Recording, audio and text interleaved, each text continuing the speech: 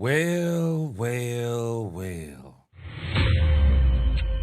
So once again, I told y'all I would be back for Cowboys After Dark, and so tonight I'm keeping my promise, and I needed to do this Cowboys After Dark. I have so many things to talk about as it applies to the Dallas Cowboys that other people have been saying about the Dallas Cowboys and reactions to that. We have got to really understand just how excited people are about this Dallas Cowboys team. Not just us, but those outside of us. And so again, man, we're gonna listen to Jerry Jones, Rashan Gary. We're gonna fit Brian Schottenheimer in tonight, Colin Cowherd. I mean, people I haven't even heard of. We're gonna talk about them tonight as they talk about the Dallas Cowboys. And don't you worry, I'm gonna give you the biggest plays of the day also from yesterday, or day 13 of the Dallas Cowboys training camp, as we get ready to go into the Dallas Cowboys first preseason game, which, because it's Cowboys After Dark, it will be tomorrow. Let's talk Cowboys. We're about to talk facts. What is going on, Cowboys Nation? I know some of y'all are asleep tonight. Y'all won't catch this until tomorrow on the replay. But for y'all who are here tonight, I appreciate y'all rocking with me. We're gonna have a great time tonight on Cowboys After Dark. Let's go. Let's get it. Welcome, Cowboy fans and Cowboy haters alike. I'm the G, and I'm the host of Let's Talk Cowboys, where we talk facts. And as you come into this live stream, yes, we are live. As you come into this live stream, please hit that like button, share, subscribe, hype this live stream. Do whatever you gotta do. Let's get this thing out of here. Let's blow this thing up out of the stratosphere. We got a lot of great content coming up on this channel this season. Now let's talk facts. I'm telling y'all right now, we are going to talk about these topics we have right here. Y'all might as well get ready. We got so many topics inside of these topics that we are going to be talking quite a bit tonight, or at least I will, while some of y'all are going to fall asleep while I'm talking about the Cowboys. But nevertheless, let me recap again what we're going to talk about. We've already listened to Dak Prescott talking to Kay Adams. We're going to listen to Jerry Jones talk to Kay Adams. Jerry Jones talk to the Cowboys Media. And we're going to hear some things that he's going to say about George Pickens, Michael Parsons. So much great stuff inside of this Jerry Jones interview. Then, I'm going to dedicate a section tonight to Jaden Blue.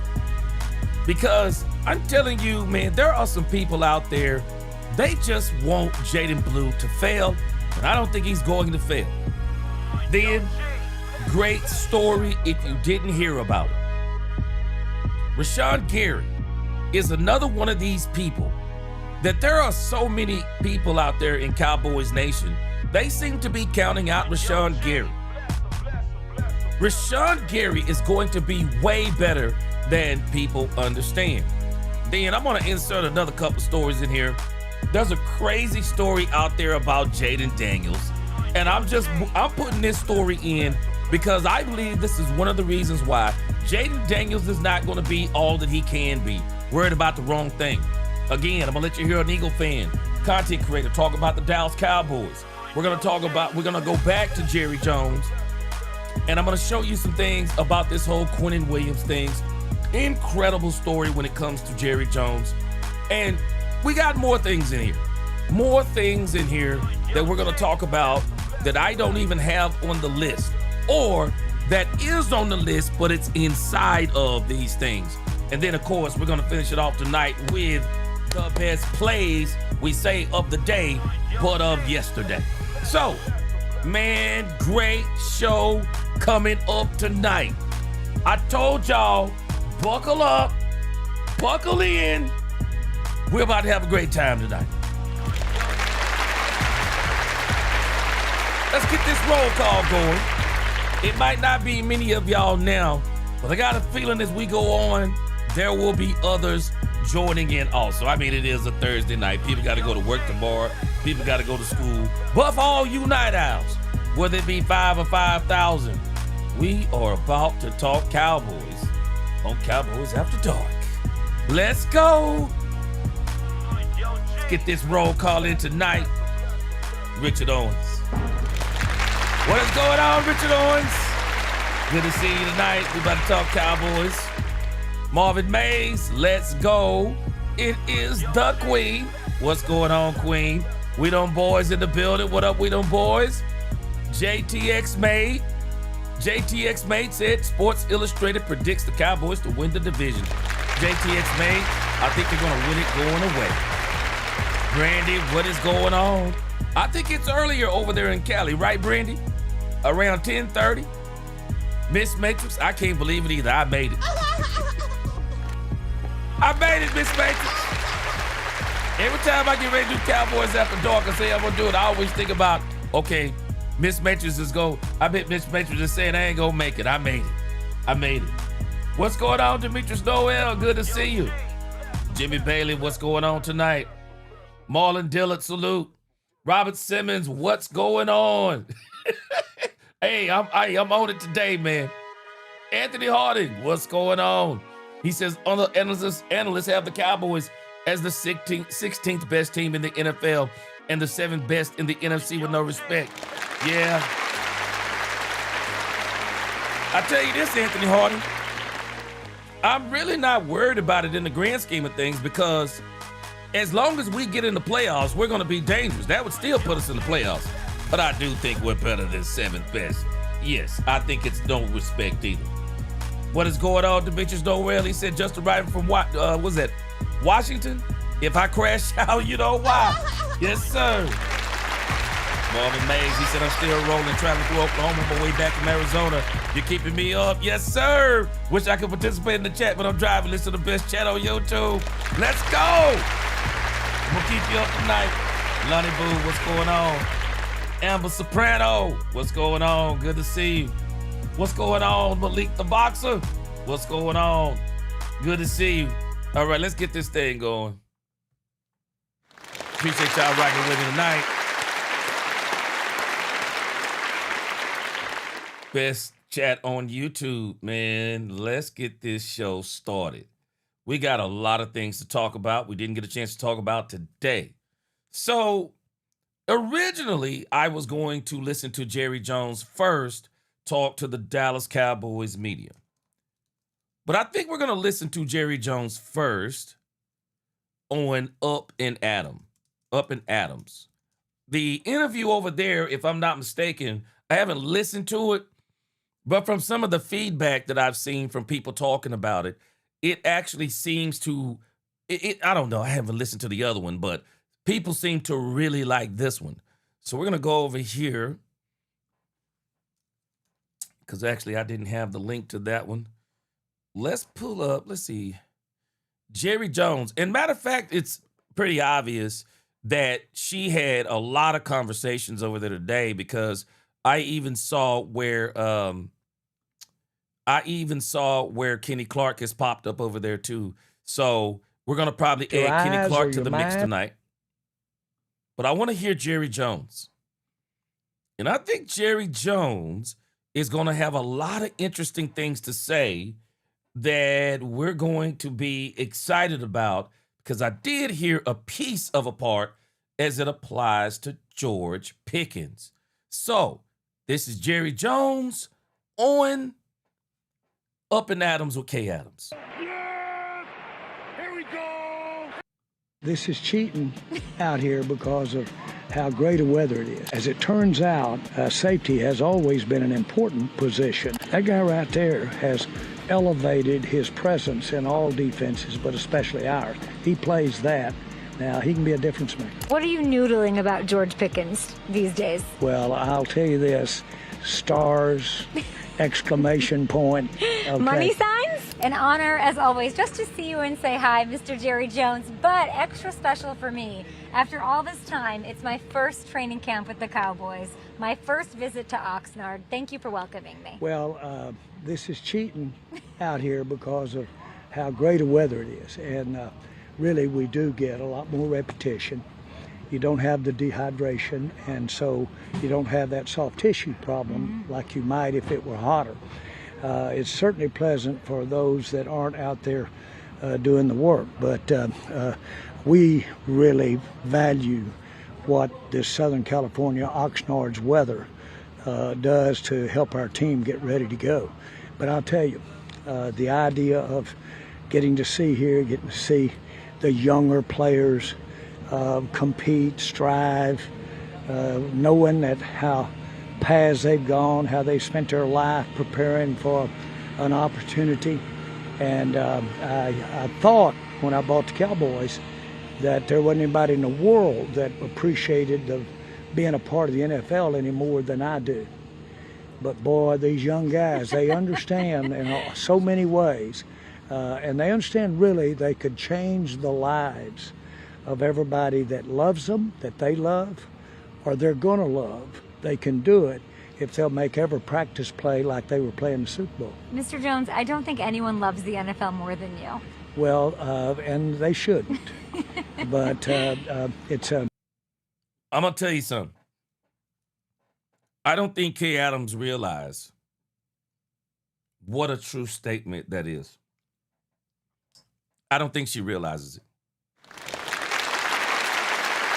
Y'all have heard me say this before. A lot of people may not realize it, but this has really been one of Jerry Jones's issues. Jerry Jones loves the NFL. And the current NFL that you're watching, a lot of this current NFL is Jerry Jones's NFL. Jerry Jones has his fingerprint all over the NFL. And what do I mean by that? The TV contracts, the team endorsement deals, the stadiums, the international reach now of the Dallas Cowboys, all of the different types of revenue that teams never dreamed of that they get now because of a lot of the things that Jerry Jones infused into this NFL. People don't even realize it. Jerry Jones is the reason why these owners are putting so much money in their pockets, not only from the perspective of TV contracts, endorsement deals, you name it, even from the perspective of the salary cap. Yeah, this is Jerry Jones's NFL. Even from the perspective of the salary cap, Jerry Jones made sure that these owners were going to put a large part of the profit because he knew how much they were about to profit. Jerry Jones made sure these owners got a lot of that profit in their pocket. Even these players, they got a lot of that profit too. But at the same time, Jerry has made the NFL rich beyond its wildest dreams. And this is why, again, you're never going to hear any owner, you're never going to hear them come out and talk bad about Jerry Jones. They can't. Every time they look at their bottom line, they have to think, thank you, Jerry Jones. This has been Jerry Jones's issue. Jerry Jones won 3 Super Bowls with the Cowboys and continued to focus on building the NFL. He built up the profitability of the Cowboys from 1988 all the way through 1996, built up the Cowboys' profitability, and then started spreading that same thing throughout the NFL. And this is what Jerry Jones has been focused on for 30 years. And this is why, even though Jerry has he's put some players on this team, Jerry has not put together complete teams, especially the way that he has today. When Jimmy was here, Jerry could focus on all of the, all of the media stuff and the whatever you name it. Jerry could focus on that and the Cowboys because he had a guy that was focused on winning.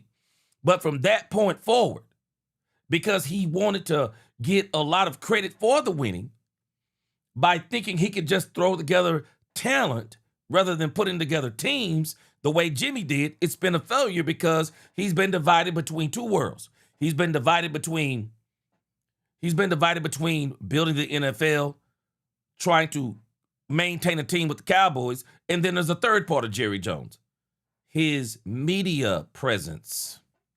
Y'all better understand something I'm telling you. There'll never be another Jerry Jones. There'll never be another Jerry Jones.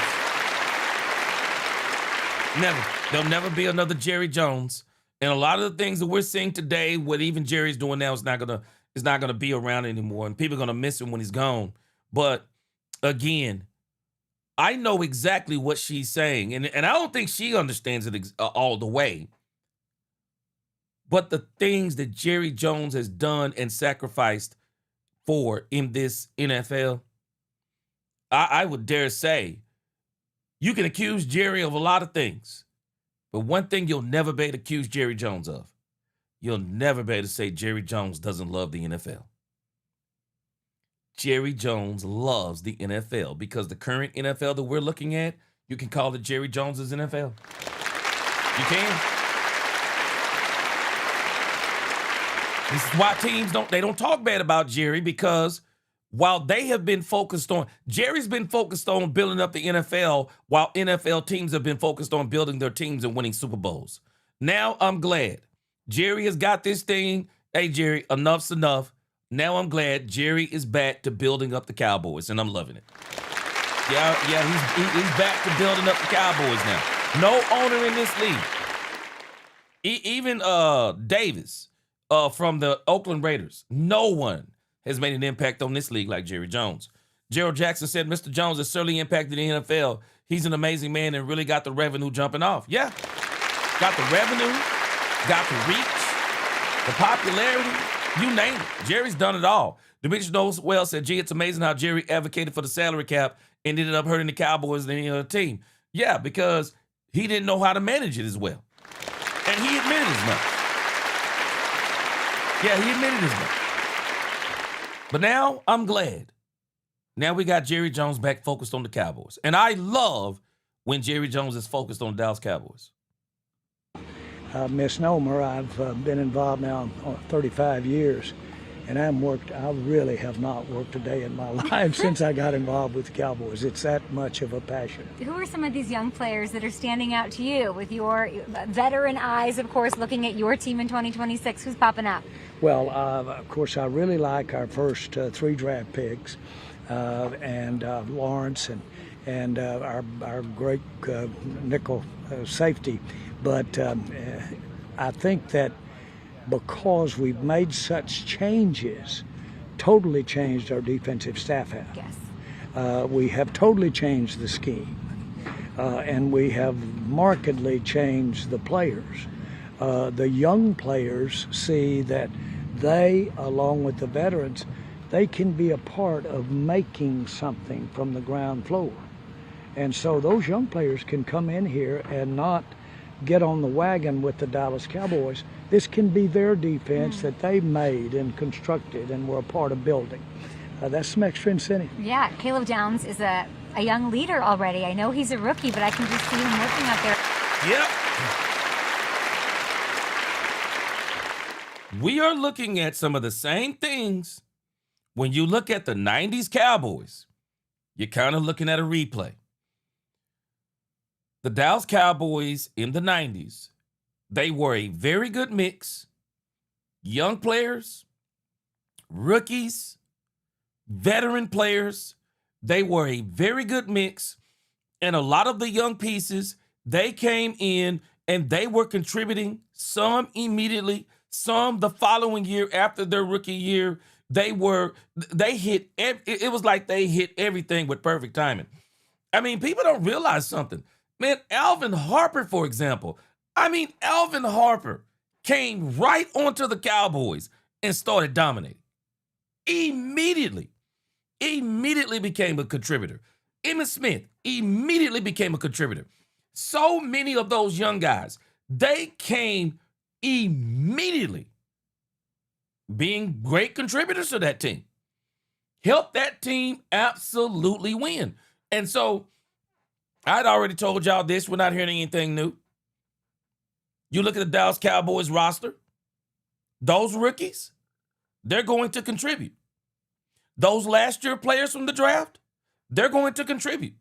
Some of the players from a couple of previous drafts, they better come into their own because they're going to be pivotal. But we're watching a very good combination of young players, rookies that are going to be a part of this run, veteran players we brought in, Jalen Thompson, Rashan Gary, they're going to be a part of this run. Quinnen Williams, they're going to anchor this thing. Dak Prescott, who's been here but elder statesman. We got a very good combination of rookies, young players, and veterans. We got a really good thing going. We do. I feel like he's the leader of this defense. Well, he doesn't shy away from the expectation of him being a player. And Nick Saban was correct. This guy is one of the best players that all around that any of us have seen. And as it turns out, safety has always been an important position. But there are a couple of them, the cover corner or the pressure player on the outside. But now that nickel guy in there on the defense, the guy that is a D-back but stands closer to the line like a linebacker, that guy right there has elevated his presence in all defenses, but especially ours. He plays that. Now, he can be a difference maker. I know what your relationship. Now, let's understand the Caleb Downs dynamic. Cowboys fans, let's not act like this is new. That's exactly what Darren Woodson was. That's exactly what the Cowboys have been missing. Darren Woodson, when he became safety, and I'm telling you, he took the place of an incredible safety. I think his name was James Washington. Man, I am telling you right now, James Washington was the starting safety in that 1992 Super Bowl. James Washington would literally knock you back in the next year. James Washington, you think Woodson would knock you out? James Washington would knock you out and knock you out again. James Washington was incredible. But where Darren Woodson, as incredible as James Washington was, where Darren Woodson superseded him, Darren Woodson was a linebacker converted to cornerback who could still hit like a linebacker, could cover like one of the best corners, played special teams, all around tough guy, bad guy. And I mean that on the field only. Caleb Downs is really a repeat of Darren Woodson. Darren Woodson could cover. Darren Woodson could get up on the line. He could play goal line. He could play the run. He could hold tight ends. He could hold wide receivers. Darren Woodson was absolutely incredible. The nickelback, even if they didn't call Darren Woodson that, the nickelback has always been important, or that safety who can play linebacker, safety, and corner. Darren Woodson could always do that. That's all we're watching. Safety has always been important.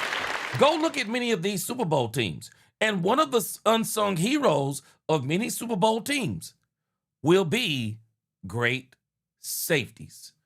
And I know. And I'm telling y'all this. Don't think we only got one. Caleb Downs is going to get a lot of attention because Caleb Downs, #1 overall pick for the Cowboys. A lot of hype coming out of college for good reason. Great player. Jalen Thompson is a different maker too. I mean, if we can get him healthy and get him on the field, Jalen Thompson is going to be a difference maker. And you know who else is going to be a difference maker on this team from the safety position? PJ Locke. PJ Locke. P.J. Locke is going to be incredible for the Dallas Cowboys. For as much as people keep trying to put this on a player, I refuse to do it. This team has players. It has players. I am so thankful that Caleb Downs didn't come on this team last season. I am so thankful that he comes on this team this season when they got a veteran like Jalen Thompson, when they got somebody like P.J. Locke who knows the system, when they got a Malik Hooker even that is now with two other great players. And not only that, Christian Parker is here. There is no better time for Caleb Downs to be here. You know why? Because for as much as people keep trying to put the weight of the Cowboys defense on Caleb Downs' shoulders, the weight of this defense is not on the weight of Caleb Downs' shoulders. For as much as they keep saying that, it's not. Caleb Downs is in the perfect situation because he doesn't have to come in and be that first overall pick and have to start making all the doggone plays because that's what they got him for. We've made those mistakes. Nope, we don't have to do that now. Caleb Downs can come in comfortably, play alongside Hooker, play alongside Jalen Thompson, even come out of the game every now and then if need be. P.J. Locke is here. Kobe Durant is here. Quinnen Williams is here. Kenny Clark is here. And I don't care what anyone says. Demarion Overshown is going to be the leader of this defense. Demarion Overshown, I'm telling y'all now, if he stays healthy, Demarion Overshown is going to be the leader of this defense. We got Jashawn Barham. Jashawn Barham, I am telling y'all, he's got all the makings of a Ray Lewis type of linebacker. He's got all the makings. He's got the attitude. He's got the size. He's got the ability. Caleb Downs came on this team at a perfect time. It is not all on Caleb Downs. And as much as I love Caleb Downs, he is not the leader of this defense. He's not. They keep trying to make him into the leader. He's not the leader of this defense. He's not. He's one of the leaders. He's one of the leaders. He's not the leader. He's not. He's one of. Amber Soprano, you make a great point. He has time to learn from the vets. Amber, and not only learn from the vets, but learn from some very good vets. Yeah. Yeah. From some good ones. Yeah. And coming in at the perfect time where the Cowboys not only are talking about winning, but they got the players to win. Yeah. Perfect timing. Perfect timing. Yeah, D-Cuz Worley. Yeah, Barham. Barham is in the doghouse. Yeah, Barham is a beast. Welcome to the NFL, though. Your best ability is availability. And I'm glad even Barham is on this team at the right time. For as good of a player as Jashawn Barham is, we don't have to let him come in and start on a bad defense like we did with Shamar James. We don't have to do it. We got time. We can develop Jashawn Barham. We can let him develop for a year up under some very good linebackers, playing alongside some very good linebackers. Great time for those guys to be here. So Caleb Downs, love him, one of the leaders of the team. And he's leading right now by his work ethic. That's what he's leading by right now. But he's not the leader of this defense. No, he's not. Is with wanting another Super Bowl. I got to sit with Dak Prescott today, and he's got a bit of a new leaf. He's told me he's setting alarm clocks that say Super Bowl. He's manifesting it. He's visualizing and sort of facing it head on. How are you reading that with your quarterback? Well, I think it's healthy for the team. I know that it's a personal motivation. I do a lot of noodling, and I noodle thousands of noodles. And I do those noodles not to necessarily read it back, but just to write it down rather than think it my dreams or where I'm trying to accomplish. That's reinforcing what you think is a positive direction for you. He's the epitome of that and practices that. And it doesn't just work in football. It works in a lot of things. And I walked into Bill Parcells' office when he was coaching the Cowboys, and he was just staring at the depth chart. And when I walked in, he didn't even look. He just kept staring. And I said, Bill, what are you doing? Trying to move those positions with your eyes or your mind, or are you trying to move them around? He said, you might say I am. Move them around. He was focusing on it and thinking about it. Yeah. Exactly. What are you noodling about? We talked about it today. I won't talk about it ad nauseum today or tonight. But Dak Prescott is smelling blood in the water. Dak Prescott, a lot of people think the best team, and I would say it might have been the best team. Some people believe the 2016 team Dak Prescott was on was the best team he was on. I don't know if it was 2016. I think it was actually around the time that Amari Cooper was here. I really think that was actually the best team that Dak Prescott was on. But again, Jerry Jones just didn't take advantage of it. Jerry Jones, I believe, got rid of Amari Cooper a year too early. I really do. I believe he got rid of Amari Cooper a year too early. If I'm not mistaken, it was the 2022 season. Jerry Jones let go of Amari Cooper, traded him away from a box of Cracker Jacks.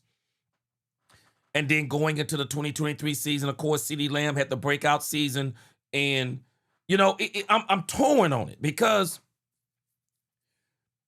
I don't know if CeeDee Lamb becomes or makes that next step if Amari Cooper was still here.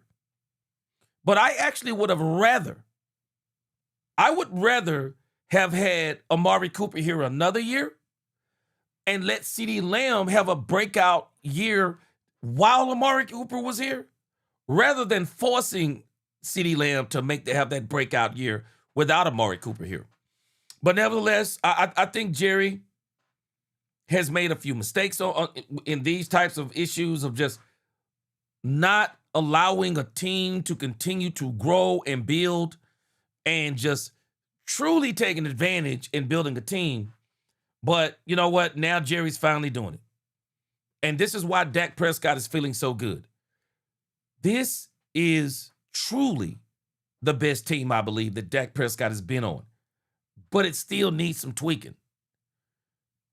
I don't think it will be the best team that Dak Prescott will be on, though. For as great as I think this team is going to be in 2026, I believe 2027 is going to be the best team that Dak Prescott is going to be on. 2027 is going to be the best team.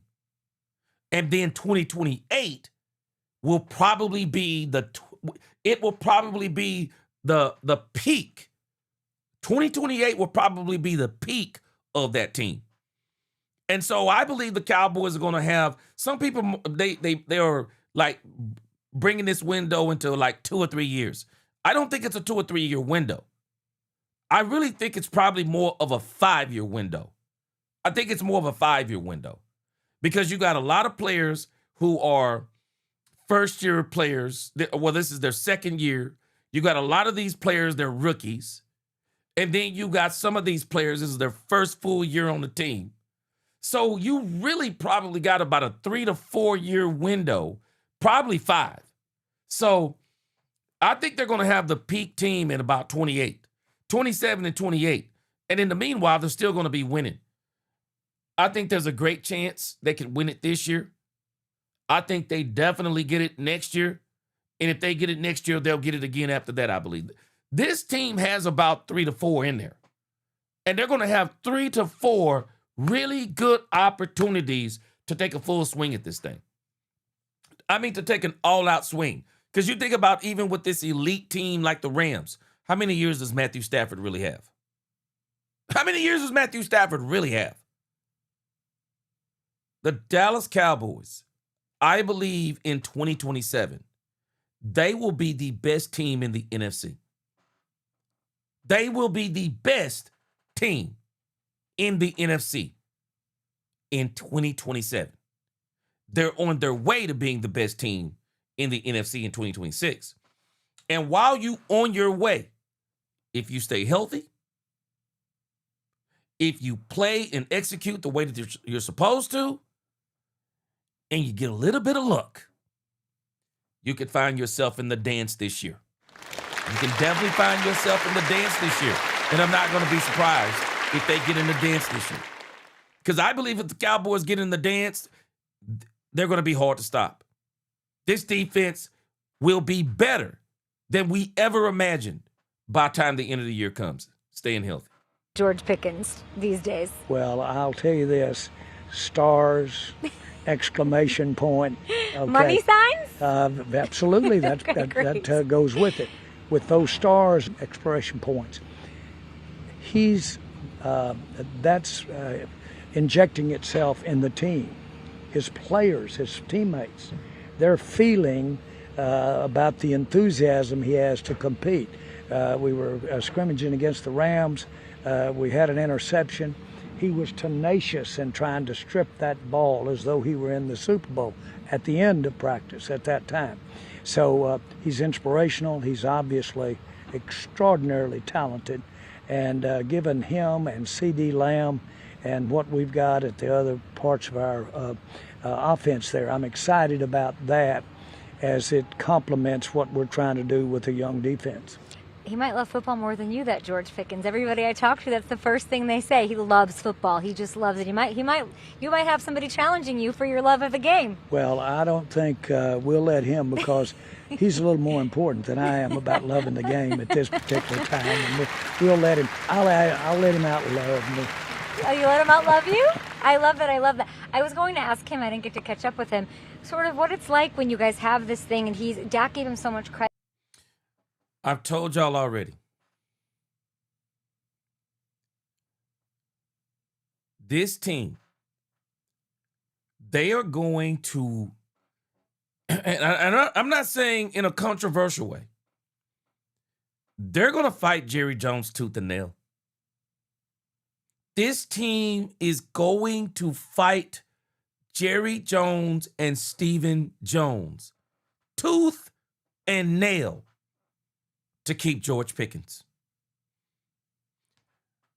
I'm so confident the Cowboys are going to extend George Pickens.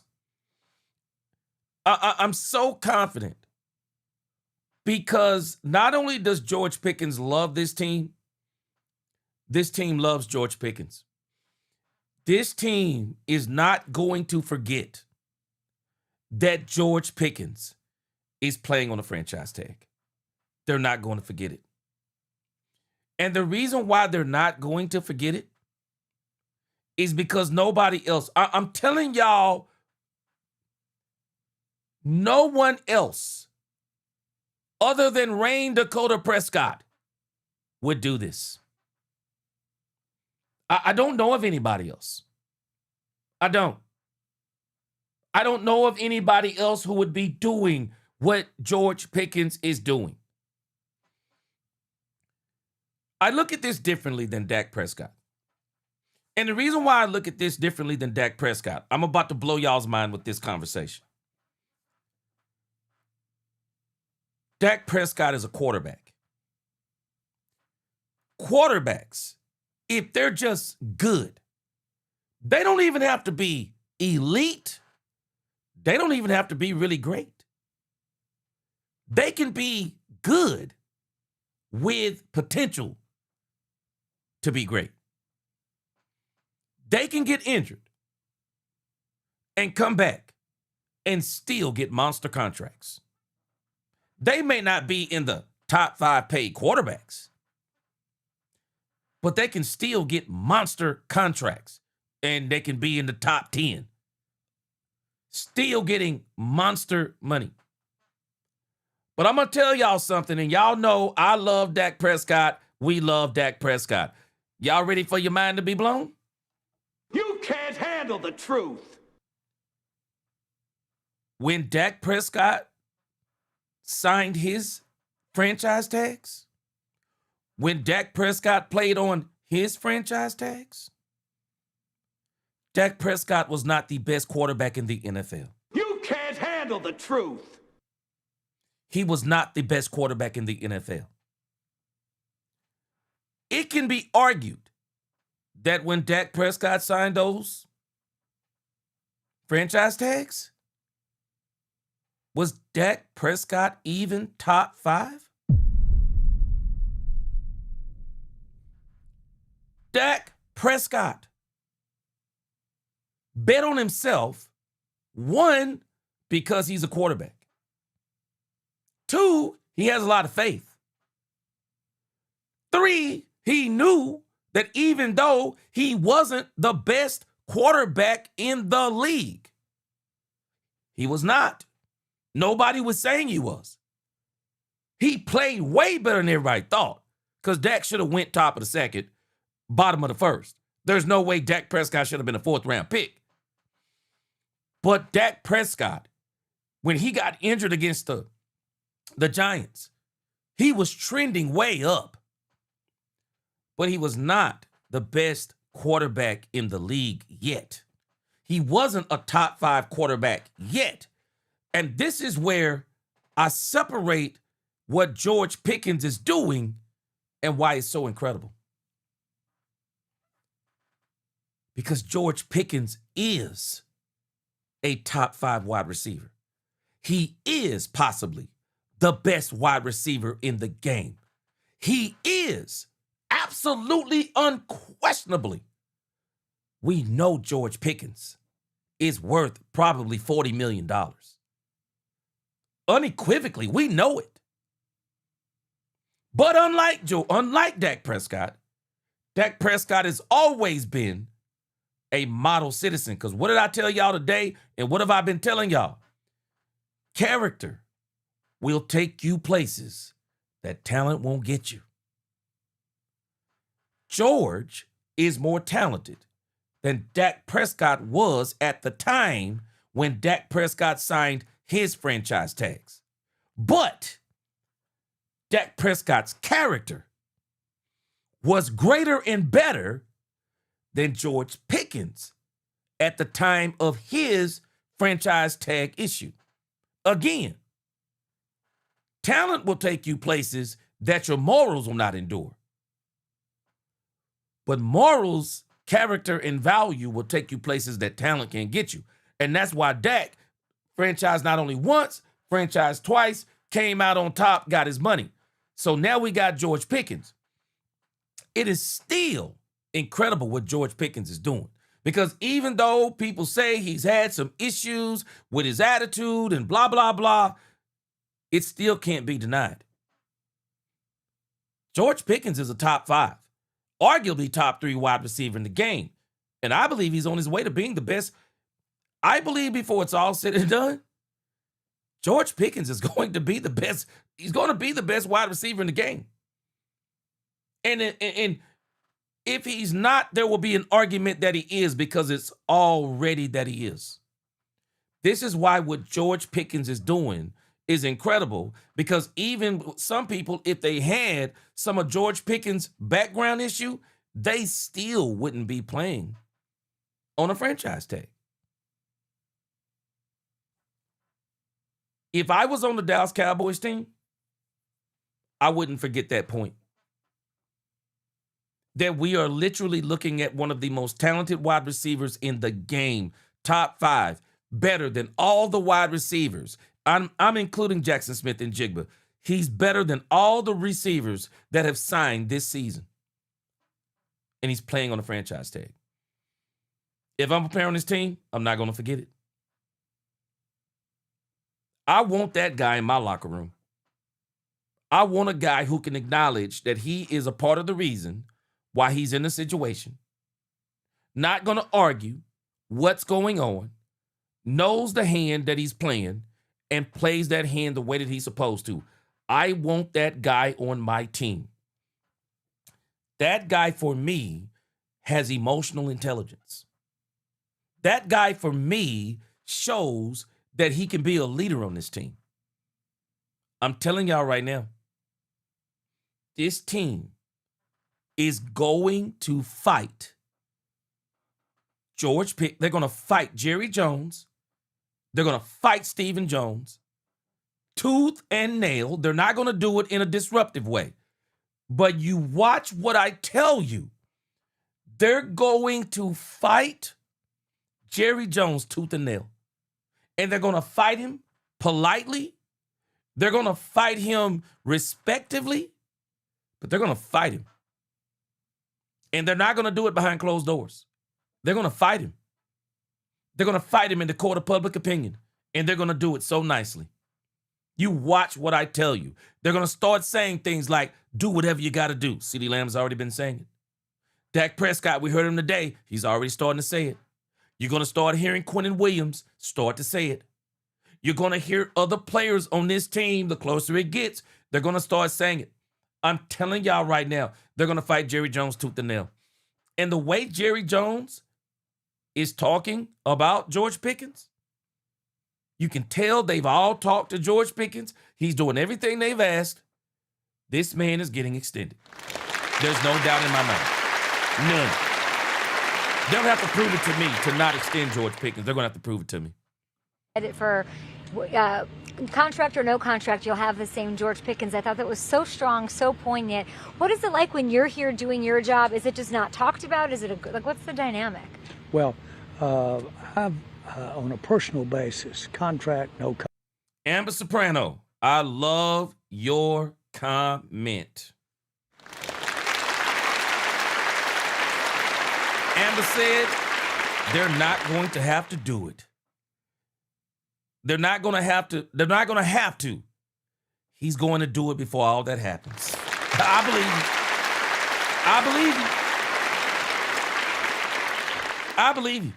And again, Amber, they've already started the chant for George Pickens. And y'all watch what I tell you. Every good game George Pickens have, you're going to hear that chant get louder and louder. We love George Pickens. He's important to this team. We want George Pickens here for the long run. You're going to hear these chants. Andre Johnson, what's going on? Yeah. Yeah, April Showers, and he will have Dak as his quarterback. You're right. Yep, look at Jerry Jones with McCarthy as quarterback. Yeah, you're right. He's going to be here. I'm telling you, George is going to be here. There's no doubt in my mind. I've been at It was so strong, so poignant. What is it like when you're here doing your job? Is it just not talked about? Is it what's the dynamic? Well, I've on a personal basis, contract, no contract. I've been as motivated in the pursuit of a contract as I have been when I got the contract. Mm-hmm. And so there is a whole lot of human makeup that pursuit of doing better so that it will be better is a better motivator. Mm-hmm. Now, I'm not saying that's here at all, but it is here, and he loves the game. And so really I take him at his word. That was that. We're playing on that. Mm-hmm. He can come out here and have the year that he's talented enough and mentally prepared to have. And that contract be a lot bigger than it would have been. Well, I love to hear. Whoa! You know what? I could be totally wrong on this. But I really think Jerry just told us something. Y'all tell me what y'all think. But I think Jerry just told us something. It sounds like that there might have been some kind of inkling of what David Mulugeta, because let's not forget David Mulugeta is George Pickens' agent. Let's not forget it. And it seems that maybe what Jerry is saying is that you do know we traded for George Pickens for a reason. We didn't trade a third-round pick for George Pickens to only play one season. Some people say, yeah, man, the Cowboys got George Pickens and didn't have a plan. I think Jerry is saying they did have a plan. But the plan wasn't to pay George Pickens the kind of money that maybe they started hearing that George Pickens was going to command. Has anybody ever thought about this? David Mulugeta is his agent. And I don't think these guys are as dumb as we think. If we were talking about how much George Pickens may be worth as time went on, we don't think that maybe the Joneses heard what George Pickens was worth early on? But I think they also understood that there were some issues still underlying, because I think this is also what they're talking about when they keep talking about checking all these boxes about things that George needs to work on. We heard Shotty talking about how attentive he is now in the meetings. We're hearing now he's showing up early to the bus. We're watching all of these things play out. It seems like they had a conversation about what we want to see before we give you that big long contract. And maybe the Cowboys, even if they would have extended George Pickens, maybe their number was lower than what they were hearing that Pickens may have wanted. And maybe they were looking at, and based on some things that we've seen, we're not willing to even talk about that number because we're not satisfied with everything with George Pickens. So now you skip to what Jerry Jones just said. If George Pickens does everything, and I'm telling y'all now, I don't think he has to catch another 1,400. I don't think it has to be 1,500. I don't think that's what they're looking at. Because I think everyone knows that they're going to throw even more coverage at George Pickens this year. So it wouldn't surprise me. It wouldn't surprise me if George Pickens was a 2,000-yard receiver. Wouldn't surprise me if he was 15. But it also wouldn't surprise me if he was 12. Because I believe teams are going to throw more things at him. They're going to throw more things at him. If he will just do all the other things they want, George Pickens is going to get a bigger deal than what he would have gotten had they been fighting and haggling to get him a deal based on what they had previously seen. I think that's kind of where Jerry is. And I also don't believe, contrary to what people think, I don't think George Pickens is going to ask for $40 million. I just don't. I don't think George Pickens is going to ask for $40 million, contrary to what people think. I don't. I believe George Pickens will play for the Cowboys for $36, $37 million. I don't think it has to be $40 million. And, you know, we already got a wide receiver. I think he's making around 34, 35, 36, CeeDee Lamb. Don't you worry.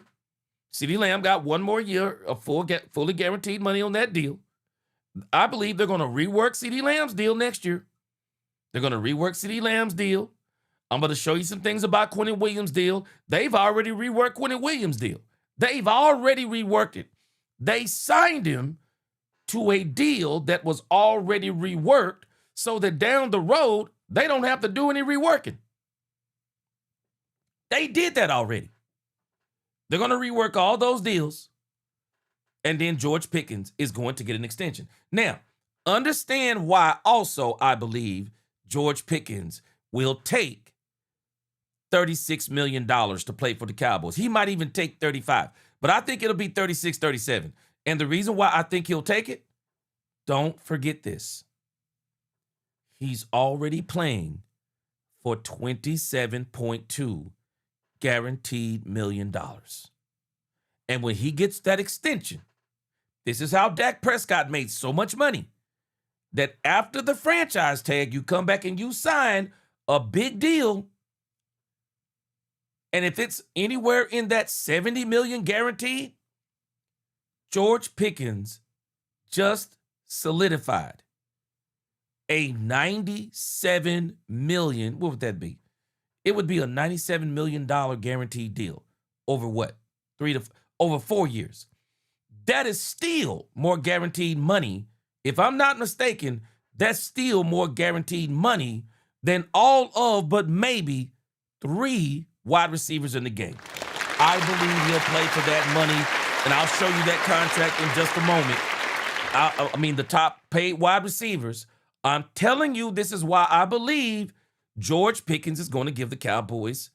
He's going to play for less than people believe and stay with the Cowboys. For that, I want to ask you a couple other questions about the Cowboys. This year, Rio. Breaking news, Brazil, I'm going. So what are you most excited about that game as you further the brand?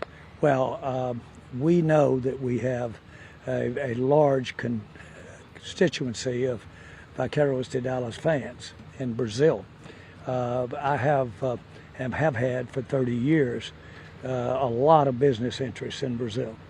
And so for me, it's exciting for our fans to join us from our fan base, but it's going to be exciting to have the many people that I've worked with for a large number of years to bring family and friends and show them what I'm so crazy about, the Dallas Cowboys, in person. I can't wait to see it. I can't wait to even further more jerseys, more Pickens, more Dak, all of that. I want to ask you while I have you. I'm not like the most business savvy person, but with this huge Lakers news that happened yesterday, I guess, what's your reaction to that, with just that happening? Well, I first of all know the buyers and know the ones that are making the decisions to come aboard. They are outstanding. Mr. Iger, Mr. Kushner. And they have a complete appreciation for the legacy and the story of the Lakers. And in my mind, having made the commitment they've made, they'll take it onward and upward to a level it wouldn't have seen otherwise. When Fox took over. I'm glad they sold. You know what? Selling the Lakers was one of the best things that Jenny Buss and that family did. You know what? And I'm not saying this in a derogatory manner, but the first sign for me that the Lakers just needed to do something totally new, that it was time for them to, I mean, I never thought about them selling the team, but the move for me that made me realize, the move for me that makes me say right now that selling the Lakers was the best thing the Buss family did, because they were literally running that legendary franchise in the doggone ground. It was when they brought on LeBron James.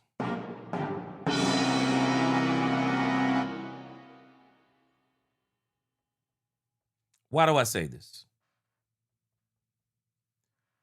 No hate on LeBron James. I'm just going to tell the truth. They were allowing LeBron James to build the basketball team. What would make you think LeBron James can build a basketball team? LeBron James is not a good general manager. That's not what you bring him in for. And the problem with LeBron James coming on your team is that, especially when they brought him on, so much cachet, he comes onto a team and he starts saying who he wants and who he doesn't want on the team. And when he starts doing that, it doesn't work out.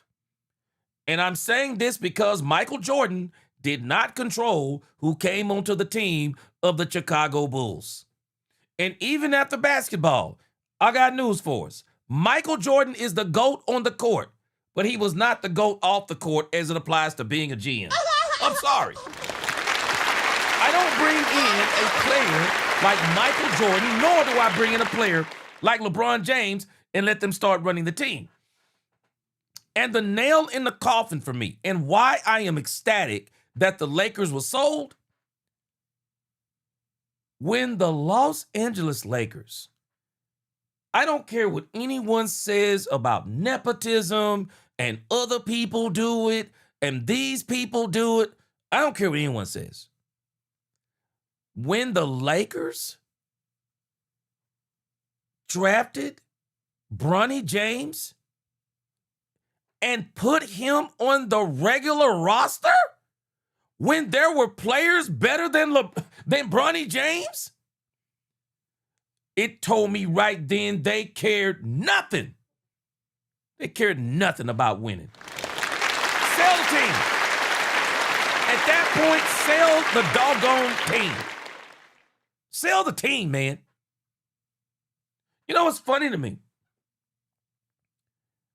Michael Jordan never tried to nepotize, if that's a word. Michael Jordan never tried to nepotize his sons. And I would dare say one of Michael Jordan's sons was as good or better than Bronny James. I think one of them was better than Bronny James. But Jordan knew he wasn't good enough to play in the league. Jordan didn't try to use his cachet to get one of his sons to play on the team. Jordan didn't do that. Jordan didn't try to get one of his, he didn't even try to get them on the Charlotte Hornets. He didn't even try to get them on the team. Do we realize Michael Jordan could have literally put one of his sons, if not both, on the Charlotte Hornets? He never tried to do it. The Lakers, it was an absolute joke and weak ownership.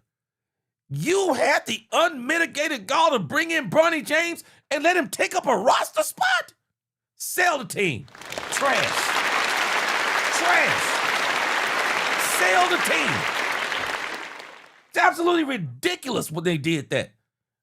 I don't care what anyone says. You have to save a man from himself. LeBron James, we love you, but we're not drafting your doggone son. If you don't like it, kick rocks. Stupid. Then LeBron James gets the Lakers. Yeah, I'm serious about winning. They bring in Luka Doncic. I'm serious about winning. And if I stay with the Lakers, you're going to have to give me a big contract. For what? We're not even building a team around you. We already got your son over here. But it goes to show you how LeBron James, and he understood exactly what he was doing. And then he goes to the Philadelphia 76ers and plays for $8 million? I'm sorry. Sell the team. Told me everything I needed to know. One of the best things they've done in years. Sell the team, because y'all don't care about winning, driving the doggone team in the ground. And letting LeBron James do it. And I'm telling you right now, I mean, even the coach, I forgot the name of the coach. Who hires that coach? Oh, I forgot, LeBron James. There ain't a team in the league that would have made that man the head coach. It's absolutely a joke. Thank God they sold that team. Absolutely ridiculous. And CBS dropped out when Fox came in the league. Amber, I've always thought Bryce was better than Bronny. Their financial capability, and they didn't even cover the Absolute United joke. States. I agree with you. Bryce, Mr. Murdoch and Fox had way. made such a commitment. It was so dramatic that there was no way that they wouldn't follow up with everything it took to become outstanding. So I was on Nightline debating that with Pat Summerall. Oh, wow. And Pat was talking about how they have no talent, and Fox didn't, and they just weren't prepared. They didn't cover the United States. And I remember Pat Summerall, because Pat Summerall became a fixture over there at the time, and I said, Pat, with the kind of commitment they've made, they'll go get the talent. Turned out it was him to come across. So I'm a big believer, and if you put that carrot out there, if you put that incentive, things that are lacking right now will happen because they're on the incentive plan to do it. They'll figure out a way. Really beautifully said. I just learned. I can't wait to go Google and YouTube all of those interviews. And you know, and another thing that happens typically when you sell a team, one of the things that people do when they buy a team, one of the ways they understand they have to win their fan base over is that they have to do everything they could do to win. This is what typically happens when new organizations buy teams. We got a couple of examples in our own franchise. When Jerry Jones bought the Dallas Cowboys, he understood nothing other than winning was acceptable. It was the only way Jerry Jones was ever going to win over Cowboys Nation, because Cowboys Nation hated Jerry Jones. They hated Jimmy Johnson. They thought they were doing Tom Landry wrong, Tex Schramm, and all those things. The only way the Cowboys could win over Cowboys Nation is that Jerry had to win. And that's what he did. You think about that organization when they took over the Dodgers. What did they do? They did everything they could do to win. What did they do? They won. The organization that's buying the Lakers, you watch what watch what they do. They're gonna bring in the right people, right GM. They're gonna fire people, and they're gonna do everything they can do to win. You watch what I tell you. They're gonna do everything they can do to win quickly in the next 2 to 3 seasons. Well, Nightline, when I imagine you get offered to buy teams all the time. Well, really. Like, how often are you saying no, Jerry? And really, does it happen every week? Well, my role model for me was Lamar Hunt. And Lamar was outstanding. In my mind, he initiated the interest in tennis, professional tennis. We all know what he did for soccer in the United States. And we all know how he's a founder of the NFL with the AFL merging into the NFL. But he was nicknamed by his sisters Games, Games. That was his nickname. And he loved a lot of sports. I admired that. I always aspired to be just the Dallas Cowboys. You've never come close? And so I have never had the least temptation. We got involved in the Arena League in Dallas because I didn't want anybody that had a football around them professionally in Dallas. But basically, I have just always wanted to totally zero in. I played the game, which is not really the main point. I love baseball. I played baseball. But the point is that I've given it all, everything. I've zero in, tunnel vision. This is where I am. This is where I want to be. All Dallas Cowboys, all NFL. Last one for you. I come here to camp and I see you. You're here every day. If I were you, I'd have a hard time not being on a yacht somewhere and Croatia, living my best life, checking in maybe on a Zoom or a drone or whatever it looks like. There's nowhere you'd rather be than here. That is so true. It's so obvious. Well, first of all, I know, and don't get me wrong, those are nice places to be. But I'd be sitting there pining away to be with where I really want to be, my baby. The Dallas Cowboys. And so I go out here with the team. We have good days of practices. I see players. I say, boy, let's get in, have a good night, get ready to go again. I go out here in a room that is a little like dorm, nice, but a room. There's 2 rooms back to back. I go in the front door. I walk all the way through, open the back door, get in my car, and go up and sleep at the Biltmore and have a good time at the Biltmore. I was going to say, Jerry's sleeping in the dorm. People, no. I'm teasing. But you can do both. You can sleep at the Biltmore and still run the Dallas Cowboys. If you're Jerry Jones, you can do anything you want. And I hope that your baby, the Cowboys, bring you what you're looking for. I just want to point out to everyone, Jerry Jones talking about the defense. So all this defense, the defense is all I've heard about from every player here at Camp today. I can't wait to see it this preseason, of course, and in Rio, and hopefully at SoFi Stadium in the Super Bowl. Thank you so much. Good to be on with you, especially be on with you right here in this end zone. You're the best. Hey, everybody. Great show. Great show. Yeah, she did her thing in Dallas, y'all. Great questions. And I really think Jerry told us something there, too. And I'm glad that Jerry didn't do this. Jerry could buy another franchise if he wanted to. Ugh. Lord forbid. Lord forbid. If Jerry was focusing on basketball and football, oh gosh, the Cowboys would be terrible. Yeah, I'm glad that Jerry is doing what he's doing. Only focusing on football. Yeah, Tommy Solo. I'll never. I say I'll never understand. I understand exactly what they were doing. You're right, Tommy Solo. And I wouldn't say LeBron ruined LA. The buses, they ruined LA because they allowed LeBron to ruin LA. Yeah, the buses did. They were nothing like their father. Nothing. Amber Soprano, you said you tripping off the starting five being white. I'm not really tripping on the starting five being white because to me it wouldn't matter if they were black, white, yellow, or green. Those are probably not the right players to be around Luka Doncic. They're not the right players to be around Luka Doncic. And so at the end of the day, Amber Soprano, watch what I tell you. This new ownership group, they're gonna change that too. They're gonna change that too. And I know a lot of people made it about the players being white. I'm not so much tripping on that because the 5 white players were the best players in the NBA. I don't care. I don't care if they're white, but they're not the best players. My problem is more that they're not the best players. I don't know. And I'm gonna tell you something crazy. I forget the name of the guy who traded, what was his name, Nico? He traded Luka Doncic. Y'all do know everybody said that Luka Doncic and LeBron James together was going to win the NBA championship.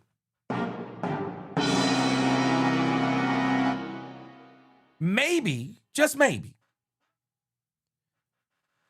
if Nico had been given the opportunity that Jerry Jones gets, because Jerry Jones is the owner, president, and general manager of the Dallas Cowboys, maybe, just maybe, if people would have waited another year and allowed him to maybe do some things, make some moves, and continue to build that team, maybe we would see exactly what the Cowboys did with Michael Parsons. Maybe we would see the Dallas Mavericks if everybody didn't get in their feelings. Maybe he would have built a team that was very convincing too, that Luka Doncic, one of the best things they did was trade Luka Doncic. Because you can tell me anything you want to about Luka Doncic. Yes. Is he a generational talent? Yes. As in score. Defense ain't even average. Sorry, man's defense ain't even average. Man's defense ain't even average. Not only is his defense not average, you know what Luka Doncic's worst problem is? You want to know what his worst ability is? Y'all tell me, what do y'all think Luka Doncic's worst ability is? Tell me what y'all think it is. What is Luka Doncic's worst ability? What is it?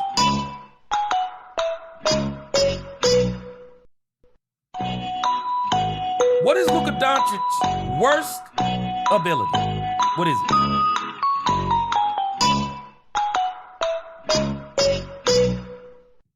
What do you think it is? Y'all help me out. Because I know people love Luka Doncic. But what's his worst ability? Give you a couple of more of these. What is Luka Doncic's worst ability?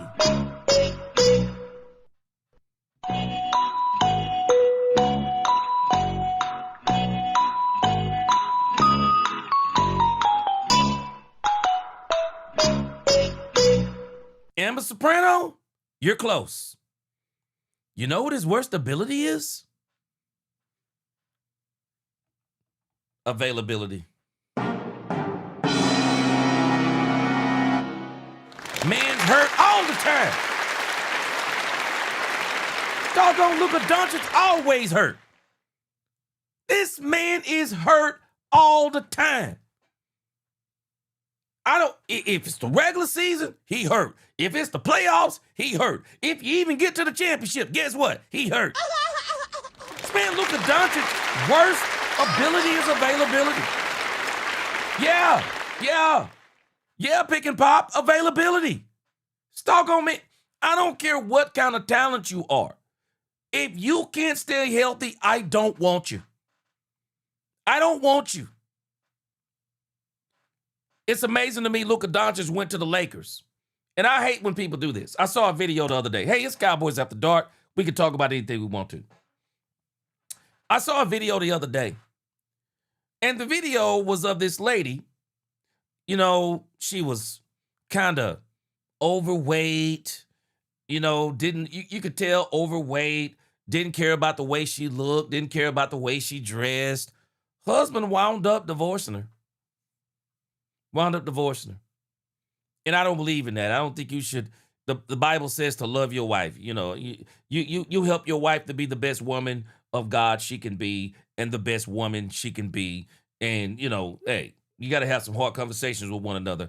I always say husbands and wives owe it to each other that they should always try to look the best that they can for one another and be the best that they can for one another. You find everything you need in the person that you're married to. Amen. But let me go to this one. Her husband wounds up divorcing her. And it wasn't right. I think he may have left her for another woman, but of course we don't know all the details. But that isn't what the video was about. What the video was about is that this lady logged her life that after her husband divorced her, guess what she did? She went to the gym. Now, why didn't she go to the gym while she was married to her husband? She went to the gym. She started getting in shape. She went to the dentist. She not only got braces, but I guess there was something wrong with her jawbone. Got braces, got a jawbone reworked, some kind of surgery on a jawbone. Went and bought a whole new wardrobe. By the time it was all said and done, she looked like a Victoria's Secrets model. Now I'm kind of like, why didn't she do that while she was married to her husband? Why does it take for a man to leave a woman or a woman to leave a man for them to say, I'm going to show them. I'm going to show them what they did, what they missed out on, what they have. Yeah, but why didn't you have that same energy before the divorce? Come on.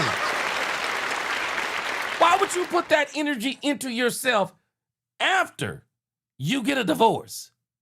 Because I got a strange feeling. That if you had been putting that same energy into yourself and that same energy into him as you're putting it into yourself, I got a strange feeling that your relationship would probably be in a different place. I have seen this over and over, and I'll tell you another story. It's Cowboys After Dark. I'll give you another story. My cousin, I won't say his name so that this whole thing can remain innocent. My cousin wound up doing the same thing, but in the reverse, but in a different way. He wound up marrying this woman who was about a year removed from a divorce. And I didn't know anything, about, I didn't really know anything other than what I saw when I first saw her. But, she was this, I won't go too far because I don't want to reveal too much, but let me just put it like this. Long, dark, curly hair, Hispanic. I mean, she was slim, trim. I mean, she was just dream girl for him. Dream girl. Wasn't dream girl for me. My wife was my dream girl. Yeah, she was dream girl for me. But when he started telling me, because when he started telling me about it, then when I met her, I was like, okay, I see you might have got you one there. He started talking to me about her, and he was telling me about how, and then I was over to their house one day, and the guy who had divorced this woman, they had kids together, and he came over to pick his kids up. And I'm not being mean, but when I saw the husband and when I saw her, I was like, wait a minute. Something ain't right. This guy is about 275 pounds. And I'm not talking about Tyron Smith, 275 pounds, built like Tyron Smith. or built like an NFL linebacker. I'm not talking. I'm going to put it like this. He was 275 pounds in all the wrong places. And I'm looking at this guy, and I'm saying, wait a minute. Why would he divorce this woman? This woman can't be no more than 135 pounds, in shape, long, beautiful hair, the looks, everything. And I'm like, wait, hold on a second. And my cousin says, I'm like, wait a minute. I was talking to my cousin, I said, wait a minute. He divorced her? I said, wait a minute now. I said, why did he divorce her? So my cousin goes on to tell me a story. He says, well, he says she was fat. Fat? I'm thinking in my mind like, this man must have anorexia in the eyes because he didn't have anorexia. But if he looking at her saying she fat, overweight, there's something wrong with this man's eyes. He said, she fat, she lazy, she didn't want to do anything. I mean, he was just going down the line of the things that this guy, she told him exactly what the guy said about her and why he wound up divorcing her. She was boring. I mean, he was telling me so many things that was wrong with this woman. Now, when I was looking at this woman, I was like, wait a minute, this can't be the same woman. So as I keep talking to my cousin, he tells me, I said, wait a minute, but he's saying that about her? Because I ain't snitching, I ain't saying no names. Don't worry, I ain't saying no names. I said, wait a minute now. He's saying this about her. And he said, yeah. He said, but she's been kind of depressed and stuff like that. And, and I was, and I met her and we started talking and, she went through some things and, now, she's doing better. I said, hold on. I said, hold on. I told my cousin, I said, hold on. So you're telling me she didn't look like that when he was with her. She looks like that now because he's not with her. I tried to tell my cousin, I said, hey, cousin. I said, there's two sides to every story. I said, I'm not saying she's all those things, but there had to be a reason why he was saying those things. Let's skip to about 5 years. My cousin married her. Let's skip to about 5 years into the marriage. Guess what my cousin started saying about her? My cousin started saying, she's boring. She don't want to do nothing, and I mean nothing. And yeah, take your mind there. They're married. When a man says his wife don't want to do nothing, he ain't talking about just going to Six Flags. She didn't want to do nothing. She had gained a tremendous amount of weight. I can remember his very words. He said, she's not even attractive to me anymore. She has cankles. What? I told him, I said, I told you, didn't I? I told you there were two sides to every story. And she did whatever she did. She got like she was to prove one thing to him, that I'm going to show you, I'm going to look better now that I'm not with you. Then she get with a new man, and then she becomes the same woman she was with her old man. Yeah, see, transformation begins from the inside, not the outside. Yeah, that's what that is. But yeah. Now, what does this have to do with Luka Doncic? Because when Luka Doncic was in Dallas, this man had a dad bod the entire time. Luka Doncic may have been a generational talent, but it didn't look like he had generational talent. Luka Doncic leaves Dallas, go to L.A., had a dad bod in Dallas, and has an L.A. body in L.A. Yeah. But what did I tell y'all again? Transformation is not from the outside in. Transformation is from the inside out. Luka Doncic went to the Lakers. Moral to the story, he went to the Lakers and showed the Dallas Mavericks, I look better than I did when I was with the Mavericks. But I'm the same old Luka Doncic with the Lakers because the man stayed hurt. That's the moral to the story. Welcome to Cowboys After Dark tonight, y'all. Welcome to Cowboys After Dark. That doggone Luka Doncic, man, goes over to L.A. He the same Luka Doncic that he is in Dallas. And I got news for us. If I was the ownership coming in, the new ownership coming into the Los Angeles, and I'm about to take over the Lakers, the buses are gone.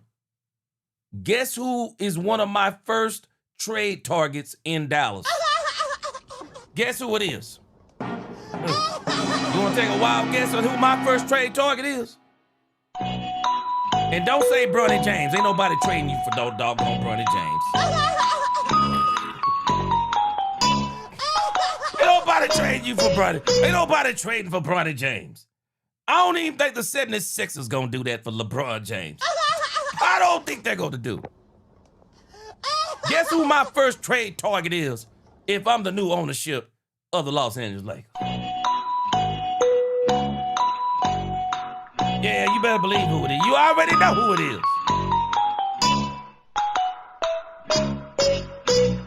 My first trade target is Luka Doncic.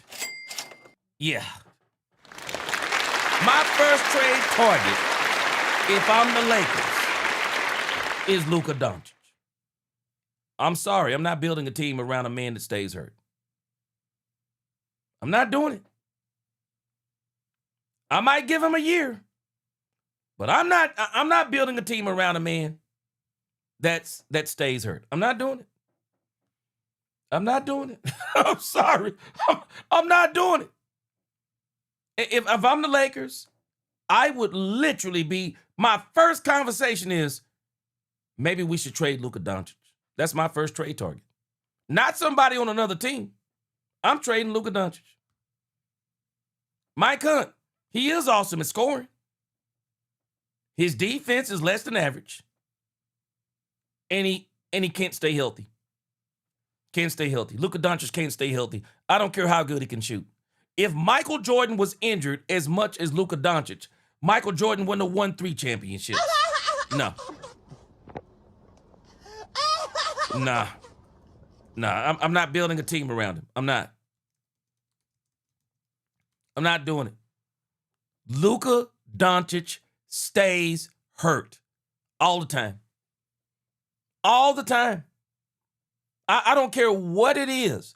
This man stays hurt all the time. His injury history is absolutely scary. Luka Doncic, this man injury history is terrifying, y'all. You don't believe me? You don't believe me? No, Mike Hunt, I love you. But we ain't gonna do that here, bro. We ain't gonna do that here. I'm not being judgmental. I'm telling you the truth. You don't believe me? Argue with this. Argue with this. I'm not giving it to you. This is Luka Doncic injury history. Who wants a player with this injury history? Who wants it? Who wants it? Tell me, who wants it? Look at this man's injury history. Tell me where I'm lying. Tell me where I'm lying. Tell me. March 18th, injury. October 18th, upper back injury. November 18th, ankle injury. November 9th, knee injury. November 12th, thigh injury. November 16th, shoulder injury. 27th, illness. December 18th, hip injury. 18th, December, contusion. January 19th, back injury. February 19th, ankle injury. February 19th, thigh injury. February 19th, ankle injury. 19th of March, injury. March, knee injury. March, knee injury. March 30th, thigh injury. April, thigh injury. December, ankle. December, wrist. 2020, muscle injury in January. Ankle injury. Look at this. Finger injury. Illness. Wrist injury. Ankle injury. Ankle injury. Thigh injury. Back injury. Y'all do know he's missing games during this time. Luka Doncic is missing games. What superstar player has these types of injuries? Who? Yeah, he's a generational talent at shooting, but he's also a generational injury-prone player. Generational injured. Generational. Look at these injuries. 2022. Look at this. Every single month, Luka Doncic is injured. 2022, March, toe injury. March, ankle injury. April, thigh injury. Rest in November. December, muscle injury. December, muscle injury. January, ankle injury. January 28th, heel injury. Heel injury. Thigh injury. How many players have this many injuries? Sorry, can't do it. Can't do it. If I'm the Lakers, this is the first dude I'm trading. First dude I'm trading. Bottom line.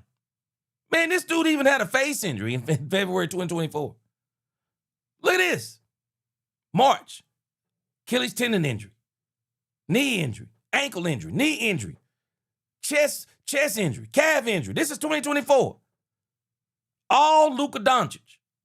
2025, calf injury, ankle injury, muscle injury, back injury, finger injury. Who's injured this much? Come on.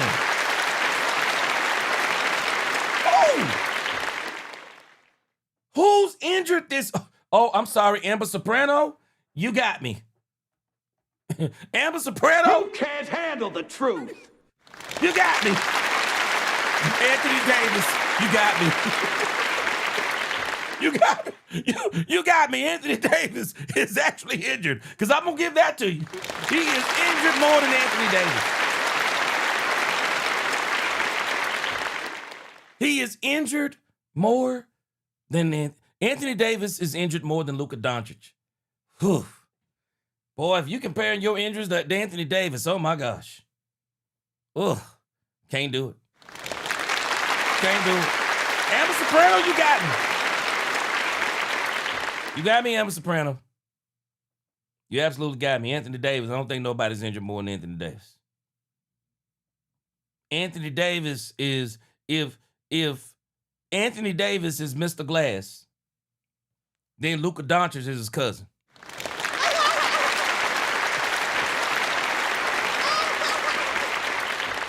Yeah, he's talking, that's his cousin. All right. Welcome to Cowboys After Dark tonight. All right. So, I want to move on to Jaden Blue. Jaden Blue. There seems to be people who don't want Jaden Blue to succeed. And I really don't understand it. Talk about pick out there.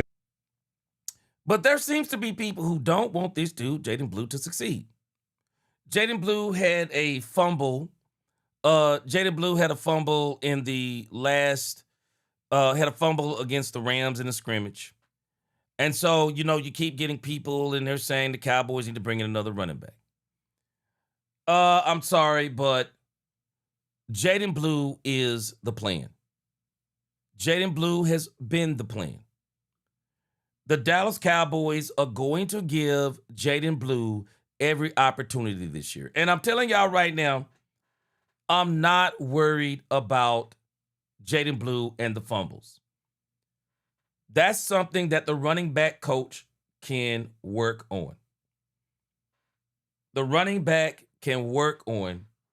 Hold on a second. The Well, running back. no, that. Y'all give me just a second. Hold on a second. Just give me just 1 second.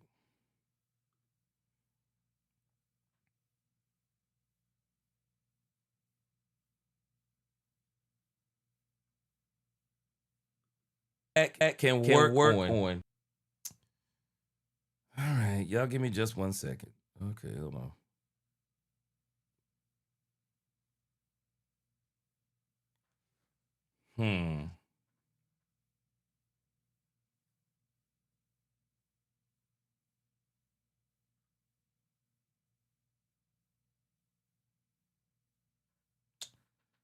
All right, hold on a second. Let me see something.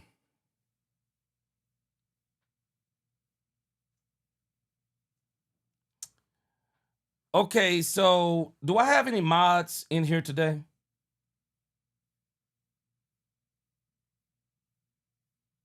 Because I'm noticing that this person, Mike Hunt. Oh, okay, so that's why we can't see him in the chat. Y'all can't see the person in the chat called Mike Hunt, can you? Yeah, y'all can't see. Okay, y'all can't see Mike Hunt, can you?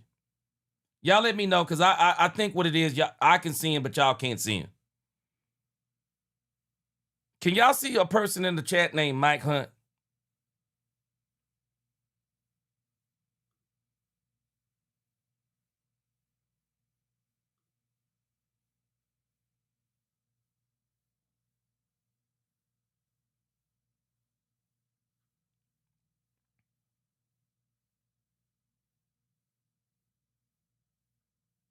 Let me see something here.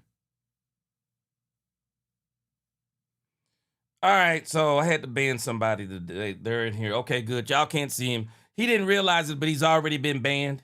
Good. I'd already banned him. He's in the doggone chat saying all kinds of crazy stuff in the chat. He didn't even realize he didn't realize he had already been silenced, but I banned him. I had to ban him. Yeah, I had to ban him. He talking crazy in the chat, man. All right, let me keep going. I was afraid he was actually in the chat. I was afraid he was in the chat, but I'm just glad now I know he's not in the chat. Lost in translation. Welcome to the pod. Welcome to the congregation tonight. All right, so again, I want to talk about Jaden Blue. For some reason, there are people who seem to want Jaden Blue to fail. And Jaden Blue, I don't believe he's going to fail. I believe Jaden Blue is a part of the plan in Dallas. Jaden Blue, he fumbled against the Rams. I'm not worried about that. Zeke went through a phase of fumbling. We've had other great running backs. Who have. Okay, Larry Hunter, you could see. Okay, so you couldn't see him. Could you see him in the chat? A guy named Mike Hunt. No worries, I banned him. But there are other running backs who have went through fumbling problems. I believe Jaden Blue. Hold on a second.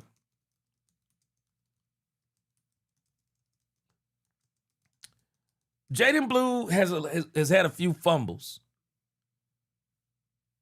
But fumbles are something that you can fix.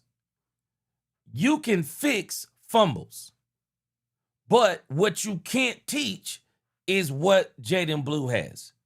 And what Jaden Blue has is speed. You can't teach that.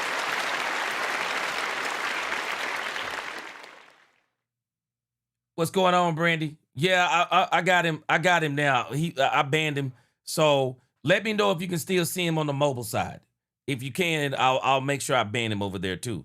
But he should be banned, period. All right.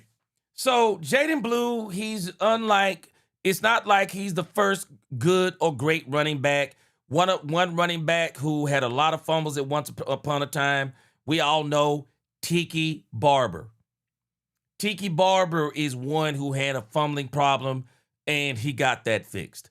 Melvin Gordon had a fumbling problem, got that fixed. Ezekiel Elliott went through a phase where he had fumbles. That got fixed. Walter Payton, he's got fixed. He's actually fumbled a few times, had to fix that. Tony Dorsett, Franco Harris. It goes on and on and on. I'm not worried about Jaden Blue. This is where running back coaches come in.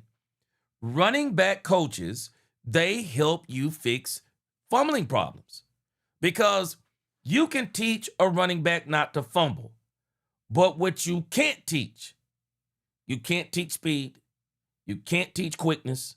You can't teach Jaden Blue. You can't teach it. You can't teach it. So this is Jaden Blue. They were interviewing him today over there. They interviewed him today on the field after practice. Let's see what Jaden Blue had to say. The technique, I think I perfected, that technique part of the pass pro, and I think Coach Foster, the technique. Yeah, so I'm hoping to keep growing. Thanks, sir. The main thing for me was, the technique. I think I perfected, that technique part of the pass pro, and I think Coach Foster has done a good job of helping me perfect that. What part of the technique do you feel like you've grown?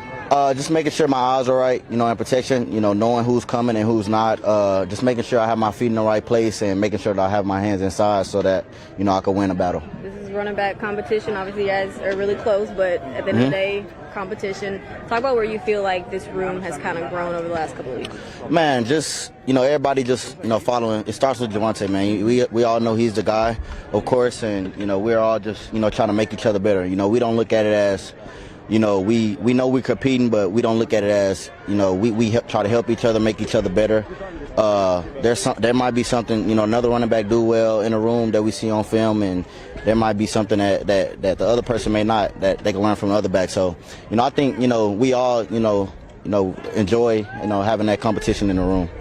Do you have something new, or are you good? Real quick, against Seattle, what is it you want to prove out there? So let's think about, the running back room for the Dallas Cowboys. The running back room for the Dallas Cowboys has grown. I'm telling y'all right now. Really, man. You know what? Everybody can have their opinion on this. I'd be interested to know you guys' opinions on this. But I'm telling you right now, when you look at this Dallas Cowboys roster, I'm sorry. When you look at this Dallas Cowboys roster,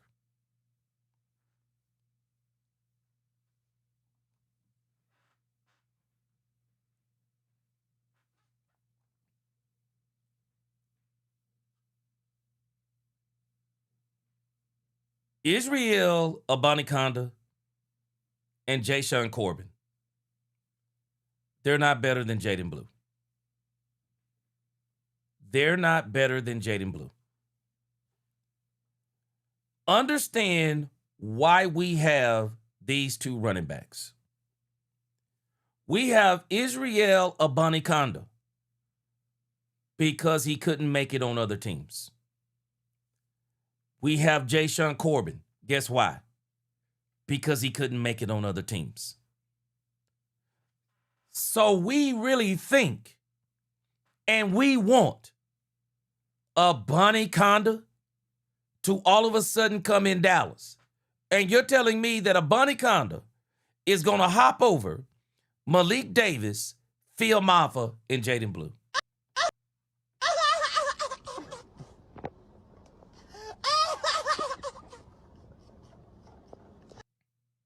This is laughable to me. When I look at the upside of Jaden Blue, when I look at the ceiling of Jaden Blue, I've seen the ceiling of Israel Abanikanda, and I've seen the ceiling, I believe, of Jashaun Corbin. And it is not higher than Jaden Blue. It's not. It's not. Lisa Worley, welcome to Cowboys After Dark.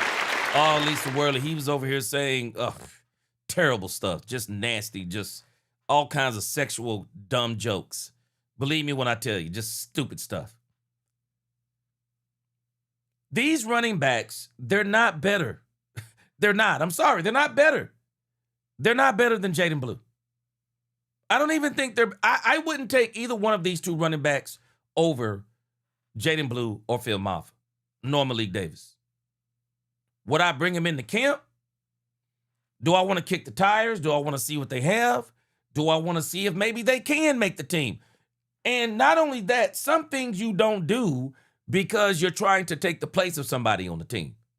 Some things you do because you want to push players on the team. You want to push players on the team. Israel Abanikanda and Jashaun Corbin, they're going to have to do some incredible things to even step in front of Malik Davis. They're going to have to do some incredible things. And I'm not buying it. I'm not buying it. And the reason why I'm not buying it is because they've been other places. And don't get me wrong, Abanikanda, straight ahead speed, he's got some straight ahead speed. But when you look at Jaden Blue, nah, man, Abanikanda ain't Jaden Blue. Jaden Blue is absolutely a different type of running back, and I think a lot of people know it. I think a lot of people know what Jaden Blue is. And Jaden Blue will get an opportunity, and I don't think he's leaving Dallas, but if he ever does leave Dallas, I guarantee you Jaden Blue is going to get another chance somewhere else because I believe other people would see that this dude could still do his thing. Lost in translation, he said we are still a running back away from being solid. I think let me see how I can put this.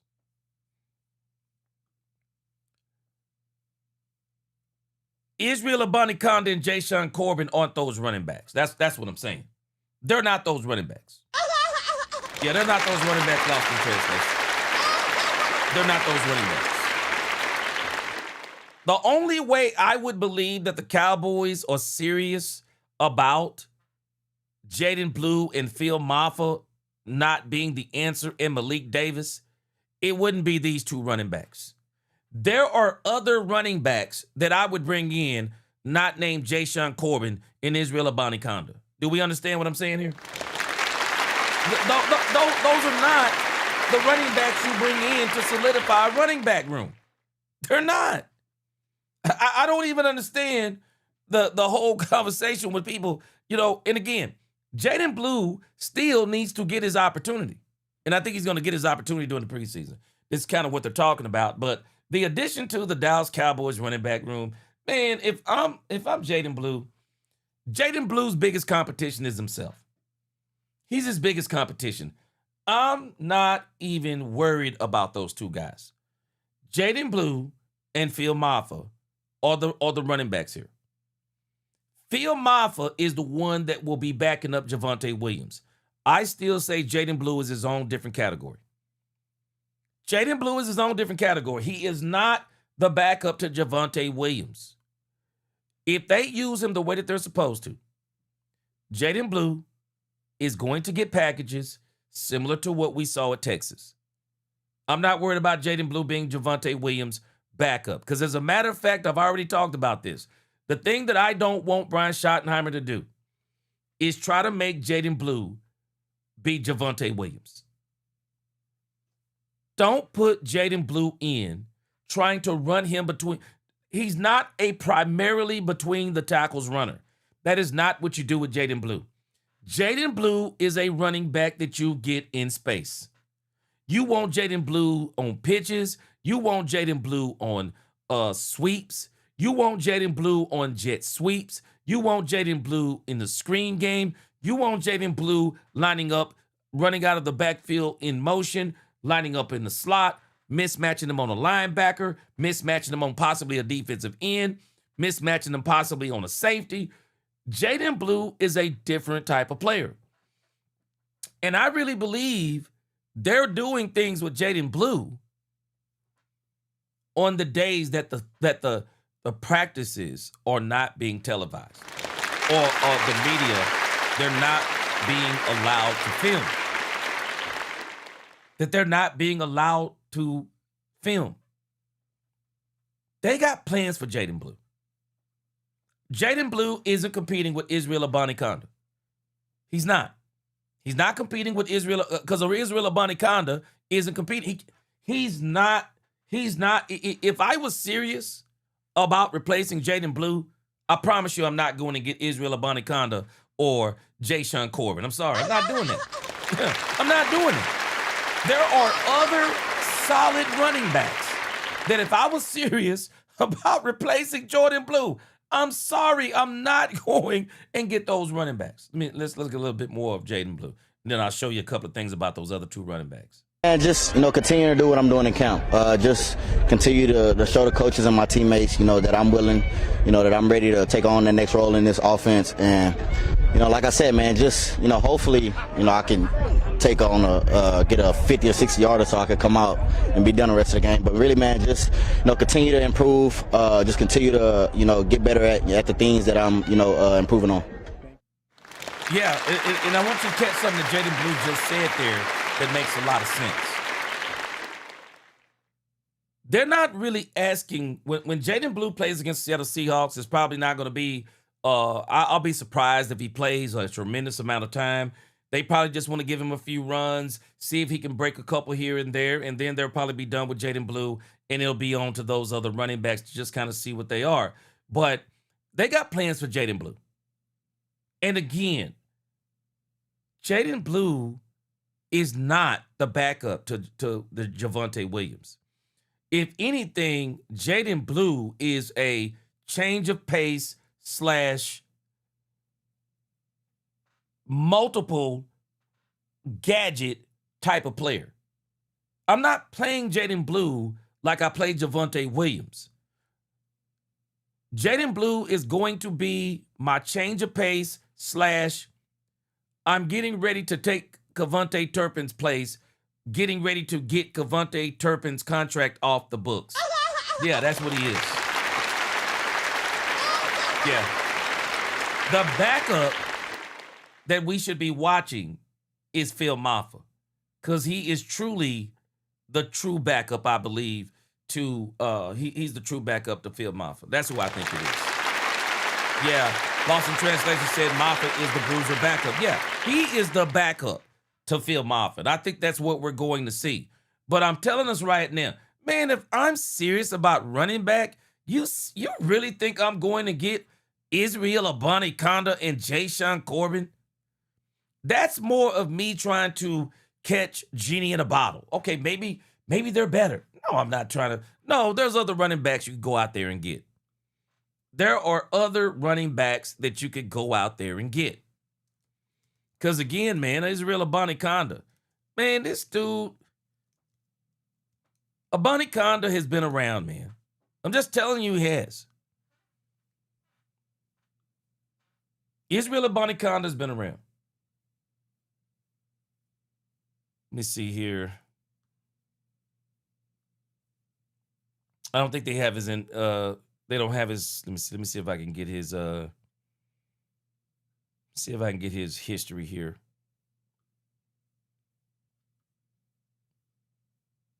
I think sometimes people think that maybe Israel Abanikanda is like Terrell Davis or something, man. He is not, man, he ain't no doggone Terrell Davis, like he's some hidden player that nobody knew about, man. Nah, he's not, man. And I'm going to tell you, for me, the clear indicator that Abanikanda isn't, Abanikanda for me isn't the answer. And I don't know, hey, maybe he could have some kind of breakout, some stuff in the preseason, but I we'll see. But I'm going to tell you what did it for me. When you look at Abanikanda's player history, there is one team on here that says everything to me. He was drafted by the New York Jets in 2023. He appeared in 6 games, 22 carries for 70 yards. He was waived by the team in December 2024. Now, that isn't the one that really gets me. That isn't the one that gets me. He was actually claimed off waivers by the San Francisco 49ers in late 2024. Kyle Shanahan and his father, who still works with Kyle Shanahan, we already know that the 49ers don't mind having a stable of running backs. He didn't make it in San Francisco. Now, we've done this before. We came behind San Francisco and got Trey Lance, trying to bring him in here. For me, there are certain teams that if they get players and those players don't make it, I don't go and get those teams. I don't go get those players because these teams, I actually trust these teams. And one of these teams is the San Francisco 49ers. When you don't make the San Francisco 49ers team as a running back, that's telling me that, no, you're not good enough. Because I'm going to tell you right now, Kyle Shanahan is not letting you out of San Francisco if you're good. He's not doing it. Not Kyle Shanahan. No, not Kyle Shanahan.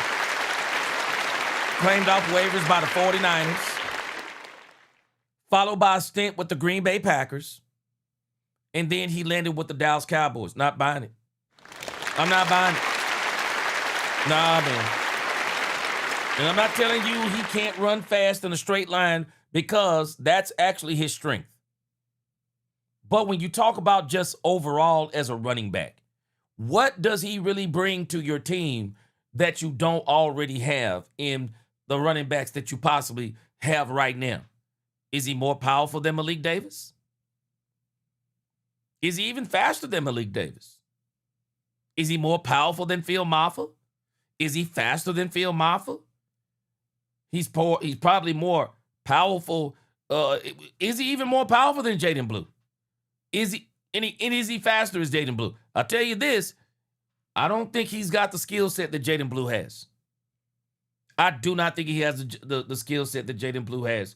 Yeah, Lost in Translation said he's a smaller back. Nah, he's not that guy, man.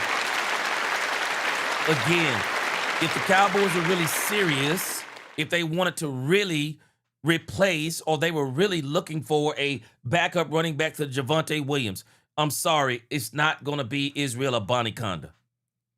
It's not going to be Jayshon Corbin. Now, we'll see what happens with Jayshon Corbin. We'll see what happens with Jayshon Corbin. But Jayshon Corbin, I'm sorry, he's another journeyman running back.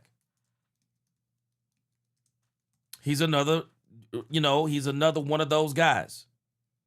Let's see. Another one of those guys.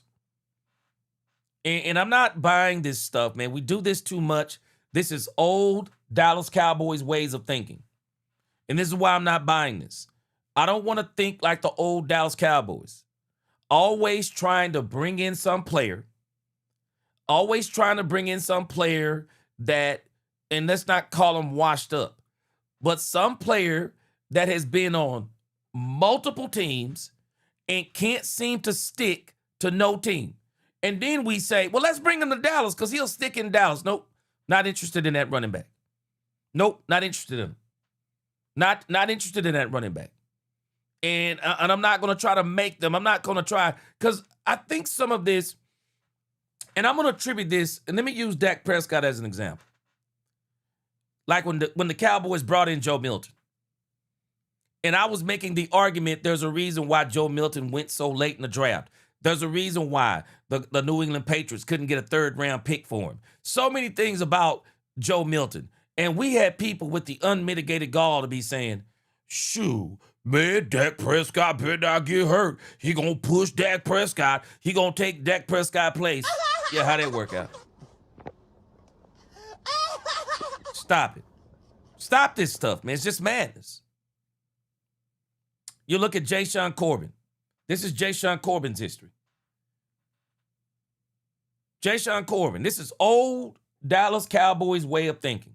This is old Dallas Cowboys way of thinking. New York Giants, 2022. Didn't make it with the Giants. Carolina Panthers, didn't make it. Back to the New York Giants, 2023. Didn't make it. San Antonio Brahmas, 2024. Came back to the Atlanta Falcons in 2025. Didn't make it. New England Patriots 2025 didn't make it. Cut in December 30th. Orlando Storms had a good season with the Orlando Storms. Now he's in Dallas. Excuse me. Now he's in Dallas. And let us understand something. Please don't try to compare the UFL to the NFL. Please don't make that mistake. There are college teams that can probably beat some of those UFL teams. I don't think no college team can beat a pro team, but those UFL teams, some of the Bamas, Ohio States out there, some of those types of teams, they might actually beat some of those UFL teams. I'm not buying a man's NFL career that looks like this, and then his UFL career looks like this. It's saying something. Yeah, it's saying something. Yeah, it's saying something. Yeah. Let's not put Jashaun Corbin just yet. Because everybody's ready for Jaden Blue everybody's ready for, ever since Brian Schottenheimer said he liked big backs, you got a group of people who turned on Jaden Blue. Oh, he's not the running back that Brian Schottenheimer wants. He's not the kind of running back that Brian Schottenheimer likes. And so they're always looking for somebody to take the place of Jaden Blue. Give this man a chance. Let me see something here.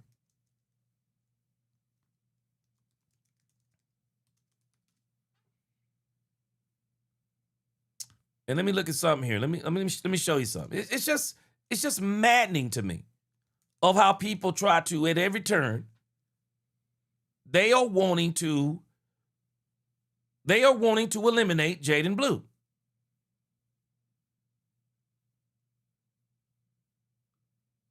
All right, let me go to, let's see.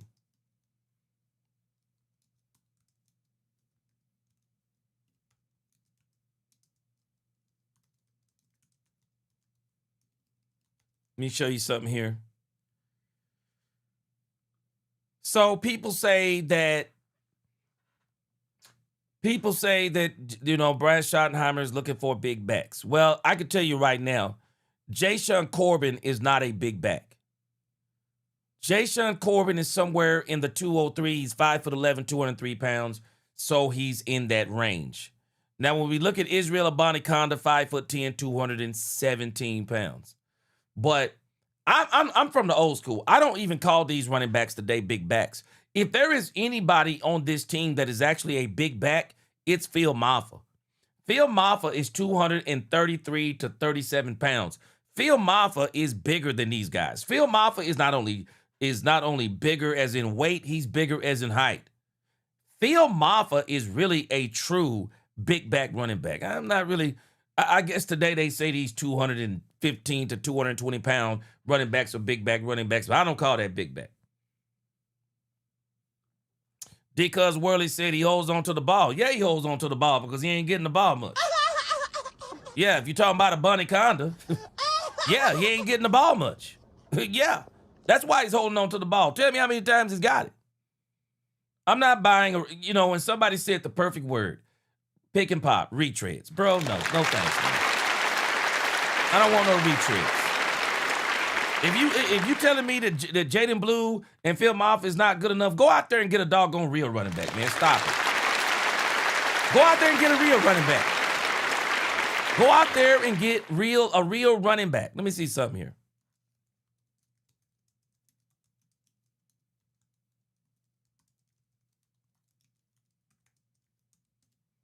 See who's available out here.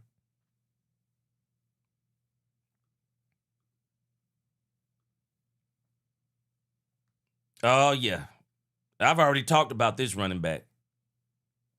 Don't think it's going to happen. But let me tell you something. Don't talk to me about Israel Abanikanda. Don't talk to me about Jashaun Corbin. If you were really serious about a running back, you'd be talking about Joe Mixon. Joe Mixon Those two running backs are not even in the category of Joe Mixon. Stop it. They're not even in the conversation. Joe Mixon will run circles. And Joe Mixon, he's not a retread. I think Joe Mixon has dealt with an injury. Something's going on there. But I'll tell you this. You could bring in him and I would bring in Joe Mixon and take a chance on him more than I take a chance on them two running backs. It's a joke. Also, translation said, when Jerry takes a chance on these older players, that's like taking a hit on 16. Also, translation, boy, you got to understand Blackjack to understand what you said. Boy, you just said about Boy, when you take a chance on those older players, that's like taking a hit on 16 at the blackjack table. Boy, let me tell you something. Lost in translation. Anybody who's ever played blackjack at the blackjack table and you get 16, bro, you almost start crying. Especially if you got a lot of money on the table, bro. Boy, you already know the chances of you getting that 5 is slim to none. And you know if you get 4, the house gonna hit 20 and you gonna get 19, bro. 16 is one of the worst numbers you can get on the blackjack table. Yeah, you ain't, hey, D-Cub's worldly count body, bro. Yeah. Yeah, Floyd Ray Harris, you got 3 good running backs. I agree. Because if you are serious about replacing these running backs, you got Joe Mixon out there. I'm sorry. I would take Najee Harris over those 2 running backs. Stop it. I'd take Najee Harris over those 2 running backs. Let me see who else is out here. Now, they're saying, let me make sure. Let's see. Yeah, notable veterans that remain unsigned at running back. These are the top free agents. So, again, Joe Mixon, Najee Harris. I'm sorry, I'd take Austin Eckler. Call me crazy. I'd take Austin Eckler over those 2 guys. Another running back out there, Antonio Gibson. Another running back out there. Who's this right here? I'm sorry. If the Cowboys were serious, you'd bring in Nick Chubb. There's no way that I'm bringing in Israel Abanikanda. It is an absolute... Let me tell you how much of a joke this is. Did I not tell you this was a joke before the Cowboys admitted it was a joke? When they were saying that Nate Thomas was actually in contention with Tyler Guyton, did I not tell y'all that was a joke? Yeah, might as well put the laugh on there. If Nate Thomas beats out Tyler Guyton, he can't be your starter. You got bigger problems. And if Jashaun Corbin and Israel Abanikanda, if they beat out Jaden Blue, Phil Maffa, and Malik Davis, and you roll with one of those 2 running backs, man, you got big problems. Heck no. Go out here and get Nick Chubb. Stop it. It's crazy. Crazy talk, man. It's crazy talk. You got Raheem Mostert out here. I'm sorry. I'd go get him before those running backs. I would. You got Kareem Hunt out here. I would bring in Kareem Hunt. He only commanded a $1.5 million salary in 2025. If I was serious and I didn't think that Jaden Blue, Phil Maffa, and Malik Davis could do the job, these are the running backs that I would be looking at. This whole Israel Abanikanda conversation, even this thing with Jashaun Corbin, stop it, man. Stop it. You got Alexander Madison out here. Not sure if he's healthy or not. Miles Sanders, we had him before. Trayvon Williams. Got him out here. He only played for $1.17 million. I'm sorry. And I'm not sorry. If the Cowboys were truly serious, and this is why I'm not buying this, is being nothing more than trying to push Jaden Blue again. Jaden Blue is a part of the plan. They're pushing Jaden Blue. They're pushing Phil Maffa. They're pushing Malik Davis. They're bringing in other players to fill those roster spots that you have to have on these training camp times. The 91, 92 man roster. I'm not buying it. If you were truly serious about Jaden Blue and Phil Maffa not being good enough, I have just given you. Name me one of these running backs. Y'all tell me. I'll read them in the comments as I go on to the next subject. Y'all tell me which one of these running backs are you taking Jashaun Corbin and Israel Abanikanda? Tell me which one of these running backs you're taking them over if these running backs are healthy. I'm not taking none of them over Joe Mixon. I'm not taking nobody on this list over Joe Mixon, nor would I take the two running backs the Cowboys got in camp. I mean, this is totally old school. This is totally old school Cowboys way of thinking.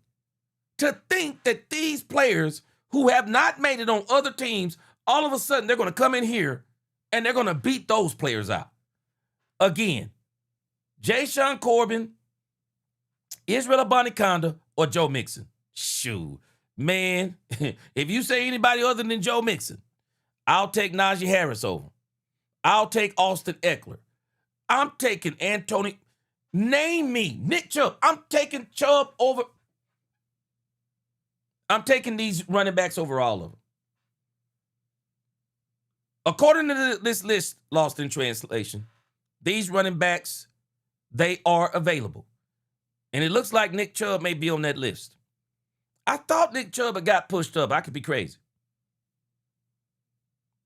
I could be crazy, but I thought Nick Chubb had already got picked up. But if Nick Chubb is out there, I'm sorry. If the Cowboys were truly looking for that running back, that's that change of pace. I mentioned this before. I'm sorry. I would be on the phone with this man. I'm telling y'all right now, if I was serious about, I want to, as Lost in Translation said, I want to solidify the running back room, I would call this man. I'd do my due diligence on Joe Mixon.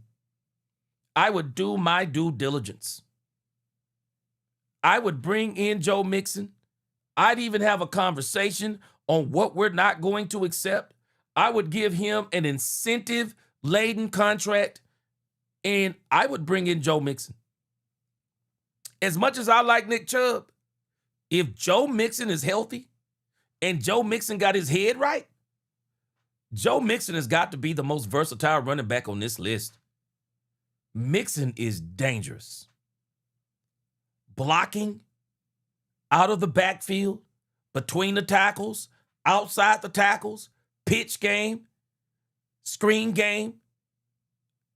I'm telling you right now, Joe Mixon is actually what you want Jaden Blue to be. Absolutely. Absolutely. When you see Jaden Blue, this is what you want him to be. Joe Mixon, without all the off-the-field issues. Yeah, Amber Soprano, I'll take Mixon or Hunt. Amber. If the Cowboys are serious, you hit it right on the head. Mixon or Hunt. Mixon, Hunt, or Chubb. This is how I know. I'm not buying. I'm sorry. I'm not buying. I'm not buying those conversations. Even when Brian Schottenheimer says stuff like, "Yeah, man, Abanikanda is having a good camp." Miles Sanders, they said, was having a good camp too last year. Yeah, didn't last, did he? One of the biggest mistakes the Cowboys made. Yeah. Let me see. And there was another person everybody was talking about that was doing so well last year for the Dallas Cowboys. Yeah, his name is Kyrie Elam. Remember Kyrie Elam? Yeah, Kyrie Elam was doing well too. I'm not buying it. Cowboys, if they're serious, those are not the two running backs they're looking at. I'm not buying it. But I say all that to say, it's like people don't want Jaden Blue.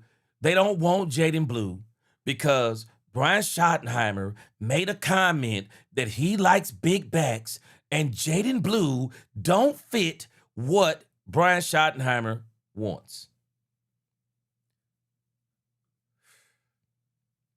Old ways of thinking. Old ways of thinking. And again, we'll show this play again later. But I'm telling y'all right now, Israel Abanikanda nor Jayshon Corbin has this. And I'm going to show it to you. In one run, tell me anything you want to. You can't teach this right here. Watch Jaden Blue. Watch Jaden Blue. You can't teach this. You can't teach that. You can't teach that. You can't teach that. You can't teach that. You can't teach what Jaden Blue has, and the Cowboys know it. Cowboys know it. Those two running backs they brought in, they don't possess that. They don't possess those uns. Tell me anything you want to. They don't possess it. Look at the footwork. Forget it. Stop it. Stop it. They don't possess that. They may give you that every now and then. We saw that from Jaden Blue in Texas. Nah, Jaden Blue, the upside is incredible. Look at that. The man got vision. Stop it. Stop it. Stop playing with this man. Stop playing. Wish I would bring in Israel Abanikanda. Stop it. Stop it. That's why I say Jaden Blue is exactly, Joe Mixon is exactly what you're wanting Jaden Blue to be. That's exactly what you want. Footwork, speed, you can't teach that. You can't teach it. you can't teach that. Those are the two running backs. I'm sorry, they're camp bodies. If they take the spot of Jaden Blue, something has gone horribly wrong. And I'll be honest with you, if those two running backs beat out Jaden Blue, the Cowboys are going to have to admit defeat, and it will be time to move on from Jaden Blue. I'm sorry. Larry Hunter said Blue is a mini Tony Dorsett. I'll tell you this, he's got some of the speed in the moves. Man, Tony Dorsett, boy, he was special. Man, Tony D. Boy, people don't understand how great he was, Larry Hunter. Ooh-wee. Tony Dorsett could have played in any era. Man, Tony Dorsett would actually murder this league right now. Tony Dorsett would murder this league with his size and speed. He would murder it. But again, man, when you look at Jaden Blue, this is Jaden Blue and Phil Maffa going through the drill.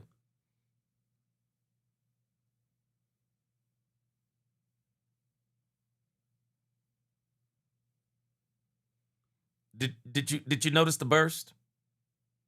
Jaden Blue has a natural burst. Watch Phil Maffa run through this. Watch Jaden Blue run through this. Natural burst. Look, Phil Maffa, that's Javonte Williams. That's Javonte Williams' backup. Now watch Jaden Blue again.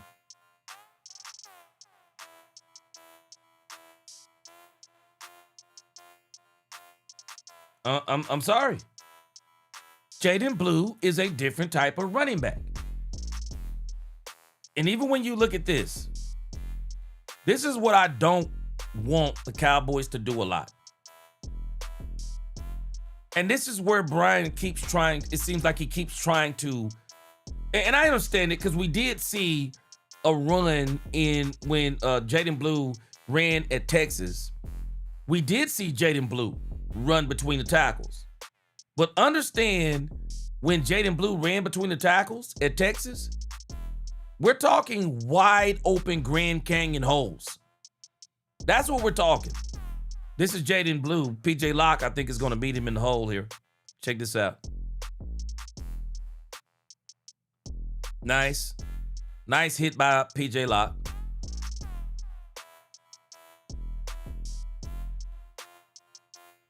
See, that's the part to me that where I don't, that's not Jaden Blue's game. It don't mean he can't do it. That's just not what you want to do when he's in the game most of the time. Jaden Blue tried to get from, like, bam, he tried to use it. Now, maybe if he'd have cut back inside, but he saw a little bit of, nope, it's over right there. But understand this. When you're looking at this run, don't hold it against Jaden Blue. The Dallas Cowboys are just going to be better at stopping the run in 2026, is what this really is. They're going to be better at stopping the run. Yeah, this is what that defense does. It will be way better at stopping the run.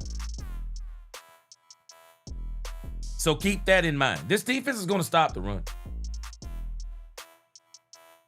That isn't Jaden Blue's fault. That's actually the defense playing well. Yeah, that's Jaden Blue playing well. And I really don't like him in between the tackles and stuff like that because he's it's not like he's, people think he's like little, but he's 200 pounds if I'm not mistaken. He's 200 pounds.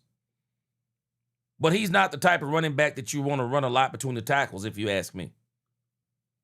And if you look at what they did with him in Texas, that actually wasn't his game. That wasn't his game, so. And I do believe the Cowboys are actually doing a lot of things with Jaden Blue behind the scenes that we are not privy to. I really think that's what's transpiring with Jaden Blue. A lot of people think that Shotty is done. They won't, and it's funny, it's like they want Shotty to be done with Jaden Blue. They want him to be done with Jaden Blue. But they're not done with Jaden Blue. They're not. I'm not believing it. They're not done with Jaden Blue. They got a plan for Jaden Blue. Let me see. I was trying to see. Yeah, they got a plan for Jaden Blue. Whether people like it, love it, or hate it, they got a plan for Jaden Blue. I'm not worried about anything with Jaden Blue. I think Jaden Blue is going to be fine. Let me show you. See, this is what the Cowboys have got to get back to with Jaden Blue. And so, again, let me show you my point that I made about Jaden Blue. It's not that Jaden Blue can't run between the tackles.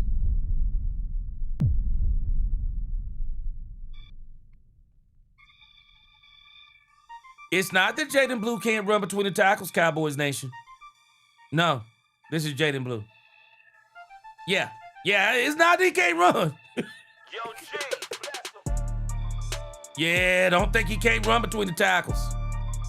Yeah, don't think he can't run between the tackles. Those holes just gotta be there. But if you give this man the blocking, I'm not listening to anything with Israel Abanikanda or Jay Sean Corbin. I'm not. Nah, they know this. You can't teach this. Nah, you can't teach this. You can't teach them this. Put some respect on this man's name. Some respect on this man's name. It's crazy to me how people want this man to fail so bad. They want this man to fail bad. It is crazy. They want this man to fail bad. Nah, Jaden Blue gonna be fine. Yeah, he'll be fine. They got a plan for him. And I do believe that Shotty is pushing him real hard. Yeah, they're pushing him real hard. But that's kind of Jaden Blue. All right, let's move on here. We're gonna get to some more topics here tonight. Appreciate y'all rocking with me.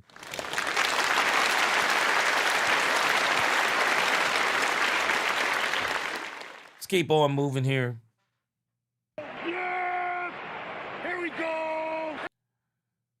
Yeah, Troy Williams. Blue is it. He will not fumble when the games are for real. They want him to fail so bad, but why? You right, G. I don't understand it, Troy. There are people out there, you can tell by the way they're talking, they want this man to fail. And they look for every reason to say that he's not, that he ain't. Well, if the Cowboys were serious about taking the place of Jaden Blue, Jashaun Corbin, and Israel Abanikanda, I'm not buying it. Again, I'm not buying it. There are other better running backs out there that are a better choice than Israel Abanikanda. That's old Dallas Cowboys ways of thinking. Go out there and get some retreads and see if they can be something that you want Jaden Blue to be, obviously, that he's not, and that's what people would be saying. I'm not buying it. I'm not buying that story, and I don't think that's what the Cowboys are doing. Those guys, I believe, are camp bodies, and they are just there to push Jaden Blue and Phil Maffa. They're there for that point. Because again, I believe Phil Maffa is Javonte Williams' backup. All right, let's move on over here. Got a very interesting story about Rashan Gary. How are you? I caught this the other day on the Rich Eisen show. Let me see here. I didn't realize this was, let's see. Okay, I didn't realize this was that. Okay, this is a pretty long interview. Didn't realize it was that long. All right, this is Rashan Gary.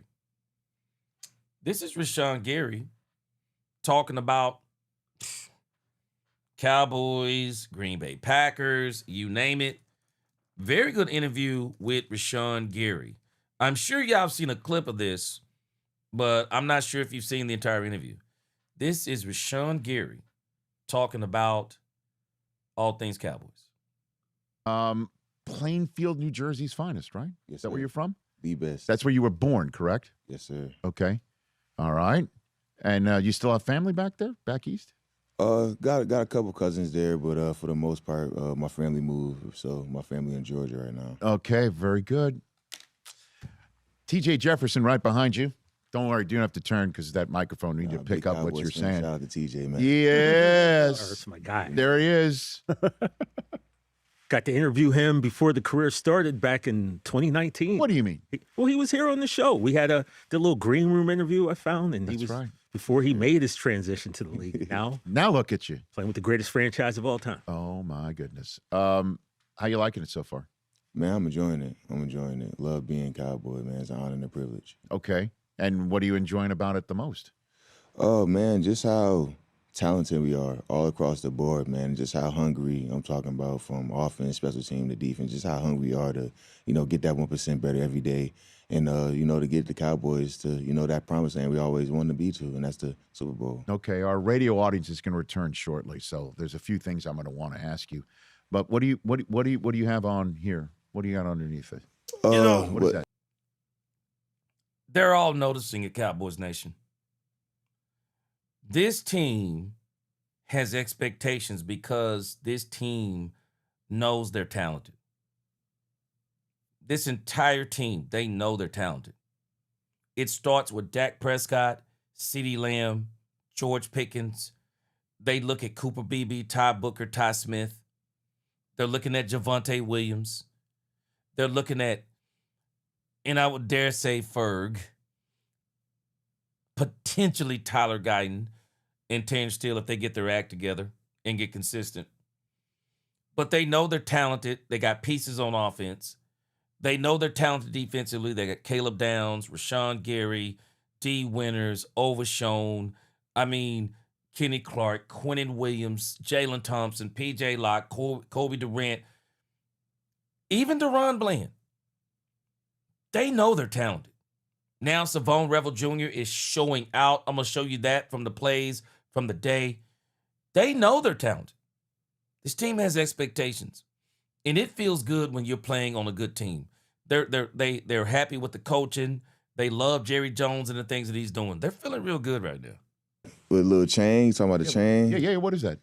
Shout out to my man. I got to move the mic down a little There bit. you go. Shout out to my man Al. It's a nice little Gary chain. So. Oh, is this the same Al? Is this Al the jeweler?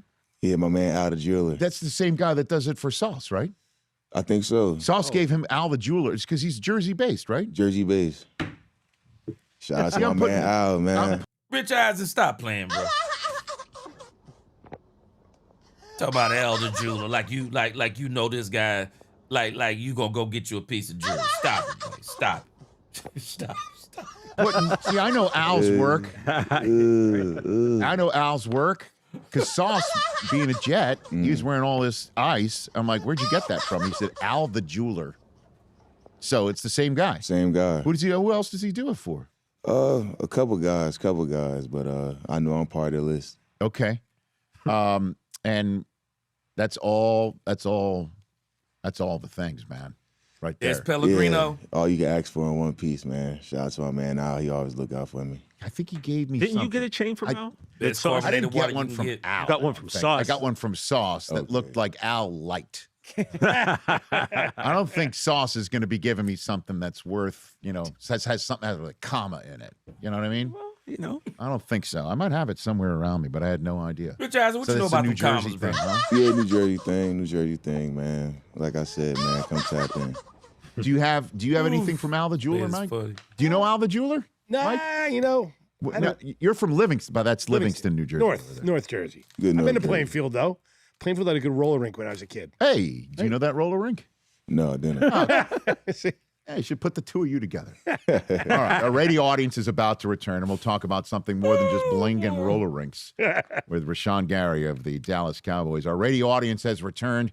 Ladies and gentlemen, the second time I introduce him, formerly of the Green Bay Packers, but always from the University of Michigan, now from the Dallas Cowboys, Rashan Gary is here on the program. Clock that again. So I'm going to start the interview by asking you the same question I asked Trent McDuffie, who's now at the Rams.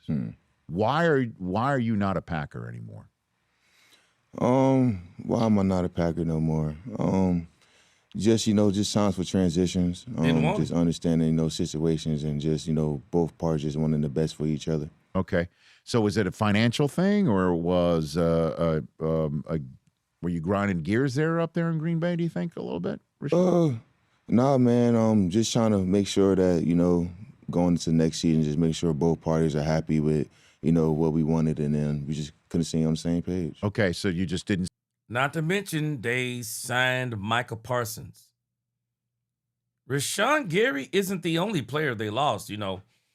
People try to act like, Rashan Gary was trash, and that's why the Green Bay Packers got rid of him. But, See eye to eye. It's not just him. Let's see.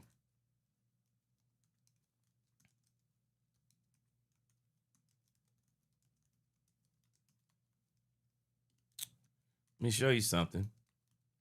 It isn't because he's trash. They lost quite a few players. Look at this. If you think it was only because Rashan Gary was trash, let me see here. Because I thought they actually lost more players than this. Let me see. Yeah, see, they went in there and they signed Micah Parsons. And they lost some serious players. Let me see if I can pull this up. Especially on defense. I was trying to find a list. See here. Yeah, it wasn't just Rashan Gary, contrary to what a lot of people may think.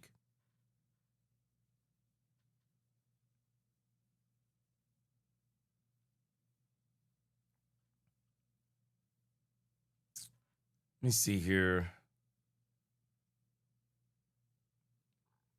These are the notable players that the Green Bay Packers lost. The Green Bay Packers lost over 3,000 snaps following the departures of Colby Wooden, Rashan Gary, Kingsley Enagbare. Let me tell you something. Quay Walker was a huge one. Quay Walker? They lost Quay Walker. Nate Hobbs. Watch this. And gave away Kenny Clark the previous year. Or gave up Kenny Clark last year too. To the Dallas Cowboys. Micah Parsons signed a deal to only get back to what he was on. Now he's going to have the same problem that he had in Dallas.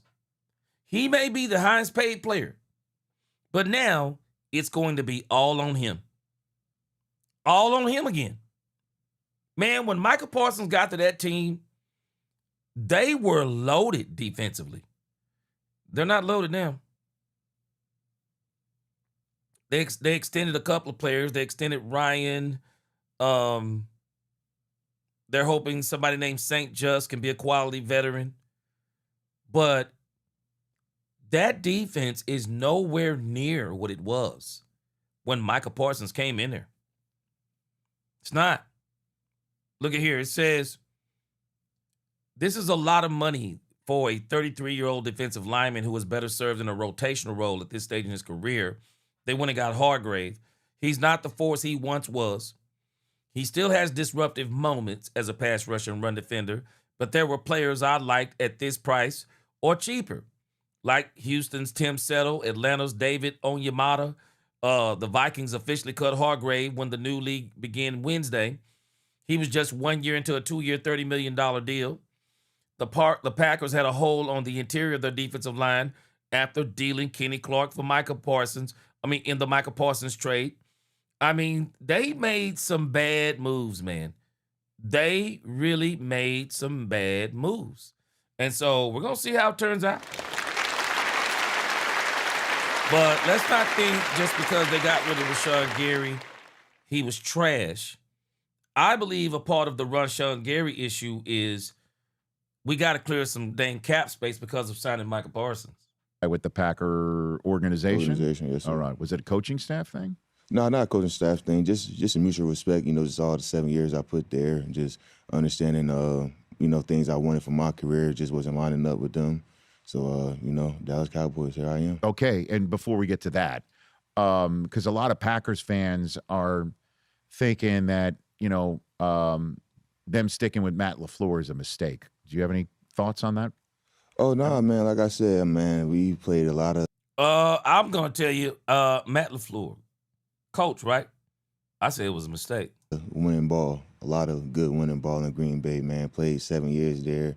Had the opportunity to, play for divisional championships. Had the opportunity to, continue to push for, that Super Bowl chance there. So, Matt's a great guy. They got a good thing going. So you liked the way that you were coached by Matt Timmy LaFleur Terry? while you were there in Green Bay? Oh, yeah, no problem. Great dude, genuine guy, cares about the player on and off the field, and he really wants what's best for you. Oh, and he's because that's what I hear about Matt LaFleur. So. Oh, yeah, good dude. Okay. Won't have nothing bad to say about that man. And now Jeff Hafley's got the head coaching job in Miami. What would you tell Dolphin fans about the guy who's now coaching there? Man, another guy that expects a lot from you, going to push you to be your best every day, and understands, you're going to have ups, you're going to have downs, but he's going to push you to be consistent. That's one thing about him. And, Jeff Hafley being another Jersey guy, man, shout out to him. Great dude, though, going to bring you great energy, and he wants to win. Yeah, because he was talking, we just had him on the other day, and he was talking about instilling his way of coaching and talking about instilling culture. And I'm like, how do you do that? How do you, and he says by holding people accountable and coaching them hard. So you know all about that as well. Oh, yeah, absolutely. So he did that with you. Oh, yeah, like I said, just how, we can sit down face-to-face, man to man, talk about my goals, aspirations. He's the type of guy who's going to listen to you. He's going to tell you what you have to do to, to get those goals and aspirations, and he's going to hold you accountable every day. Like I said, you're going to have good days, you're going to have bad days, but he's going to push you to be consistent because greatness, that's what it takes. Okay, now let's move to your new digs and how you got there. you just mentioned how it was time for a separation with you in Green Bay. Did you know you were going to Dallas? No, not at all. How did you find out? Got a call from my GM late night, and just ended up talking, had a great conversation, and he ended up telling me where I was going to. This is Gutekunst called you up? He personally called you up? Yeah. Okay. So did he FaceTime you or did he call you? Just call. Okay. Just call me. Because I know that in the past with Gutekunst and how he communicates, it's got to be either phone or FaceTime. Yeah. There's so been that issue in the past. Probably ain't FaceTime because it was late at night. But, okay, good. Yeah. All right. Gave me a call. Expressed how he felt about me. What I meant, and told me this would be a great opportunity for me. And when I first heard the news, I was kind of still didn't know how to really take it or how to feel because I've been in Green Bay my whole NFL career, 7 seasons, and just realizing the roster that the Cowboys have, being able to be teamed back up with Kenny, being able to play with Kenny Clark, being able to play with Devin Azaraku, being able to play with basically like the guys that we got across the board, man. And just seeing the excitement for me, like even when the news came out, KC called me. They understand I was going, to Christian Parker's defense, another, kind face that I know and used to. So, man, just been a great transition. Okay, so it is wild, isn't it, that 1 year ago at this time, Micah Parsons and the Dallas Yes, sir. Cowboys, Andre Johnson got you through that. Got you through the rest of that shift. Yes, sir. Yes, sir. Andre Johnson. I believe he's going to get double-digit sacks, too. I do. I believe he's going to get double-digit sacks. I think he's going to be a monster with the Cowboys. With Kenny Clark, Quentin Williams, he's going to be a monster, man. Picking up. And then they flip him to Green Bay for Kenny Clark in considerations. And now you have been flipped from Green Bay to Dallas, and you're playing with Kenny Clark again. It's kind of wild. Like, you can't make this sort of stuff up. Like, you must be psyched that you're right next to Kenny Clark once again. Yeah, it's crazy how God works. Like you said, no one could ever Not to mention, if I was an edge rusher and you told me not only was I about to play with Kenny Clark, I'm about to play with Quentin Williams, I'm telling you at that meeting, book it. I'm getting 13 sacks. Book it. I'm telling you I'm getting double-digit sacks. I'm going to get to play with Kenny Clark and Quentin Williams? Oh, no, I'm balling. I'm balling. I'm telling folk I'm balling. And then you're telling me I'm playing with D. Winters? I'm telling y'all right now, if Overshown stays healthy, he's going to be a monster. I love this defense's chances of being absolutely nasty with this combination of players. I love it. Shoot, Lisa Worley, I'm with you. That's the best phone call you could have got in your life. I'm about to play with Kenny Clark, Quentin Williams, and Christian Parker's the coach. I'm on cloud 9. I'm sorry. I'm on cloud 9. Yeah, story up no better than this. Right. But, like I said, being with a guy teamed up again that understands the work that I put in. I understand, the work that he puts in, how much the game means to him, and just his high standard. It's everything. And, having a guy like Kenny, having a guy with myself, just elevates players around us. But being able to be teamed up with another, friend of mine, and that short of a term, in the NFL, you don't really have stories like that. And Quentin Williams, too. Yeah, it's a blessing. How good can you guys be? As good as we want. Can't really put no ceiling on us. We got to come in every day. We got to punch in. We got to find to get that one consistent better and just be who we are. And your history with the new defensive coordinator is what again, for people who may not know? Yeah, so Christian Parker, he was on the defensive staff when I got drafted in Green Bay. And now here he is. Yes, sir. Coordinating for the first time. What can he do? Man, what can he not do? He understands the back end. He understands the fronts. He understands how offense wants to, attack our defenses. And on top of that, he understands how to maximize his players. And that's in terms of, freeing up more one-on-ones or find an opportunity to get, a linebacker on a running back, mixing up the coverage to play, quarterback mindset. Don't want to say too much, but he's a magician in what he does. You don't want to give away too much about what you're going Not to too do? much. How's it different from what you did in Green Bay? A little bit more, 3-4, so you're able to have mix in, but 3-4, 4 down fronts, and just different things we do in the back end. Okay. So now. I heard a story the other day about Christian Parker. That when Christian Parker was coaching at one of the teams he coached for in college, that he would speak up at meetings about things that he thought maybe they shouldn't do or things that they should do. And even though the coach would go in a different direction sometimes than Christian Parker, one of the things he told Christian Parker is keep yourself a notebook so that for not only are you taking notes on what, the team is doing, but you also take notes about things that you would do differently on this play and in this situation. So that basically when you get your own team, you've already accumulated a notebook full of things that, because you already know that once you kind of coach in a certain system, you're probably going to be in that system's tree because that's pretty much what you know. But when you get your chance to coach, you're going to put in all of the different variations of things that turns that defense into yours. And so Christian Parker, Rashan Gary is making a powerful point.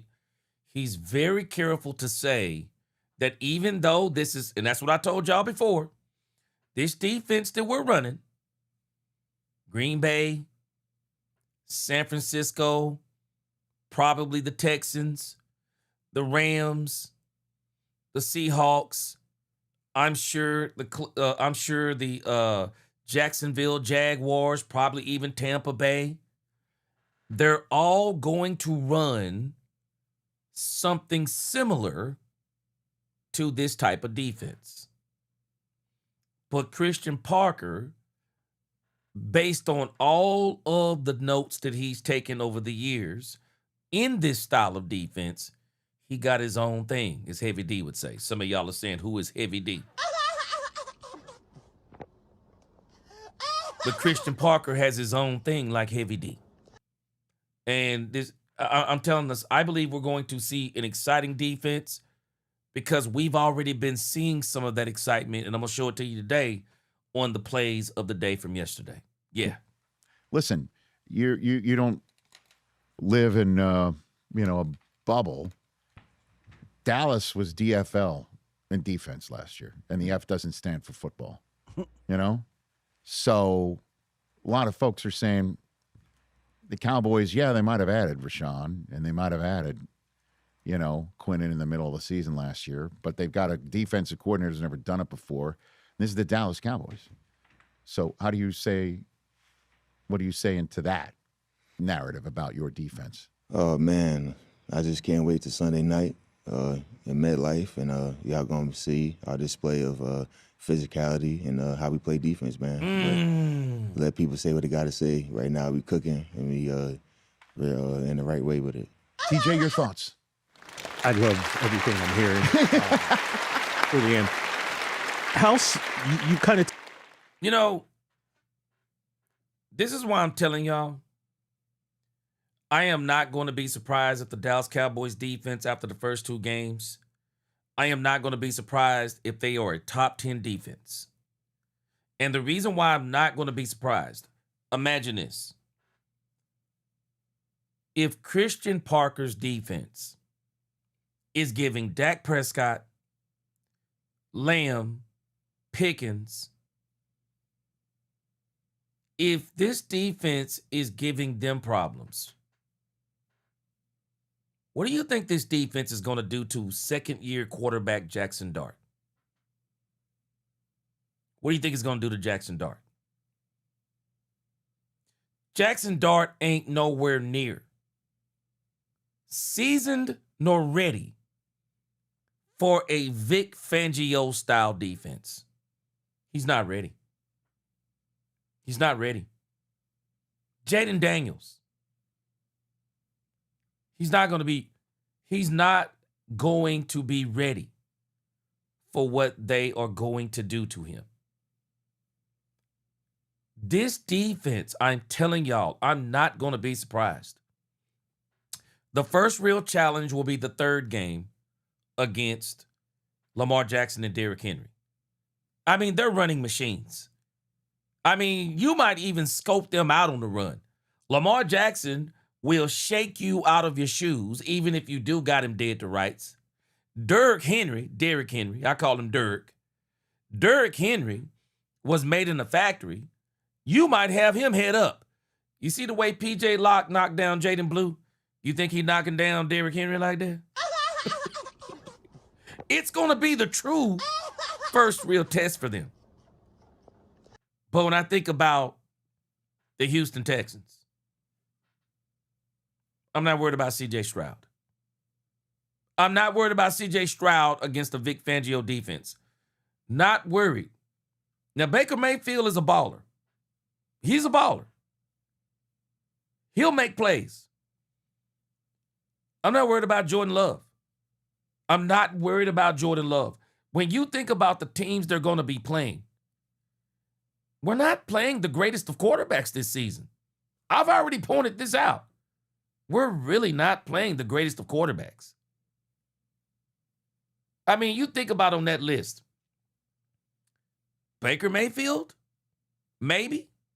Jordan Love? All depends on what they're able to do. You're talking about Sam Darnold. You're talking about Matthew Stafford.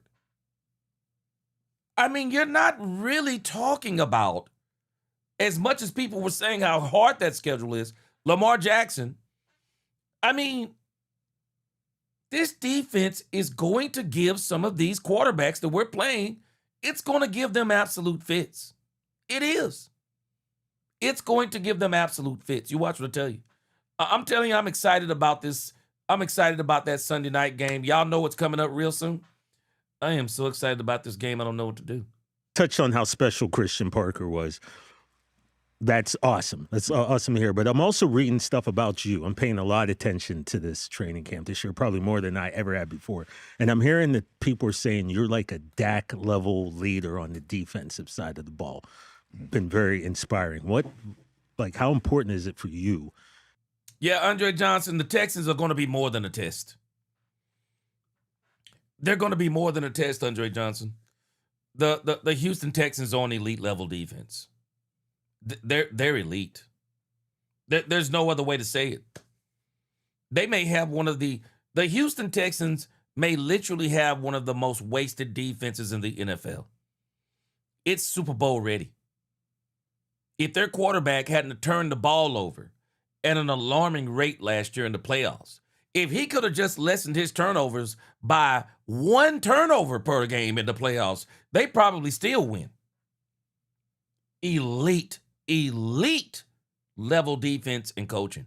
It's going to be more than a test. What they used to call themselves, they used to call them things, Andre Johnson, in school, them TAS, they call them TAS tests, teams tests, state tests. Yeah, the Texans are a true teams TAS state test. I mean, it definitely won't be a pop quiz with them. Shoot, them boys go, ooh-wee. Maybe the toughest defense Dak Prescott will see over the it's up there. It may be better than the Rams defense. You know, what's making the Rams defense possibly the best defense in football is Myles Garrett with the possibility of Aaron Donald coming back, along with what's his name, Young over there as one of the pass rushers. Sheesh. But the Texans, ooh, well, that defense is crazy. to be that guy on the side of the ball that the teammates rally around and look to? Yeah, I say it's very important to me. That's something that I pride myself on. Just how I conduct myself in terms of my business, how much the game means to me. The game that gave me so much, so I feel like I got to give 10 times that, if not more, back to the game. But just being able to lead by example, going into this off season and even making this new transition, man. My whole mindset been action is going to speak louder than my words.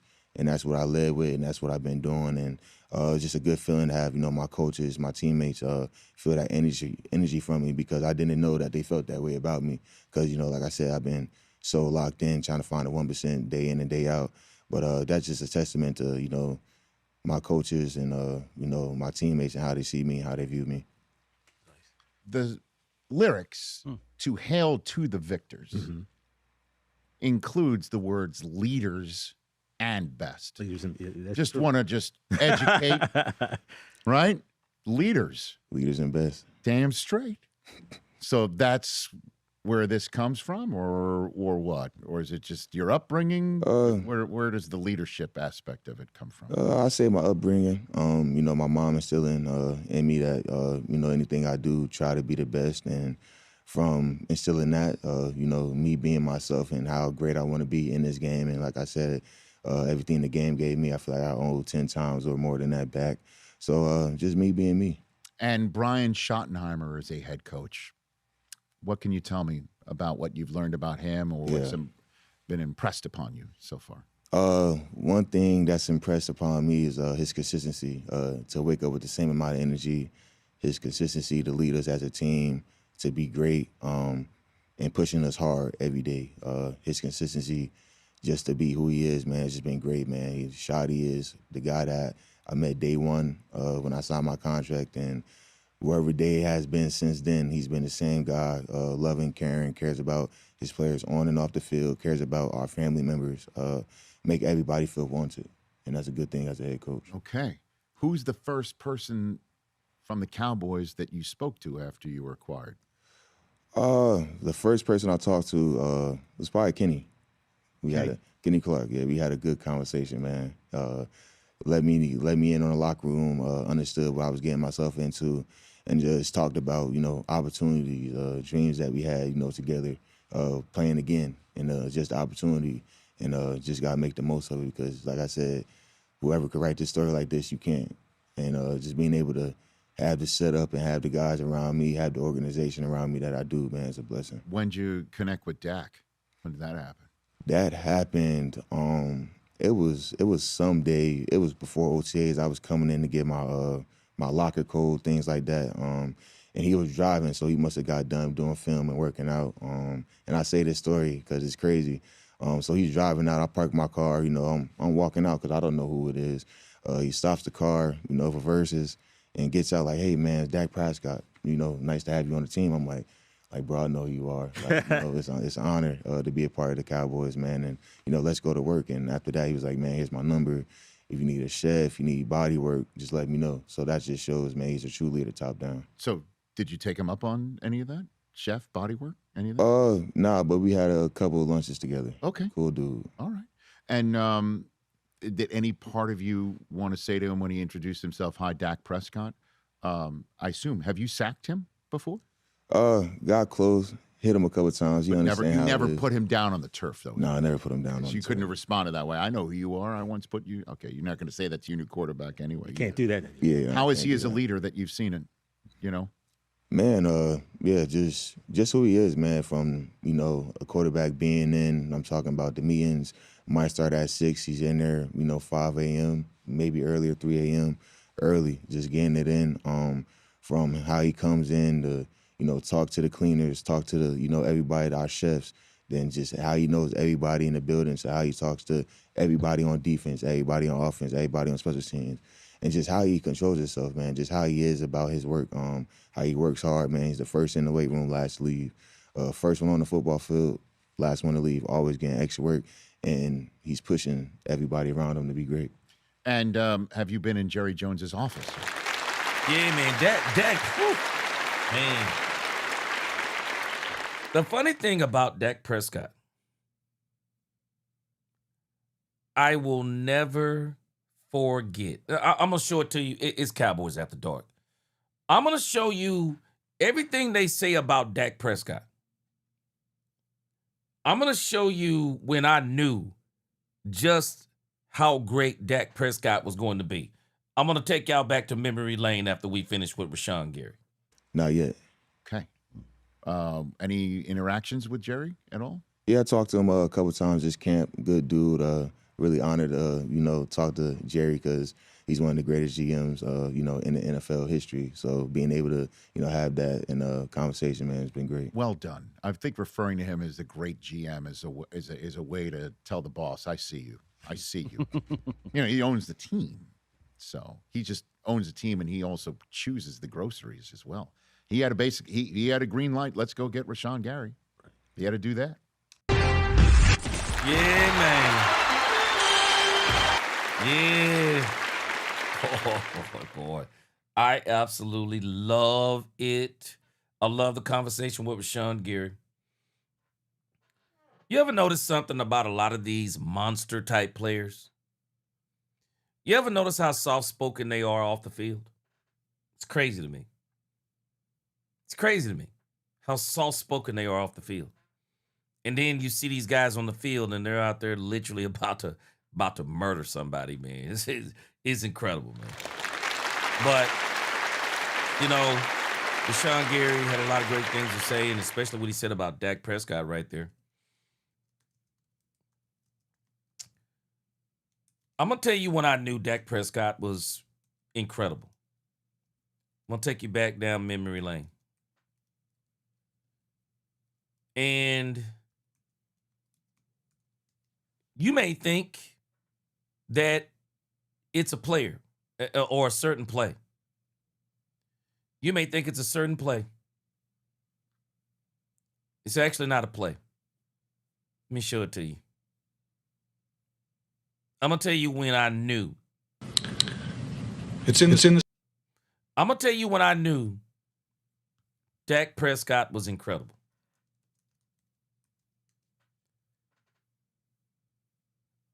I don't know about y'all. Feels like we just did this yesterday. But this is one of those days I'll never forget. Do y'all know what Dak Prescott did to Tony Romo?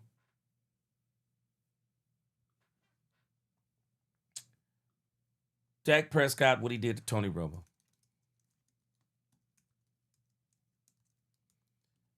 Dak Prescott out-leadered. He didn't outplay. He out-leadered Tony Romo. One thing we know about Tony Romo, and I told y'all about this the other day. I know some people might have thought I was being a little hard on him when he got arrested, but all I was doing was telling the truth. And CBS is saying the same thing about Tony Romo. Tony Romo's problem. He's so talented at certain things, they just come natural to him. That Tony Romo is a jack of so many trades, and he refuses to master one thing. He refuses to do it. When he played football, he kept playing golf.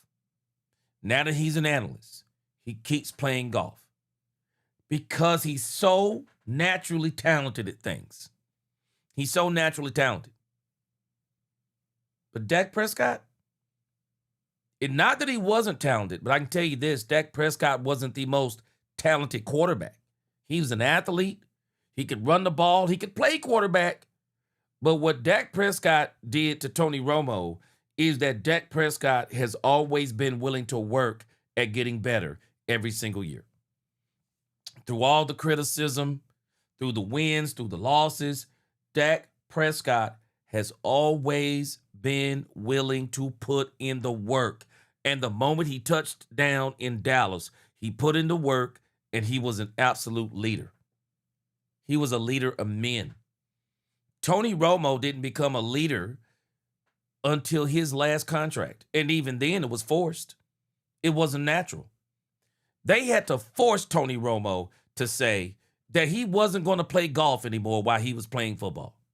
They had to force Tony Romo start wearing his hat forward. I mean, it was dumb stuff. And the Cowboys have done this over the years. The Cowboys, rather than developing leaders, drafting leaders per se, trading for leaders, they would get guys, pay them money, get guys, and they start, and they would say, well, because they make money and because they start, they're supposed to be leaders. I'm sorry. Tony Romo is not a natural born leader. He didn't work at being a leader. He was forced to be a leader because of the payday he got. But in the grand scheme of things, Tony was never a leader. And even at CBS, it was his talent that got him into CBS. And I think it was some of Jerry Jones. It was his talent, and it was Jerry Jones, I believe. But what did I tell y'all before? If you are focused on talent only, your talent will take you places that your character and your morals will not endure. Tony Romo is on the verge of his morals and values not enduring because CBS is trying to figure out a way to get rid of Tony Romo. Tony Romo has been put on indefinite suspension. They're changing the schedule around so that Tony Romo won't be doing games for a while. And I'm telling y'all now, if J.J. Watt works out and he's popular, Tony Romo, he won't be doing the major games anymore. I guarantee you that. Not tier 1 games. And they're literally, from what my understanding is, they're trying to find a moral clause to fire Tony Romo. But I'm saying all that to say this. This is the moment I knew that Dak Prescott was incredible. And it wasn't a play on the field. It was what Tony Romo did off the field. Do y'all remember this?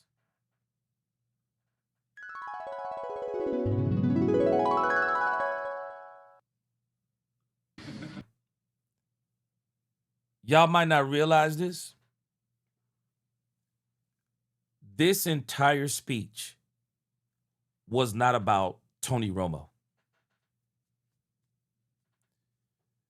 This entire speech was about Rain Dakota Prescott. The entire speech.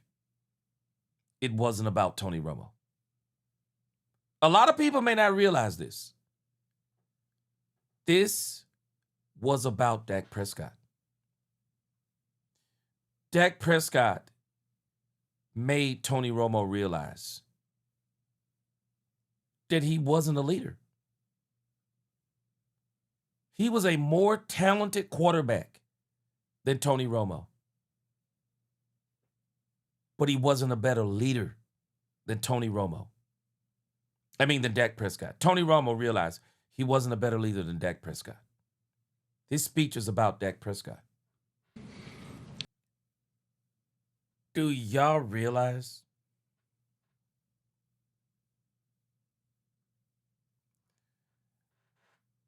that entire speech was about Dak Prescott?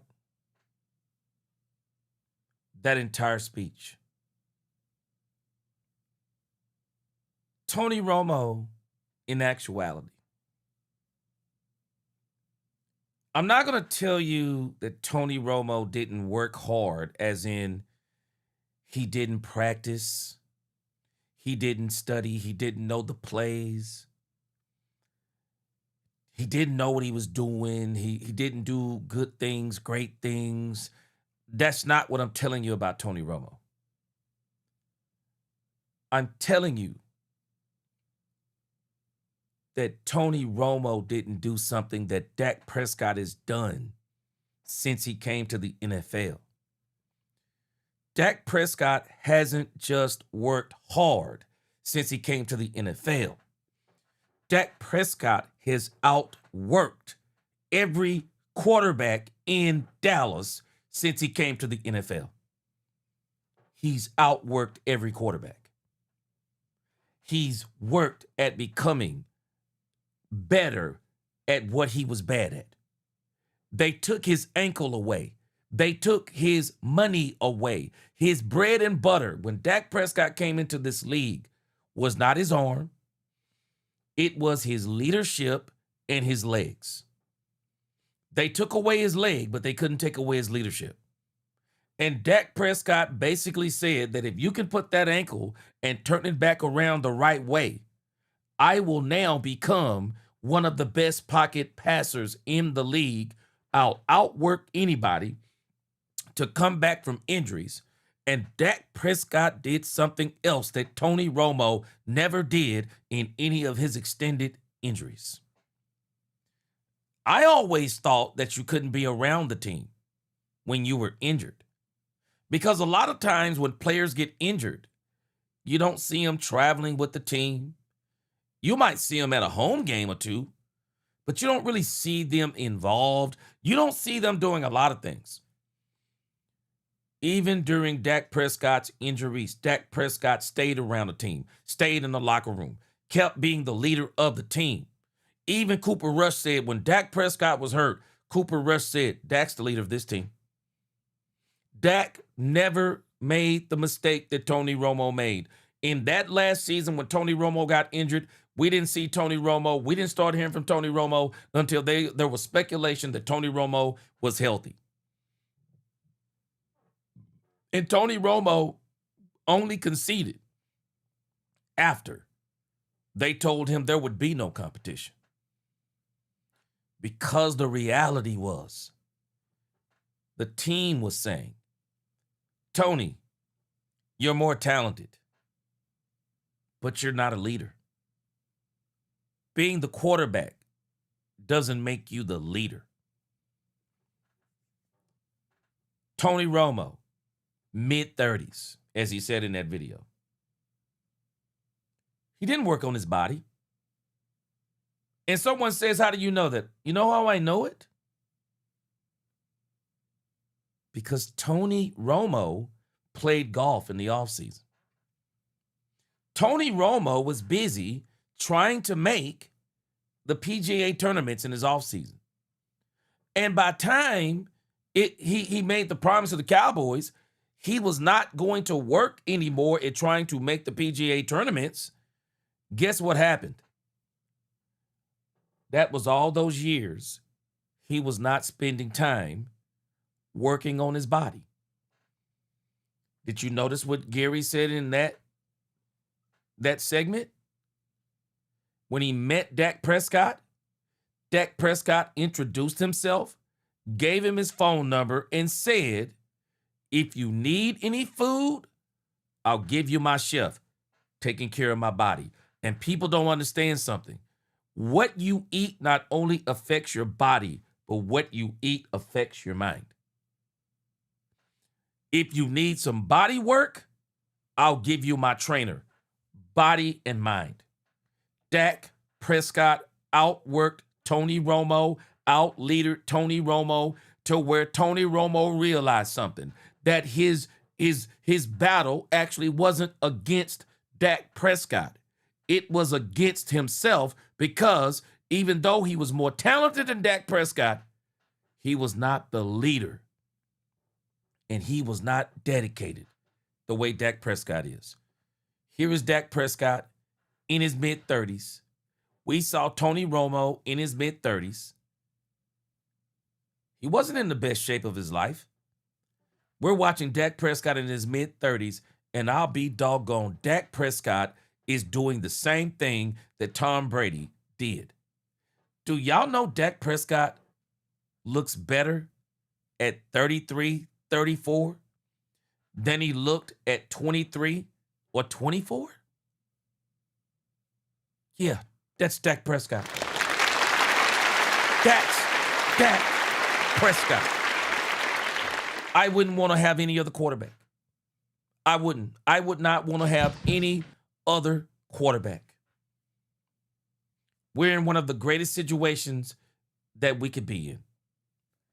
Dak Prescott being in the best shape of his career, in the best mental space he's ever been in his career, and has just taken his entire game, mental game, leadership game, you name it. Dak Prescott has taken it to a whole nother level. That's church right there. That's church. That speech was not about Tony Romo. That speech was about Dak Prescott. And that was the moment I knew Dak Prescott was incredible. I knew it. I knew it then. Yeah, let's come back. Yeah, man, let's come back. I knew at that moment Dak Prescott was incredible. I absolutely did. I knew Dak Prescott was incredible. And I knew at some point, we were going to be at this very juncture again. That Dak Prescott is going to have another chance. And you don't get these chances often.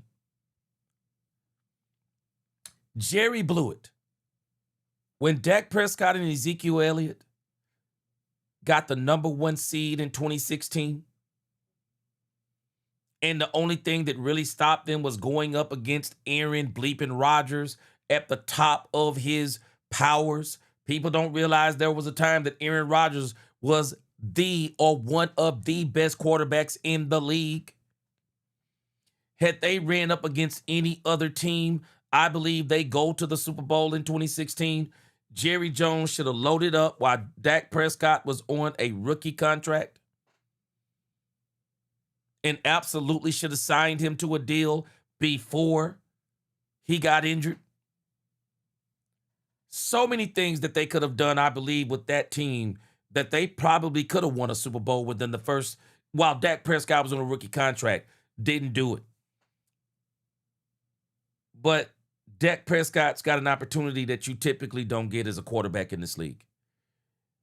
He's going to get an even greater shot, I believe, than he did at 2016, because he's going to go into one of these seasons to where he's absolutely going to have the best team in the NFL. He's going to have the best team in the NFL. And they're going to run through, I guarantee you, in the next 3 years, possibly 4, Dak Prescott is going to experience a season that his defense and his team is going to be so good, they're going to run through teams. They're going to run through this NFL, and they're going to get a Super Bowl. You watch what I tell you. But that speech that Tony Romo gave was all about Dak Prescott, and I knew then. People don't understand what this is, but this dude's incredible. And I believe we're on our way. All right, so the Cowboys are off today. I want to make sure I get to the plays of the day. Man, I got so much stuff for y'all, man. I'm sorry. I got so much content. Let me try to see if I can get through these next 2 segments real quick. And I think I'm going to save Jerry Jones and Quentin Williams. I'm going to save them for tomorrow because I want to get these next 2 segments in, because these 2 segments are indirectly about the Dallas Cowboys. And I plan on posting these next 2 segments over on the G Sports Nation. I got to pick up my work over on that station, on that channel, but I'm just so dedicated to the Cowboys. It's a little bit harder for me to do work over there. But I know y'all appreciate it. Love the Dallas Cowboys. All right. I don't know if y'all have been following this story with Jaden Daniels. And the only reason why I want to share this story with you guys over here on Cowboys Nation is because I am so glad the Cowboys are not dealing with this type of dumbness. This type of stuff is the stuff that stops you from doing the things that you should be doing as a team. Have y'all seen this story? This has to be one of the craziest stories. I'm telling y'all right now, I got a feeling the Commanders are going to have problems. They're going to have problems. Have y'all seen this story? Jaden Daniels is demanding that LSU retire his number. He's literally demanding it. Where do they do this at? It's not an argument of whether or not his jersey should be retired or not. The problem is, you're not the one who determines that your jersey gets retired. Feel like you're. This is RG3. RG3 just goes off on Jaden Daniels. And the reason why I'm bringing this up again, this is going to affect the Commanders, I believe, in 2026. Check this out. This is crazy.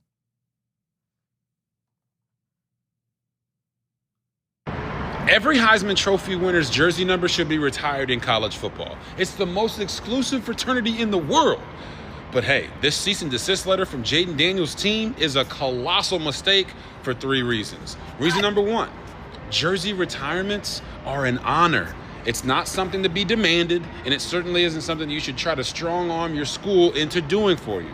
Reason number 2, Jaden Daniels' team has put him in direct odds with the LSU fan base, one of the most passionate fan bases in all of sports.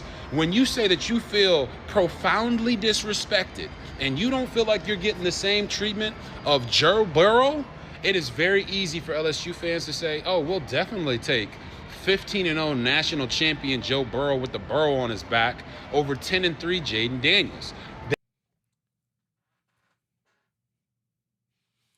What if this is your quarterback? Ronan the Voice. This is comedy. Ronan the Voice. Have you been following this, bro? Ronan, have you been following this? I had to bring this to Cowboys Nation. How would y'all feel if this was y'all quarterback? This is an absolute joke. Jaden Daniels, I got news for you.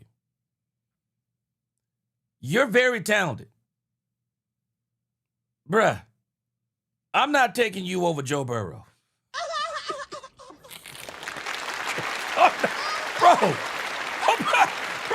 I'm not taking you over Joe Burrow, bro. I'm not taking you over Joe Burrow. I care nothing. I don't care about the principle of a matter, bruh. I care nothing, man. I'm in the pros. I care nothing about my jersey number being retired in college, bro. I'm sorry. This is an absolute joke. Dan Quinn, in case nobody told you, you're going to be on the hottest of hot seats after this season, brother. You're going to be on the hottest of hot seats. Jaden Daniels is, if he's not careful, he's going to go the way of C.J. Stroud and worse. Jaden Daniels, very talented quarterback, small quarterback who likes to run the ball, and coach doesn't mind him running the ball, putting him in harm's way.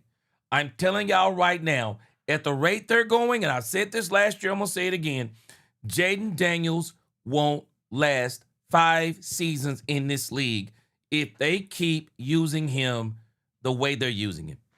He won't last 5 years. And with this privileged nonsense, it's bananas. They are going to pick Joe Burrow every single time. Yeah. And number 3. Yeah, because I am. The Washington Commanders are in their most important season, and Jaden Daniels is going into the most important year of his entire career. And he's created a massive distraction. His team has created that distraction for him. Say it again, RG3. What? Bruh. This is pure nonsense. If I'm an owner of that team, Jaden Daniels, bruh, as soon as your contract is up, bro, I'm going to be looking for your replacement this season. Jaden Daniels, I'm bringing in your replacement, bro, this season not this season, but after this season, guess what, bro? I'm telling you right now, I'm bringing in your replacement if possible. This dude can't be the leader for my team. He can't be the quarterback for my team.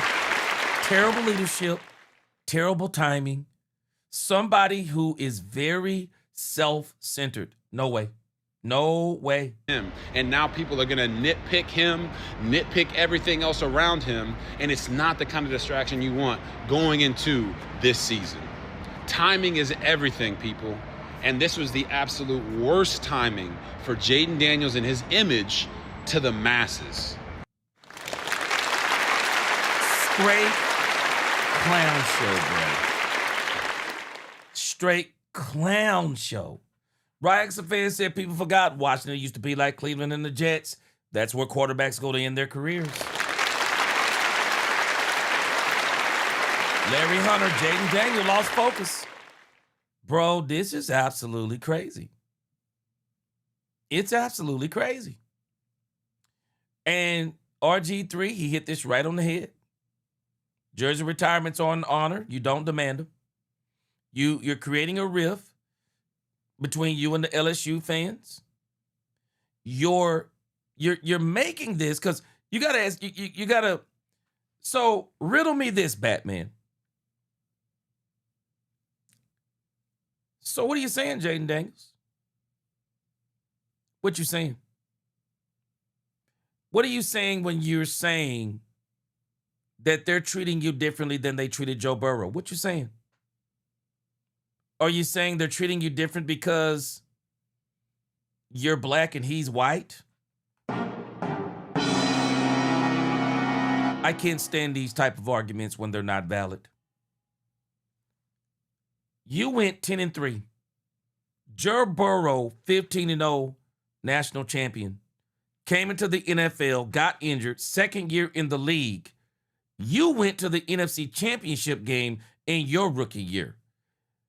Joe Burrow, on the other hand, went to the Super Bowl in his second season and arguably should have won that Super Bowl. Go back and check the replay on that Aaron Donald play.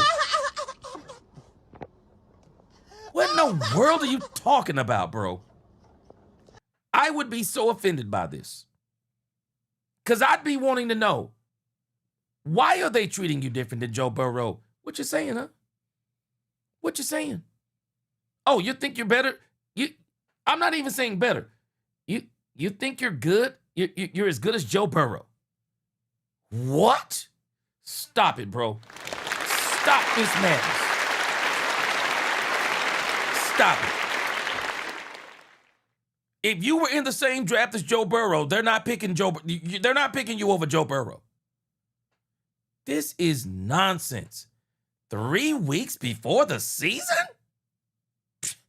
Boy, I'm telling y'all right now, Joe Burrow better come out. I mean, Jaden Daniels better come out and ball out of his mind. I don't know if this is real or not, but DJ Pickett has obviously got his number. And DJ Pickett has a few things to say about this. Let me see if we can hear this. Wish Jalen the best. About the number situation, I wore the number my whole life since I was 4 years old. It's a number I was promised. Wish Jalen the best. Good player. He did real good here, so that's all. Yeah, this is DJ Pickett. You might not have been able to hear that, but he just basically said something very basic. Bruh, you played good. This is the number you wore. But I was promised this number. And this is the number I'm going to wear to play with. I wish you the best. Yeah. What else are you going to tell him? Yeah. What do you want this dude to say? Now, this guy here is black. What you want him to come out and say? It's disrespectful. Yeah, this is a black guy. He's wearing your number. You do know that, right? Bro, he ain't taking up for you. This is the wildest story from an NFL quarterback, man. You're in the NFL, bro. You got bigger fish to fry, man. You gotta concern yourself with making it to your second contract. Yeah, DJ Pickens said it's the number he was promised. He's basically saying he's wore this number his entire life. Lane Kiffin on the number 5 controversy. I haven't heard this. Who knows what Lane Kiffin's going to say? Promised. Let me see here. Let's see what Lane Kiffin's going to say. DJ is in 5, and that was a situation that was promised to him in recruiting here for him to sign here, and I've done a lot of research on that. Yeah, and as a matter of fact, I'm going to show you something. Jaden Daniels and his mama, this is why your fathers, when you're married and you have children, this is why you need mothers and fathers, because mamas love them sons. I'm telling y'all right now, mama love them sons. Mama will do damage over them sons. You need daddy to step in sometimes. You need the father to step in sometimes and say, okay, mama, calm down. Calm down, mama. Y'all remember the non-controversy with none other than Caleb Downs? Y'all want to know why there's no controversy with Caleb Downs and number 2 on the Dallas Cowboys? Because while Mama Downs, Caleb Downs said Mama Downs wanted Caleb Downs to wear number 2. Ooh, so bad. Father Downs said, it don't matter what number Caleb Downs wears. He gonna ball out regardless. You see why you need that type of balance? Who you think leading the charge on Jaden Daniels in this jersey thing? Who you think leading the charge? I'm telling y'all right now, mamas don't play about them sons. With the family and the representatives and the people, and so really I didn't have a decision to make. It was promised to the kid. It wasn't done for whatever. I'm not going to get into that. I'm not going to judge something that I wasn't here of. But when a kid's promised something to come to school, he should wear it. And so at that point, I don't really think that's my decision. Should be honored what he was told. And so he's wearing it. Bottom line. Bottom line, I don't know. It looks like D. Cuz is saying something about it was in a contract. I hadn't heard that part. It's a crazy contract. I don't know. It's a crazy contract. This is the guy over here at ESPN. He's talking about it. I also think LSU, like if you know for a fact this guy meant so much to your program. Yeah, and if you're saying that it was in the contract, D. Cuz Worley, unless this is a late development, D. Cuz Worley, I'm having a hard time believing it was in the contract.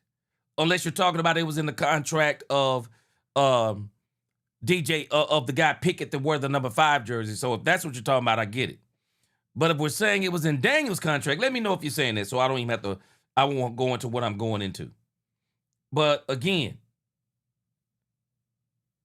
I'm pretty sure it wasn't in Daniel's contract for them to retire his jersey with the Heisman Trophy. But we'll see.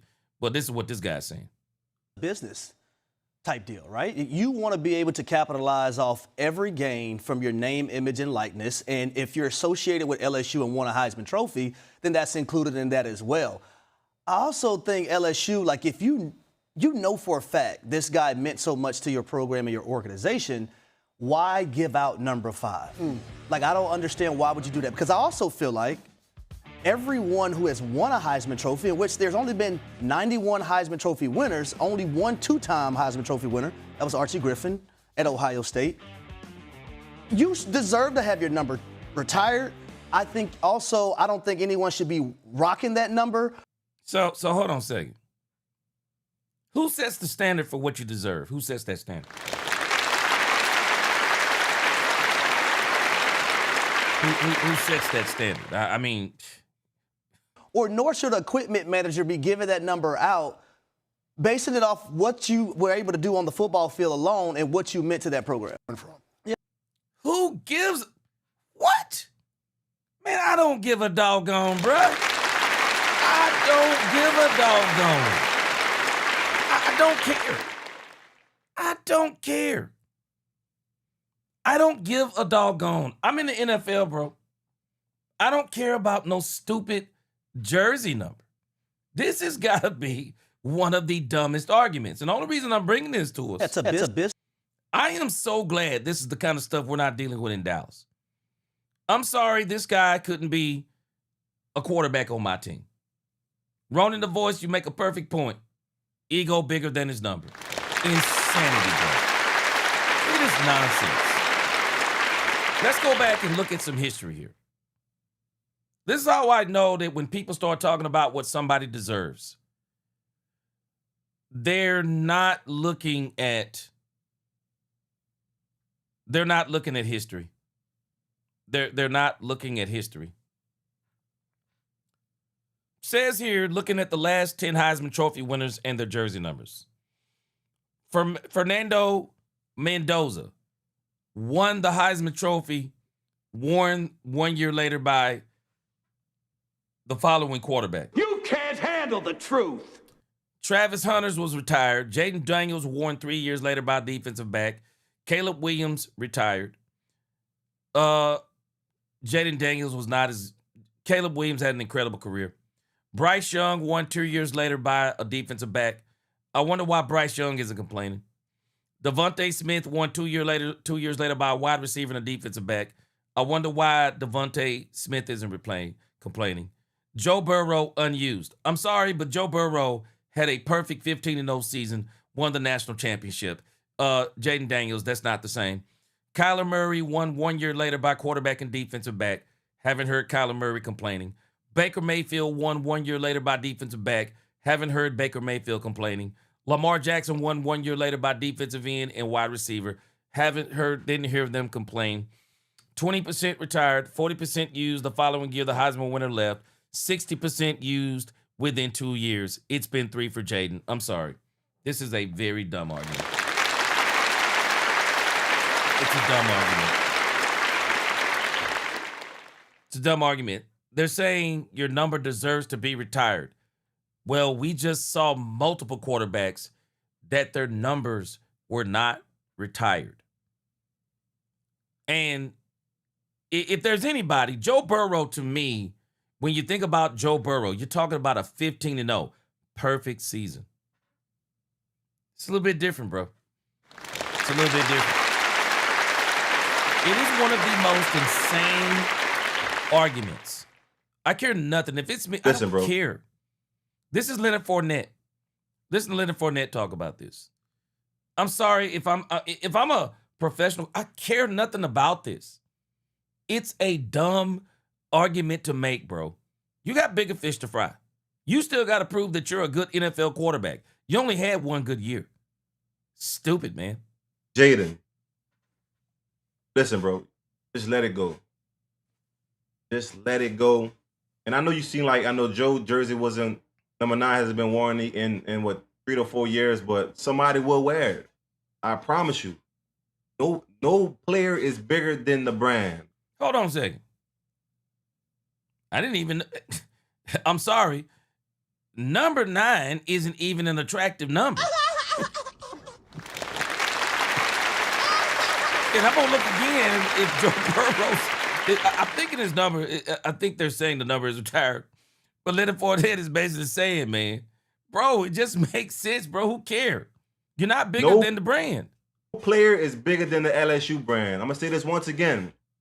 Before I got to LSU, Tyron and Pat Pete, number 7 wasn't worn for 2 years. I was the right recruit that wanted the number. And also, I'm from the 7 ward, so it represents my hood and my neighborhood where I'm from. And they gave it to me. So don't let this go over y'all heads, man. 4th and South, man, we just breaking a little quick news to y'all, man. I appreciate everybody out there listening. And listen, when this clip does come out, let me know y'all feedback. Either I'm tripping, Jaden tripping. Let's get into it, man. I appreciate y'all. Jaden, listen, bro. Just let it go.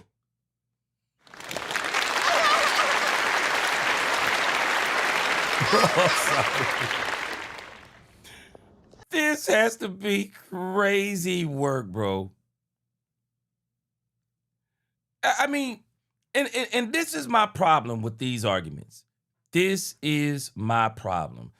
Look at this person right here. No disrespect to him, but this is my problem. No black player is bigger than the brand. Joe is obviously bigger than the brand and alumni, but good coat. To even put Jaden Daniels and Joe Burrow in the same conversation, this isn't a black or white argument. It's common sense. Jaden Daniels isn't as good. He didn't accomplish as much as Joe Burrow. Bro, 15-0. You're 15-0. You win the national championship and you win the Heisman Trophy. Bro, make it make sense. Oh, this is stupid. This is stupid. It's nothing to do with race.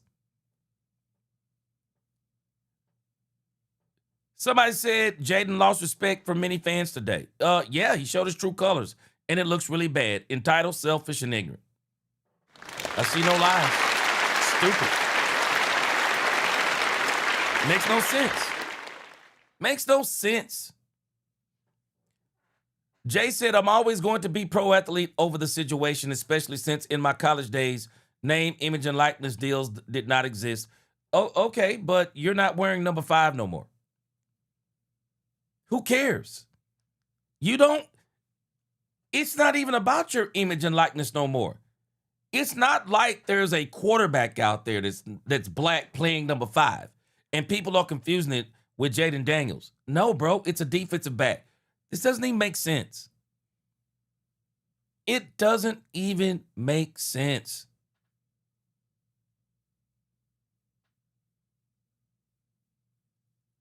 I don't know what they're talking about here. It says, so you want JD5 to leave money on the table after LSU went back on their word. They can profit off him, but he shouldn't. Is that the takeaway? I don't understand. What word are they talking about? What word are they talking about?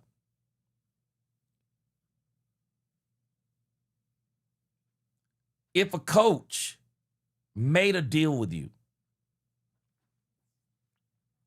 and then there's another coach, you do know that deal. Did you sign a contract? Was there a contract in place? You can't hold a coach to a deal that the previous coach made. This argument it's a silly argument. It's a silly argument. And it is for me, if I was a player on the Washington Commanders, I wouldn't want this dude to be on my team. I wouldn't want it. Oh, I'm not going to dispute you on that, Christian. Yeah, he had some great wide receivers. But I still say he's better than Jaden Daniels. I'm sorry, he's better than Jaden Daniels. Jaden Daniels is great. He's not Joe Burrow when you're healthy. Yeah, he ain't Joe Burrow when he's healthy. Joe Burrow is an incredible quarterback. I'm sorry. I don't care if the man is green. Joe Burrow is an incredible quarterback. And Leonard Fournette, he's saying exactly right. Bro, let it go. This is stupid. Hey, I'm telling you right now, I don't want him playing the quarterback on my team. I don't want him playing the quarterback on my team. All right, let's go to our next story. Another story that's going on in the NFC. And, man, I'm telling you right now, some of these Eagles fans, they're not dumb. These Eagle fans are looking at the Cowboys. I've heard some of the media guys over there, they're looking at these Cowboys as a serious threat. A lot of people are looking at the Dallas Cowboys as a serious threat. Landon Holyfield, found this over here. Let me make sure I give Landon Holyfield some credit here. Landon Holyfield, the Lando Show. He said even the Eagles media smelling what the Cowboys cooking. I've actually seen this guy before. Listen to him talk about the Dallas Cowboys. This is crazy work. Check this out. That I look at the Cowboys and say, dang, if Dak Prescott just doesn't fold, this team is a Super Bowl contender. For real. And with the way George Pickens was cooking them defensive backs on the Rams, brother, that duo of CD and Pickens is objectively going to be showtime again. Again, y'all gonna be like, Miles, you glazing the Cowboys. I'm not glazing. I'm just saying what it is. They're gonna have a better defense. They got Christian Parker. And that duo of CD and Pickens is nice. That's Eagles media saying that. Right, and there was a time when I thought MJ was just all green Kool-Aid, but clearly. But hey, bottom line, man, these guys aren't. Let's hear that again. You can't deny what the Cowboys are doing. The first time in my life that I look at the Cowboys and say, dang, if Dak Prescott just doesn't fold, this team is a Super Bowl contender. For real. And with the way George Pickens was cooking them defensive backs on the Rams, brother, that duo of CD and Pickens is objectively going to be showtime again. Again, y'all gonna be like, Miles, you glazing the Cowboys. I'm not glazing. I'm just saying what it is. They're gonna have a better defense. They got Christian Parker. And that duo of CD and Pickens is nice. Yeah. And that's why I said the other day, man, when Jerry Jones said that y'all don't believe we're going to win, and I like that, he was talking to the Dallas media. That's who he was talking to. He was talking to the Dallas media. Because I can tell you this, he wasn't talking to a lot of the media outside of Dallas. Because a lot of people outside of Dallas, they all think the Cowboys are going to be Super Bowl contenders. Let you hear this guy here. Let's insert this in here. I'll put this as a timestamp. Listen to this guy named Nate Tice. I think this may be the second time we've heard him. Listen to him talk about the Cowboys. Look at this. I think there is a path. And look at this. These guys are a lot of media members. They're very high on the Cowboys. Look at this. But looking at this defense, I think there is a path, and more of a likely path than I think people are considering, that it can be at that average level, which if it's average with this offense and special teams, that's a contender, not just a playoff team, which, spoilers for me. But no, looking at, okay, you mentioned Quentin Williams, star, one of the top 10 non-quarterbacks, top 15 non-quarterbacks in the league. We'll put it that way. One of the true front defenders, worth the money, got the big extension, and I think it's justified. Guy that can take over early downs, stay on the field on late downs, good against the run, can gap shoot, can eat blocks. He's like one of the ideal defensive tackles, like ever. And on top of it, supposed to be a great teammate and everything. Now, the rest of the defensive front, DeMarvion Overshown, coming back from injury has kind of like sparked a little bit of optimism for me, because he was coming on before he got hurt a couple of years ago, kind of balling out. I think this defense, and again, this is where I was talking about those inside linebackers, you either blitz or you have an end drop with an end dropping. He, I think, is going to be a great fit for that because he's best going straight ahead. What did I tell y'all about DeMarvion Overshown? If DeMarvion Overshown is healthy, this Dallas Cowboys defense is going to be unstoppable. They're going to be unstoppable if Overshown does what we believe he can do. From sideline to sideline, I don't know if there's anyone quicker than Overshown when he's healthy. This defense is going to be wild. I'm telling y'all right now. I am so excited about this defense, man. And then you're pairing Rashan Gary. Rashan Gary was eating with the Green Bay Packers before they just got devastated with injuries. He's going to eat here too, because we got two premier and one an absolute elite defensive tackle in Quentin Williams. Gary going to eat. I'm telling y'all, Gary going to eat, man. And I think he's got a little ability. He's like a heat, I wouldn't say heat seeker. He's like a tractor beam. Like he's just like, I guess that's heat seeker too, but he's just like, he just like locks in and he destroys, seek and destroy type of linebacker. And now the other guy that they drafted, I thought maybe this was what you're hinting at, Jashawn Barham. He's another guy that was a hybrid guy in college. He was the edge inside linebacker type. He's a perfect fit for this defense. So he's going to play this year. If Jashawn Barham is healthy, Jashawn Barham is playing this year. I believe that D. Winters will be one and done. D. Winters will be one and done. I believe the Cowboys are going to try their best to get a deal done with DeMarion Overshown. D. Winters will be one and done. This belongs to Jashawn Barham, but before it's all said and done. What was one of the worst units in the league last year, the Cowboys linebackers, I think at the very least can be average and actually maybe a surprising strength, really. I think too, so I already mentioned the line. This defense will be better than average. From everything I've seen so far, they'll be better than average. And again, keep this in your mind. We're not playing against juggernaut offenses the entire year. Some of the defenses we're playing are better than the offenses. But we're not really playing juggernaut offenses. Rams, probably somewhat of a juggernaut. But when I think about Giants, nope. Commanders, nope. Ravens, not a juggernaut, but they're going to be a handful running. Texans, nope. Packers, nope. Philly, they'll be hard to stop running. The Colts, they're going to be tough to stop running. Not worried about their passing game, losing, I think, Alexander. But their run game is pretty good. But they're not a juggernaut offensively. Tennessee Titans, nope.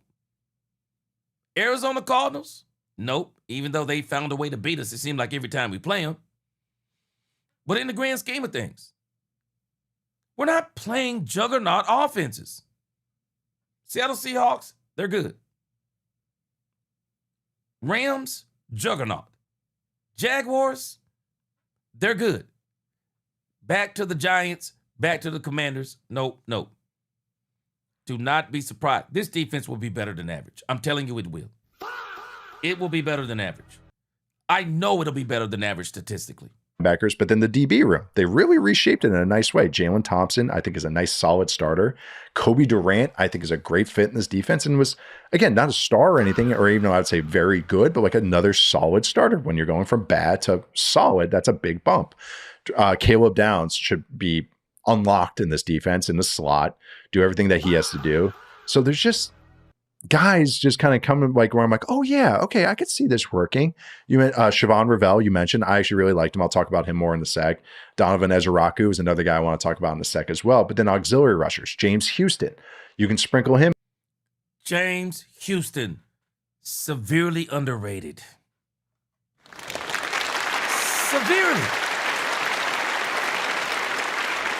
Severely underrated. James Houston is a player to watch. I think he can eat on this team too. I do. Yes, sir, Christian. I see you there. Yeah. Matthew Stafford, Lamar Jackson, that's it. Yeah, Christian, exactly. We're not playing juggernaut offenses. We're not.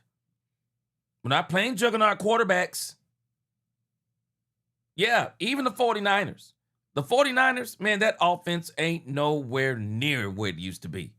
Man, they're questioning whether or not Christian McCaffrey can even be healthy. They're playing on bootleg wide receivers, man. I mean, they brought back, what's his name? Samuel? Come on, man. Not even worried about them, man. I'm not even worried about them. him in as a DPR, designated pass rusher, to, sprinkling on 3rd and 4th down because other guys can kick inside. So I'm kind of squinting at this, and I'm like, all right. We say it's built along the spine. How are the defensive tackles? Kenny Clark and Quinnen Williams. Okay, good. Can inside linebackers blitz? Yes, both of them I think will be able to. How are the safeties and the slot defender? I'd say the safeties are okay, and I think the slot defender has a chance to be good or maybe even better than good. All right. You can see how I'm talking myself into this, and I will get into a couple of the other guys as well, but that's why I can think there's a path to this being average-ish and a non-negative overall. And if it's a non-negative, wow, who knows what this Cowboys team can be this year, because that defense was so bad last year. Yeah. What else can you say? What else can you say? I mean, they're putting together something great over here with this defense. They really are. And again, man, there are so many people. They're seeing some of these same things, and they're just kind of like, man, this defense, if it can be average, I'm sorry, it's going to be better than average. And the reason why I'm saying it's going to be better than average, because I'm talking statistically. Because, let me show you real quick. I've already shown you this before. But the thing I'm looking at with this Cowboys schedule, it's just common sense. It's just a lot of common sense. When you look at the Cowboys schedule, they're not playing juggernaut offense. They're not. These are not juggernaut offenses that they're playing. These are offenses that this defense, I mean, look at this. I mean, this is absolutely comical in a sense. Why does everybody think Jackson Dart is about to take the league by storm? Because he got Harbaugh? Stop it. Stop it. It's absolute joke. Jaden Daniels, we just saw he got problems going on with LSU. He too concerned about his number 5 jersey. Lamar Jackson. We'll see what Lamar Jackson is, but I'm telling y'all, this is a very important year for Lamar Jackson too, because the Baltimore Ravens have yet to extend that contract, and people are saying that he could actually be traded, or, he could be traded after this season. So we'll see what's going on with Lamar Jackson, but, the defense that Christian Parker runs, it's going to give Lamar Jackson fits. C.J. Stroud, come on, man. I'm sorry. Houston Texans extend C.J. Stroud before the season starts. They deserve everything they get. They deserve everything they get if they don't let C.J. Stroud play this out. Baker Mayfield, Baker can ball. Baker can ball. It all depends on how good will the receiver core be. How good will the receiver core be this year? Green Bay Packers, they're regressing. I believe they're regressing. We'll see what they look like. Not sold on Jordan Love. He's still riding a 2023 playoff game against the Dallas Cowboys, in which their run game was unstoppable. Jalen Hurts, absolute regression. Teams have figured out he can't throw against too high safety.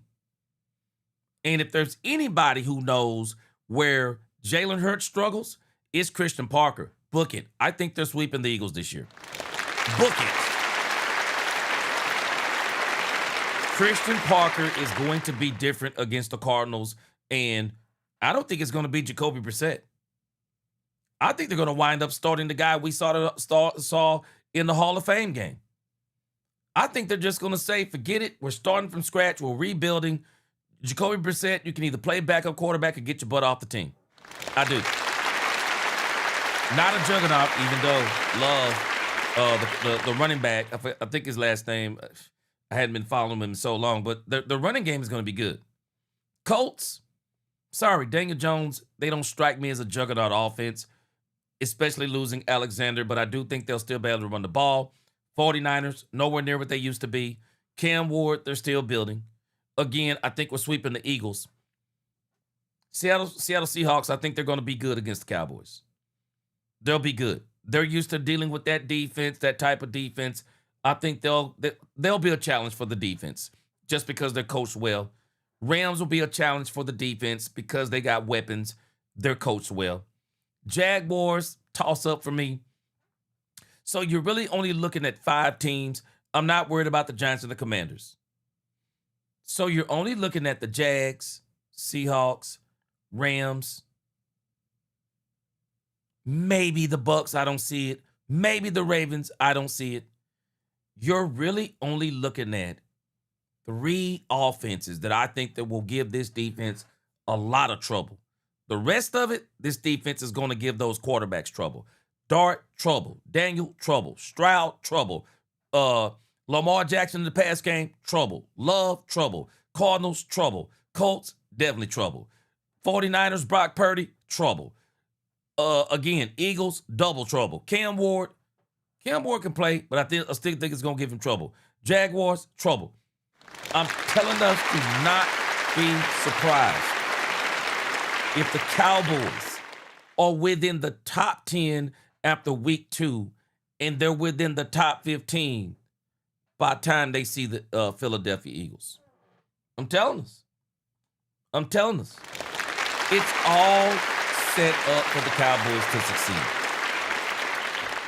All right, so we're going to skip over again. We'll save Jerry and Quinnen for later on today around 4:30. Yep, we grinding, y'all. We grinding. I try to have that Dak Prescott mentality, man. I just try to outwork. I'm not trying to compete with anybody. I just try to outwork or work. Just work. Bottom line. All right. Now let's get to the plays of the day from yesterday. And man, when I tell you, I got a lot of plays.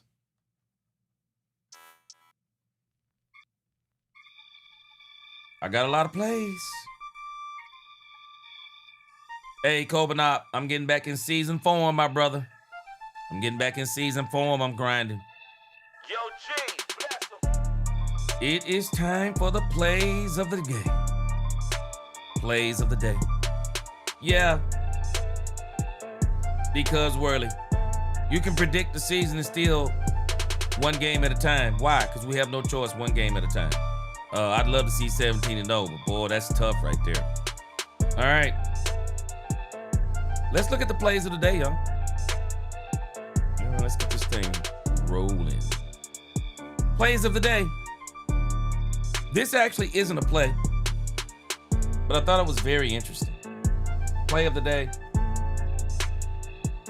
Dustin Hoffman was at the quarterback's camp. Dustin Hoffman was at the quarterback's camp today, yo. I don't even think he watches football. Dustin Hoffman at the quarterback's camp. At the Cowboys camp. I thought this was absolutely, I want to bring this up. Watching BT Jordan do this.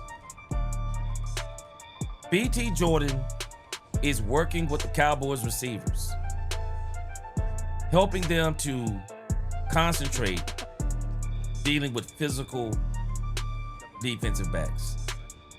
I like it.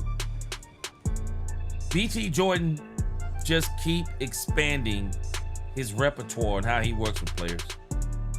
What's going on, Barlos? 240 over here, man. It's 440 over here. Yeah, I'm going strong, bro. Yeah. Still. All right. Next play.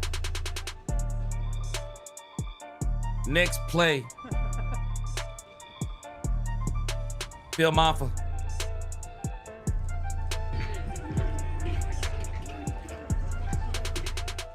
Next play, Phil Maffa. Look at the moves.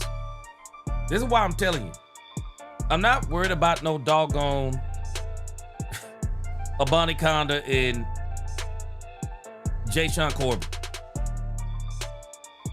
I really think that Phil Maffa is probably a combination of Jaden Blue and Javonte. Big running back, and this dude can run. Big running back, got moves, and he can run, man. Like it. Yeah, I like what I'm seeing. Anthony Johnson said, that's my third back. Yeah. Yeah, he in it to win it, bro. He in it to win it. This is something else. Look at this, man. This looks like something from Madden. Look at this. This is Kenny Clark. This is Kenny Clark. And I thought that was what was that? It's Kenny Clark. Actually, I don't know who those two players are with those numbers. I gotta get more familiar with the numbers. I thought that was Kenny Clark and look how they're in sync. This looks like something off a Madden game. It's crazy. Hands, arms, everything. It looks like something off the Madden game. I thought y'all would get a kick out of that. All right. We got a Mingo sighting. Dak Prescott to Mingo.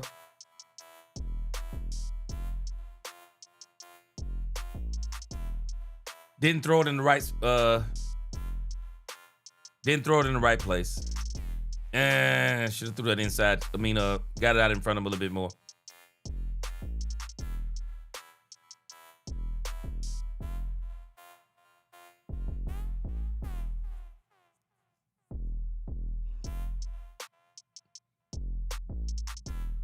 Mingo needs to absolutely catch everything he can. But the defense was dominant today, guys. Yesterday. They were dominant. Dak Prescott to Pickens. Nice. And again, I want to bring this up. I'm thinking that Clayton Adams is calling these plays. And that's taking nothing away from the defense because I'm liking how they're sticking to wide receivers. They seem to be sticking to their assignments. But Christian Parker is actually going up against Clayton Adams. He's not going up against Brian Schottenheimer. Brian Schottenheimer kind of knows these wide receivers and all the details, the idiosyncrasies of this, everything as it applies to this defense. As it applies to this offense. He would probably be able to be a lot more aggressive against Christian Parker. And where I think we'd still see the defense playing well, I think with Brian Schottenheimer calling the plays, I think Brian could actually put them on their heels a little bit more.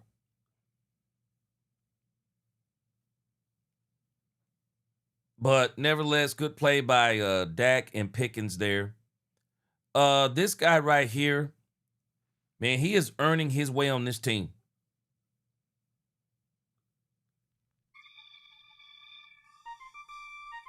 Camden Brown. I'm telling y'all right now. Camden Brown. Mingo in trouble. Trayshawn Holden in trouble. Anybody not named Ryan Flanoy, you're in trouble. Camden Brown has been making acrobatic catches. This young man has worked his way into first team reps. Yeah, that's the first team he's playing with. That's the first team he's playing with. Camden Brown. Oh, I'm sorry, that's not the first team. I got another clip. It's not the first team. That may be the second or third team. I'm sorry. I got a clip where he is on the first team. Camden Brown has worked his way into first team reps. Absolutely. First team reps. All right. Revel Jr. Savon Revel Jr., y'all, continues to be an absolute terror in the training camp. I don't think there's a player having a better training camp than Savon Revel Jr. other than George Pickens and Dak Prescott. Savon Revel Jr. is having an incredible camp. Incredible. Pass breakup on Ryan Flanoy. Yeah, man, he's having an incredible camp. Yeah. That man ain't playing. Revel Jr. is doing his thing, yo. This might be a different angle. Check it out. Watch Revel. Oh, that was on GP. Yeah, that was on GP. Hey, man, Revel doing his thing. GP wanted a pass interference. I don't know if it was, but I can tell you this. Ooh, that boy is Revel is. Hey. I saw a little tug there, but it wasn't enough. Hey, man, Revel is balling. They're saying this is a PBU. I just don't know if it was enough. Oh, I don't know if that was enough. I like the way Revel is playing, though. I like the way Revel is playing. Here it is again against Ryan Flanoy. Oh. Yeah. I like this stuff. I like it.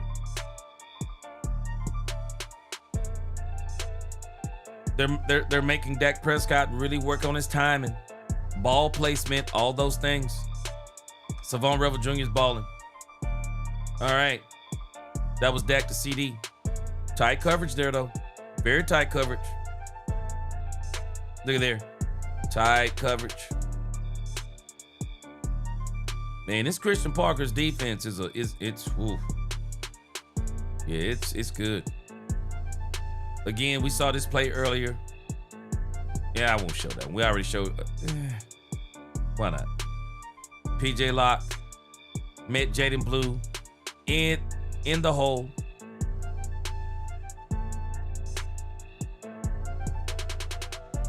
Yeah. All right, we see you there. PJ Locke knocked him down. This right here, Caleb Downs. Very sticky coverage. This is courtesy of Joseph Hoyt. Look at this. Man, he is on CD Lamb. Look at this. Keeps his head on the receiver. Might have been PI. I see where he held him a little bit right about there, but he really didn't hold him. He just kind of kept his hands on it. And got a pass deflection too. And got a pass deflection, I believe. Yeah, Caleb Downs is me, man. Ooh-wee. Yeah, Spock. Yeah, we live, man. Anthony Johnson said I work from 5 to 5. Thanks for getting me through my shift. Hey, it's all good. Appreciate you. Yeah. Glad to help. All right, this is D Winners, courtesy of Joseph Hoyt again. D Winners, another pass breakup. Yeah, came onto the, yep, that's him. Pass breakup right there. Fooled the cameraman, he did it so good. Fooled the cameraman, it was so good. Look like here we had a tip. Can't tell who the tip is. Okay, that tip was by, look like 41. INT.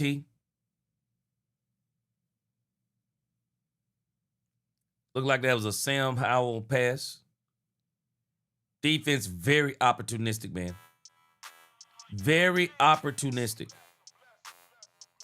This might be a different angle. Let's see. Okay, this was actually Kobe Durant. Look at this. Oh, Kobe Durant. Wow. Man. And then I'll show you later. Kobe Durant gives Dak Prescott the finger wag. Gives him the finger wag. All right. Patrick Walker. Dak Prescott to George Pickens.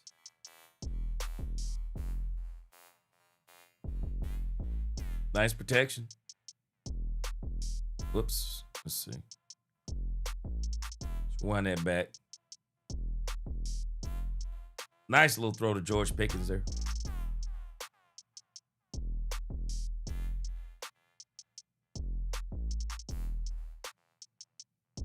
Nice. George Pickens catch number 2, I believe it is. Might be the same one, no. Yeah, same one, but fast motion. Yeah, same one. All right.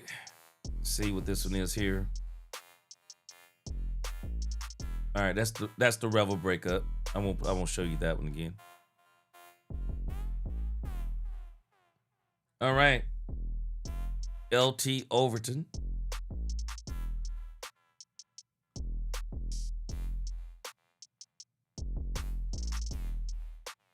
Let me see something here. This is from Nick Harris. Said Overton has been crafty in the interior during camp. Dak Prescott to Ferguson.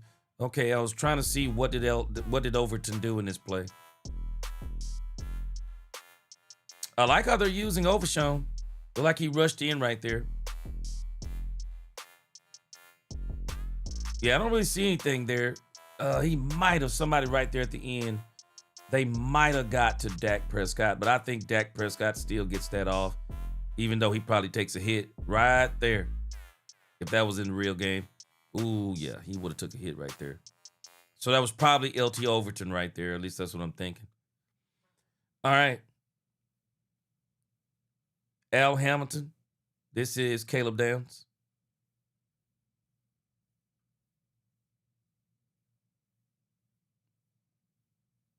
Yeah. That actually wasn't there. Yeah, that play wasn't there.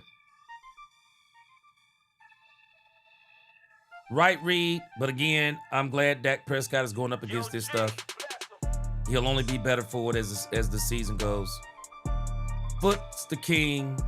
Was talking about the footwork of Caleb Downs. Doesn't waste any movement or steps. If anybody knows, he knows. If I'm not mistaken, he used to train defensive backs. If he still doesn't. Yeah, Caleb Downs is special, man. He may not look like the biggest football player. Yeah, Caleb Downs is special, man. I got to give it to him. He's a special kid, man. All right, this is Nick Harris talking about Ty Smith and Tyler Guyton here. I'm assuming. All right. Sealed it up there. Nice little run. Nice.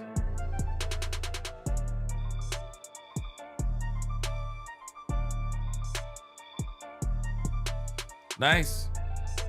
You know, I'm wondering for this game on Saturday, I'm wondering if Clayton Adams is going to call plays. Clayton Adams may absolutely call plays. Yeah. Yep, he may call plays. All right, let's see here. This is Caleb Downs, PBU, known as the pass breakup.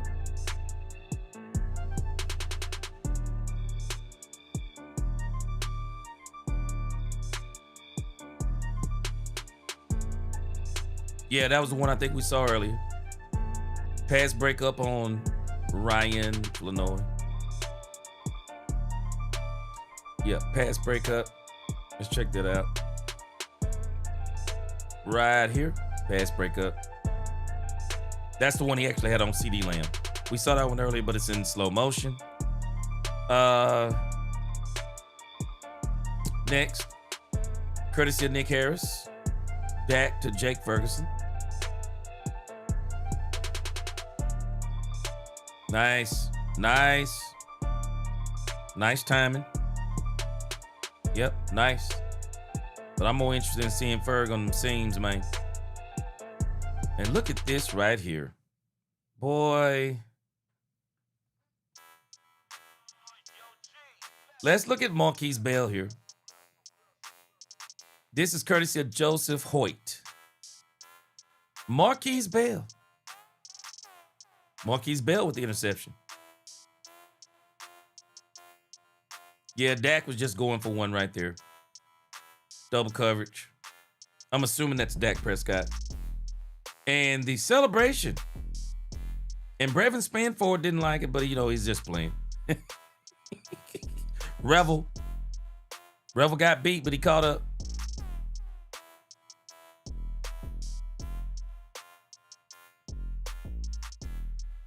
I love what's going on here. This is a great, training camp. Great time for Dak Prescott to be trying things. Believe me, I'm not worried about Dak Prescott during the game.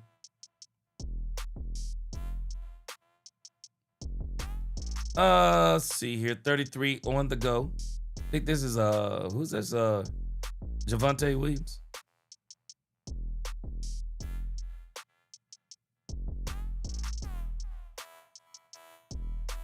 Yeah, looks. Man, Javonte Williams is an absolute beast. That was courtesy of DallasCowboys.com right there. Yeah, let's see. Curtis Robinson picks off Joe Milton. Oh! Let me see who's this. This is courtesy of Nick Harris. Oh, man. I don't even think Joe saw him. Oh, my God. This defense is going to give people problems, man. This defense is... Boy, this defense is going to give people problems. Oh, golly. Yeah, Spot, can you? I played that one earlier. Yeah, I played that one before you came on, I think. Golly, boy, that is crazy. It is crazy. Let me make sure I call this, play this. This is a Bunny Conda. A Bunny Conda. Got some love from Brian Schottenheimer. I'm sorry, I'm not. Just because Brian Schottenheimer said something about a Bunny Conda, don't have me thinking no way, no how he's replacing Jaden Blue or Phil Maffa.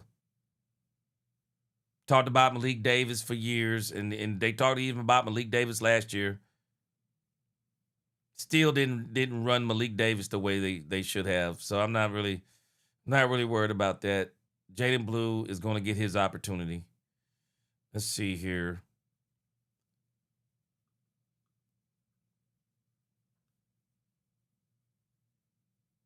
This is Pat Walker showing that interception in slow motion. Why not?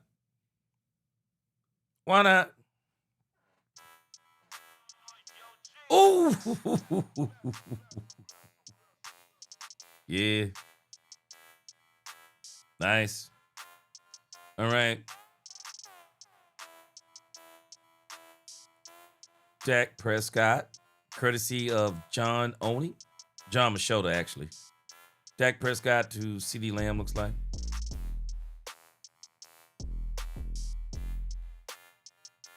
Yeah, we saw that tight window throw earlier. And again, I'm telling y'all right now, this guy right here is somebody to look out for. Anybody not named Ryan Flanoy? Camden Brown, including the guy who we drafted. Man, you better watch out. Camden Brown has worked his way into first team reps. Yeah, that's Dak Prescott throwing to Camden Brown. Yep. Ooh, man. Boy, Camden Brown. Ooh. Camden Brown. Najee, man, have you seen what this dude, Richardson, has been looking like for Indianapolis? He's been looking terrible. Nah, I don't think Richardson would even be better than Milton at this point. I don't know what's going on, but that guy is not looking good, man. Richardson better be careful. He'll be out of this league in 2 years. He needs to put in more work and stay healthy. Donovan Ezeraku on the play looks like number 6. Oh, yeah, that was a sack, Dak. Gosh, that was a sack. Ezeraku would have had a sack right there. Y'all check this out again. Donovan Easy's on the end. Oh, right there. Dak didn't work. Boy, That play action did work. Now, you know, if this had been a regular season, though, Dak Prescott has been known to get out a few of those. But, how did he go unblocked on that? I wonder if there was somebody supposed to block him right here. Or maybe this play is supposed to fool the end so well that he bites on the play action. But, you know, keep in mind, too, this defense, they've been watching some of this stuff. So some of this stuff they recognize, and some of the looks, they can probably get the jump on it. All right. Let's see.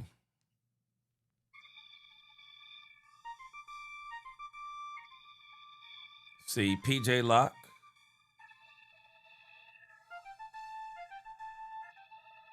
PJ Locke and D Winters on the run stop.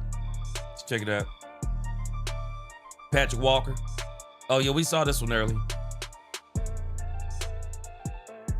Yeah, that's Jaden. Yeah. D Winters is what made him change his direction. And then, of course, PJ Locke knocked him down. Yeah. All right, this is the rookie wide receiver, I believe, for the Cowboys, Anthony Smith. You better turn it on, because I'm telling you, Camden Brown is doing his doggone thing. Joe Milton. Whoever that guy is in the way. But, of course, we know he caught it. Nice little play. Let's see if we can get that from a different angle. Maybe that's what this is. Anthony Smith. Let's see. Patrick Walker gives it to us. Maybe the guy won't be in the way this time. Joe Milton, yes, the same play. Move on to the cameraman. Ooh, nice. Nice. Nice. Nice little pass there. All right. Okay, maybe I did have that play by Israel Abanikanda. I don't mind watching it again. Israel Abanikanda. Yeah. Nice little run. Looks like it was on second and third team. He's going to get an opportunity to show what he's got against Seattle Seahawks. I don't believe the Cowboys are going to try to play Jaden Blue a whole lot. They got plans for Jaden Blue. Jaden Blue is not playing no whole game, I believe. Jaden Blue, they got plans for him. All right, this is Brandon Aubrey. Mr. Brandon Aubrey. And it's good. With all the money we playing, and we want it to be good a lot. And it's good. Mr. Brandon Aubrey. All right. Next, we got Rashan Holden. This is a guy that's really good. I just think he's a victim of the fact the Cowboys wide receiver room is just too good, man. Just too good. Looks like Joe Milton. Nice throw. Nice throw and catch. Rashan Holden. Nice. Yeah. That was courtesy of Nick Harris. I'll tell you this, because I agree with you, Smith is nice, but boy, Camden Brown is putting pressure. Camden Brown is putting pressure on anybody not named Ryan Flanoy. Nick Harris, speaking of Ryan Flanoy. Dak stepped up. Nice. Nice throw and catch. Ooh, man. Nice step up.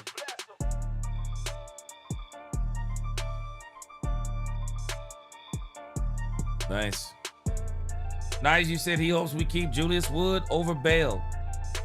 Man, I'd be shocked if Bell's.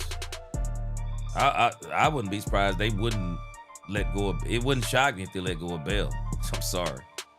All right, John Machota, last play, courtesy of John Machota. Jonathan Mingo from Dak Prescott. I think we saw this one earlier. Yeah. Mingo, you need a whole bunch of those, bro. You need a whole bunch of those. Camden Brown. Boy, you need a whole bunch of those, Mingo. There's a lot of competition in that Cowboys room. That wide receiver room. Bro, oh my gosh. It is just so much there. All right, let's give you this last segment. All right. Don't want to let you out of here without Nicole Hutchison. Nicole Hutchison and her crew, they are going to give us the summary of the day from the Cowboys practice. All right. Check it out. Nicole Hutchison, let me see. Make sure I put a marker here.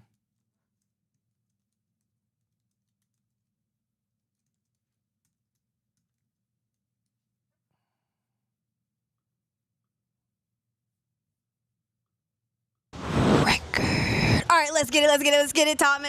My legs are tired, but some guy whose legs aren't tired is D. Winters. Had 2 pass breakups today. He's had a really good last week or so here at camp. Hey, we got a new setting here. We got Nick. What up?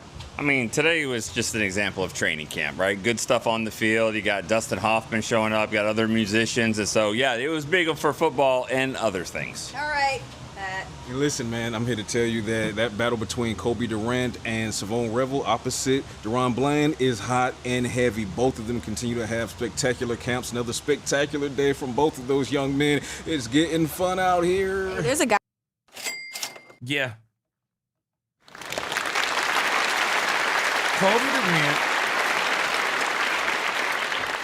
Kobe Durant and Savon Revel Jr. Savon Revel Jr. is going to be the cornerback of the future for the Cowboys.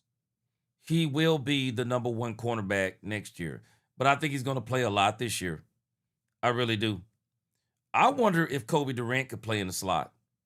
He's a smaller outside cornerback than Savon Revel Jr.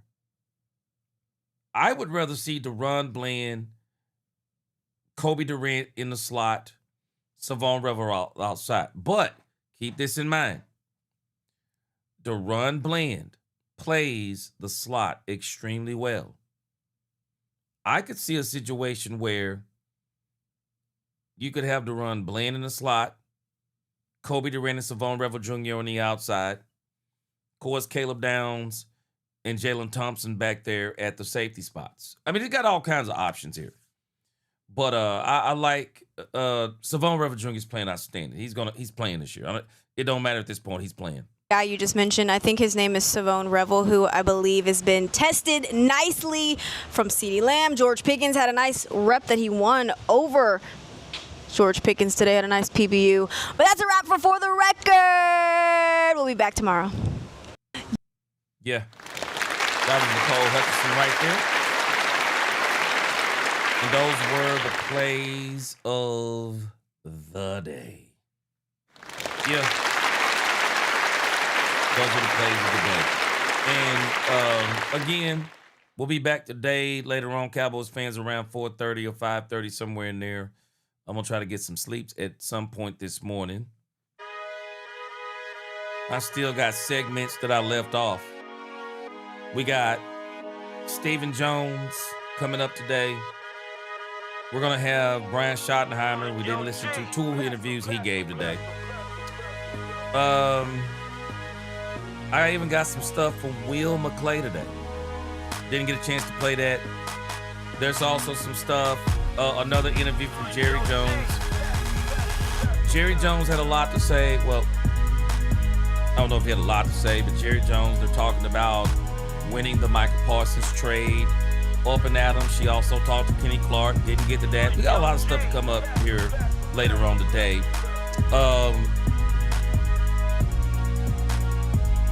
I also want to go back and listen to Quinnen Williams. And I want to show you the story about Jerry Jones interacting with Quinnen Williams' family. This is the kind of stuff I love from Jerry Jones. I'm telling us, for as many things as people don't like about Jerry Jones, people are going to miss Jerry Jones when he's gone. Jerry Jones is a different type of man, different type of individual, and he is definitely a player's GM. Boy, when Jerry love you, man, oh my gosh. I think that's one of the reasons why it hurt Jerry so much as it pertains to Michael Parsons, man. Jerry thought he had another son, man. But he's got him some more sons now.